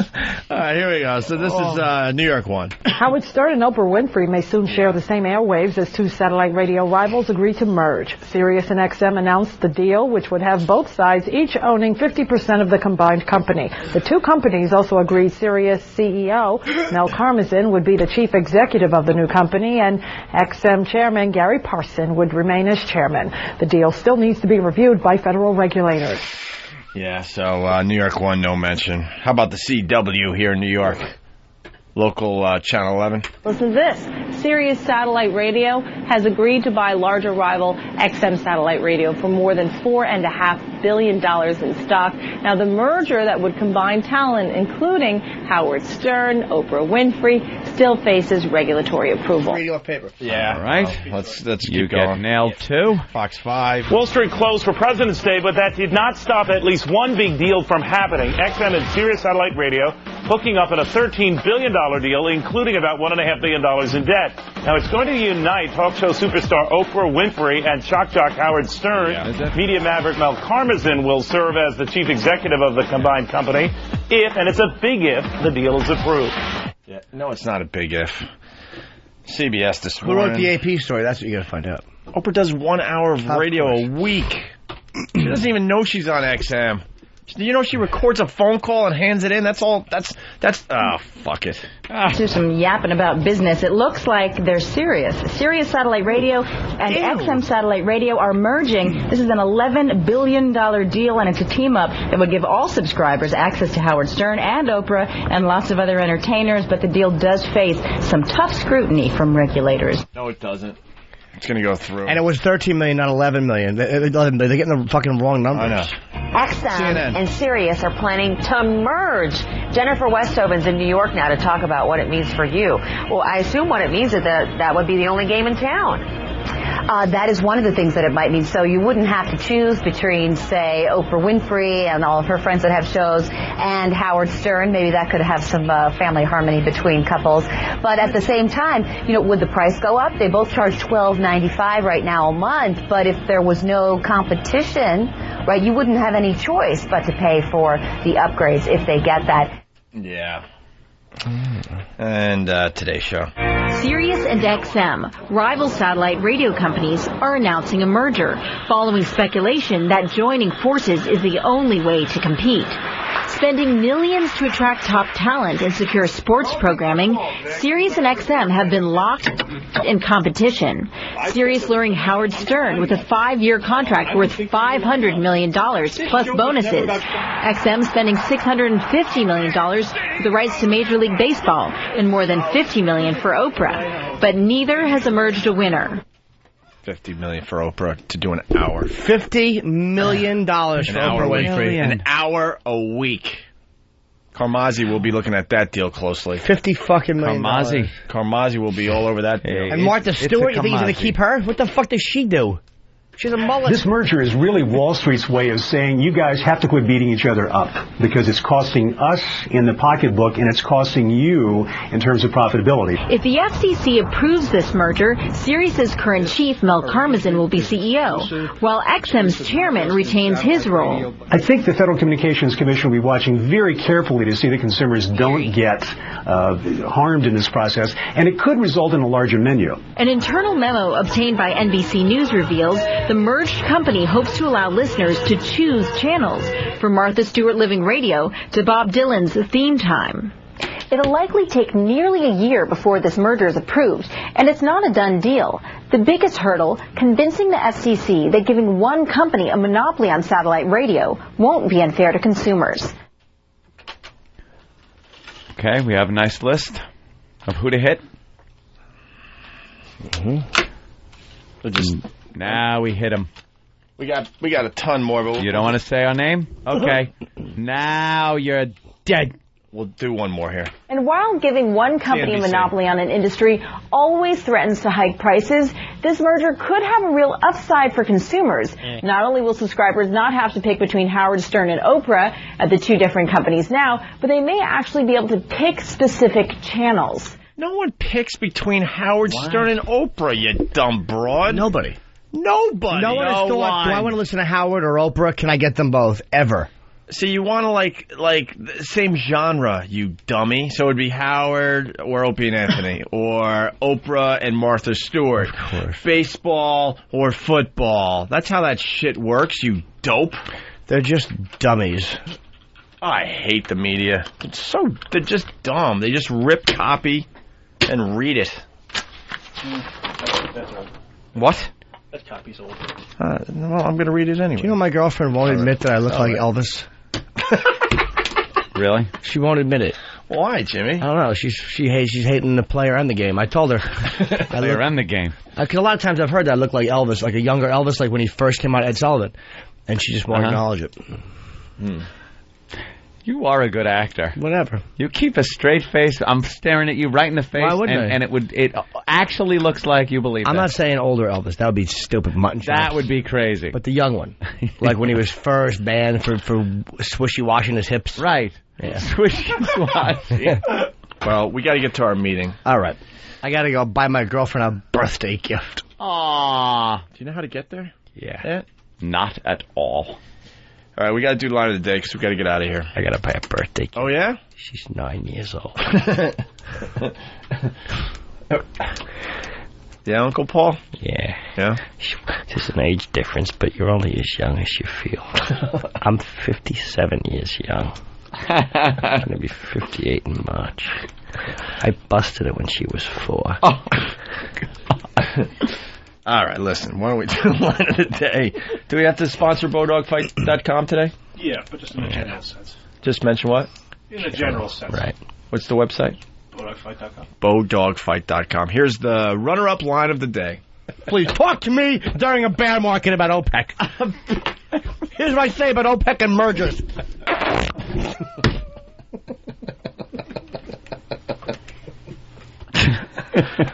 Boardroom Jimmy rules. Boardroom fucking Jimmy.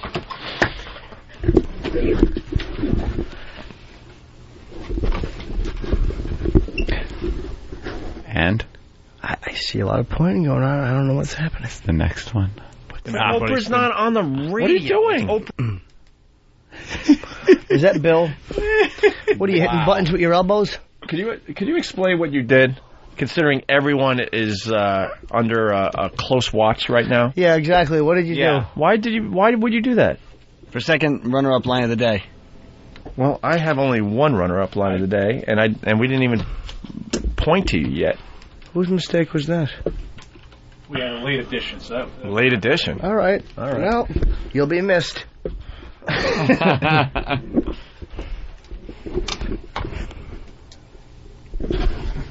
Oprah's not on the radio. It's Oprah. Who pointed that time? Don't forget, that's all they know. A lot of I know. That's what drives me nuts. Phil, seriously.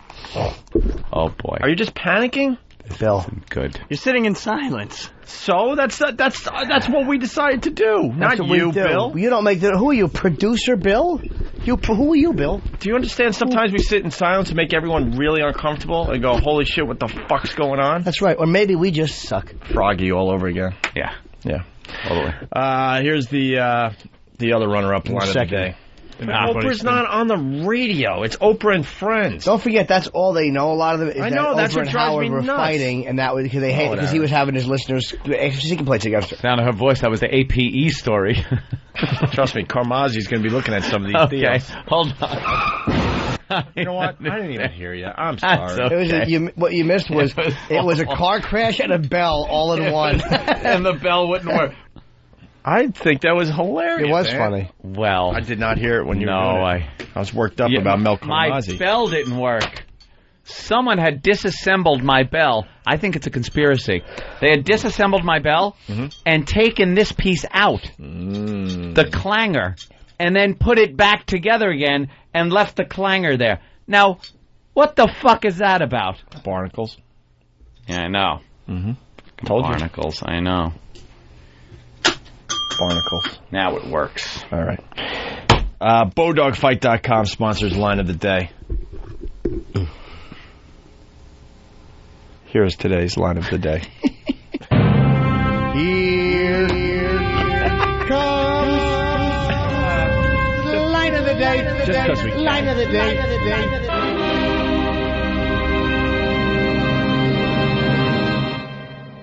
Right, the Jimmy? flop comes out and there's another jack. Now you have 3 jacks. Right. I mumble, 1 to go. Yeah. That was Poker Jimmy. Yeah, Poker Jimmy. We have Poker Jimmy. You can't even keep track anymore. Got Poker Jimmy, you got Boardroom Jimmy. Man of 1,000 faces. You just know got so Elvis, much about everything. Uncle Paul. I love it. Man of 1,000 faces and no chins. Boy of 1,000 sweetnesses. Thank you, Heather Graham. She was wonderful. Yes. What was the movie Gray Matter? Has that really sexy lesbian scene in it. Her and Tom Cavanaugh, brother and sister, and they're both aiming for the same chick. I want to jerk off to the synopsis. We got to be somewhere at 11:30. You get there when you get there. You're the fucking stars. Yeah, right. You make them wait. Yeah. What is Tom doing? Tom. It's not with Tom. Oh, all right, because he's a fucking Frankenberry hairdo, and it bugs me. Enough with the braces. It's just awful. Either put them on your legs so we can laugh at you, or fuck off. All right. Yeah, meet with the Hollander, because I'll talk to him, too, if you want. No. Pick him up. I'll call him on the phone. Not then. Oh. You know, if you put your finger in my ass right now, you'd hit a Duke. All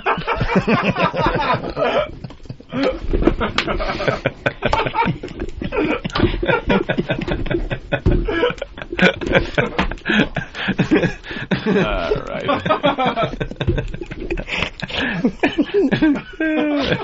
This is a very special show. It's about being able to do the show we want to do. Prison sex. Give it to me. We know what guys want to hear on the radio. Adult-oriented subject matter. Look at those jugs. Του όποιου πούτος είναι μεγάλο και όμορφο. They won't exercise restraint. This is going to be an awful show. Hold on tight, kids. Opie and Anthony Show. Line of the Day is brought to you by Bodog. If you'd like to vote on any of the weekly show polls, go to iliketolisten.com.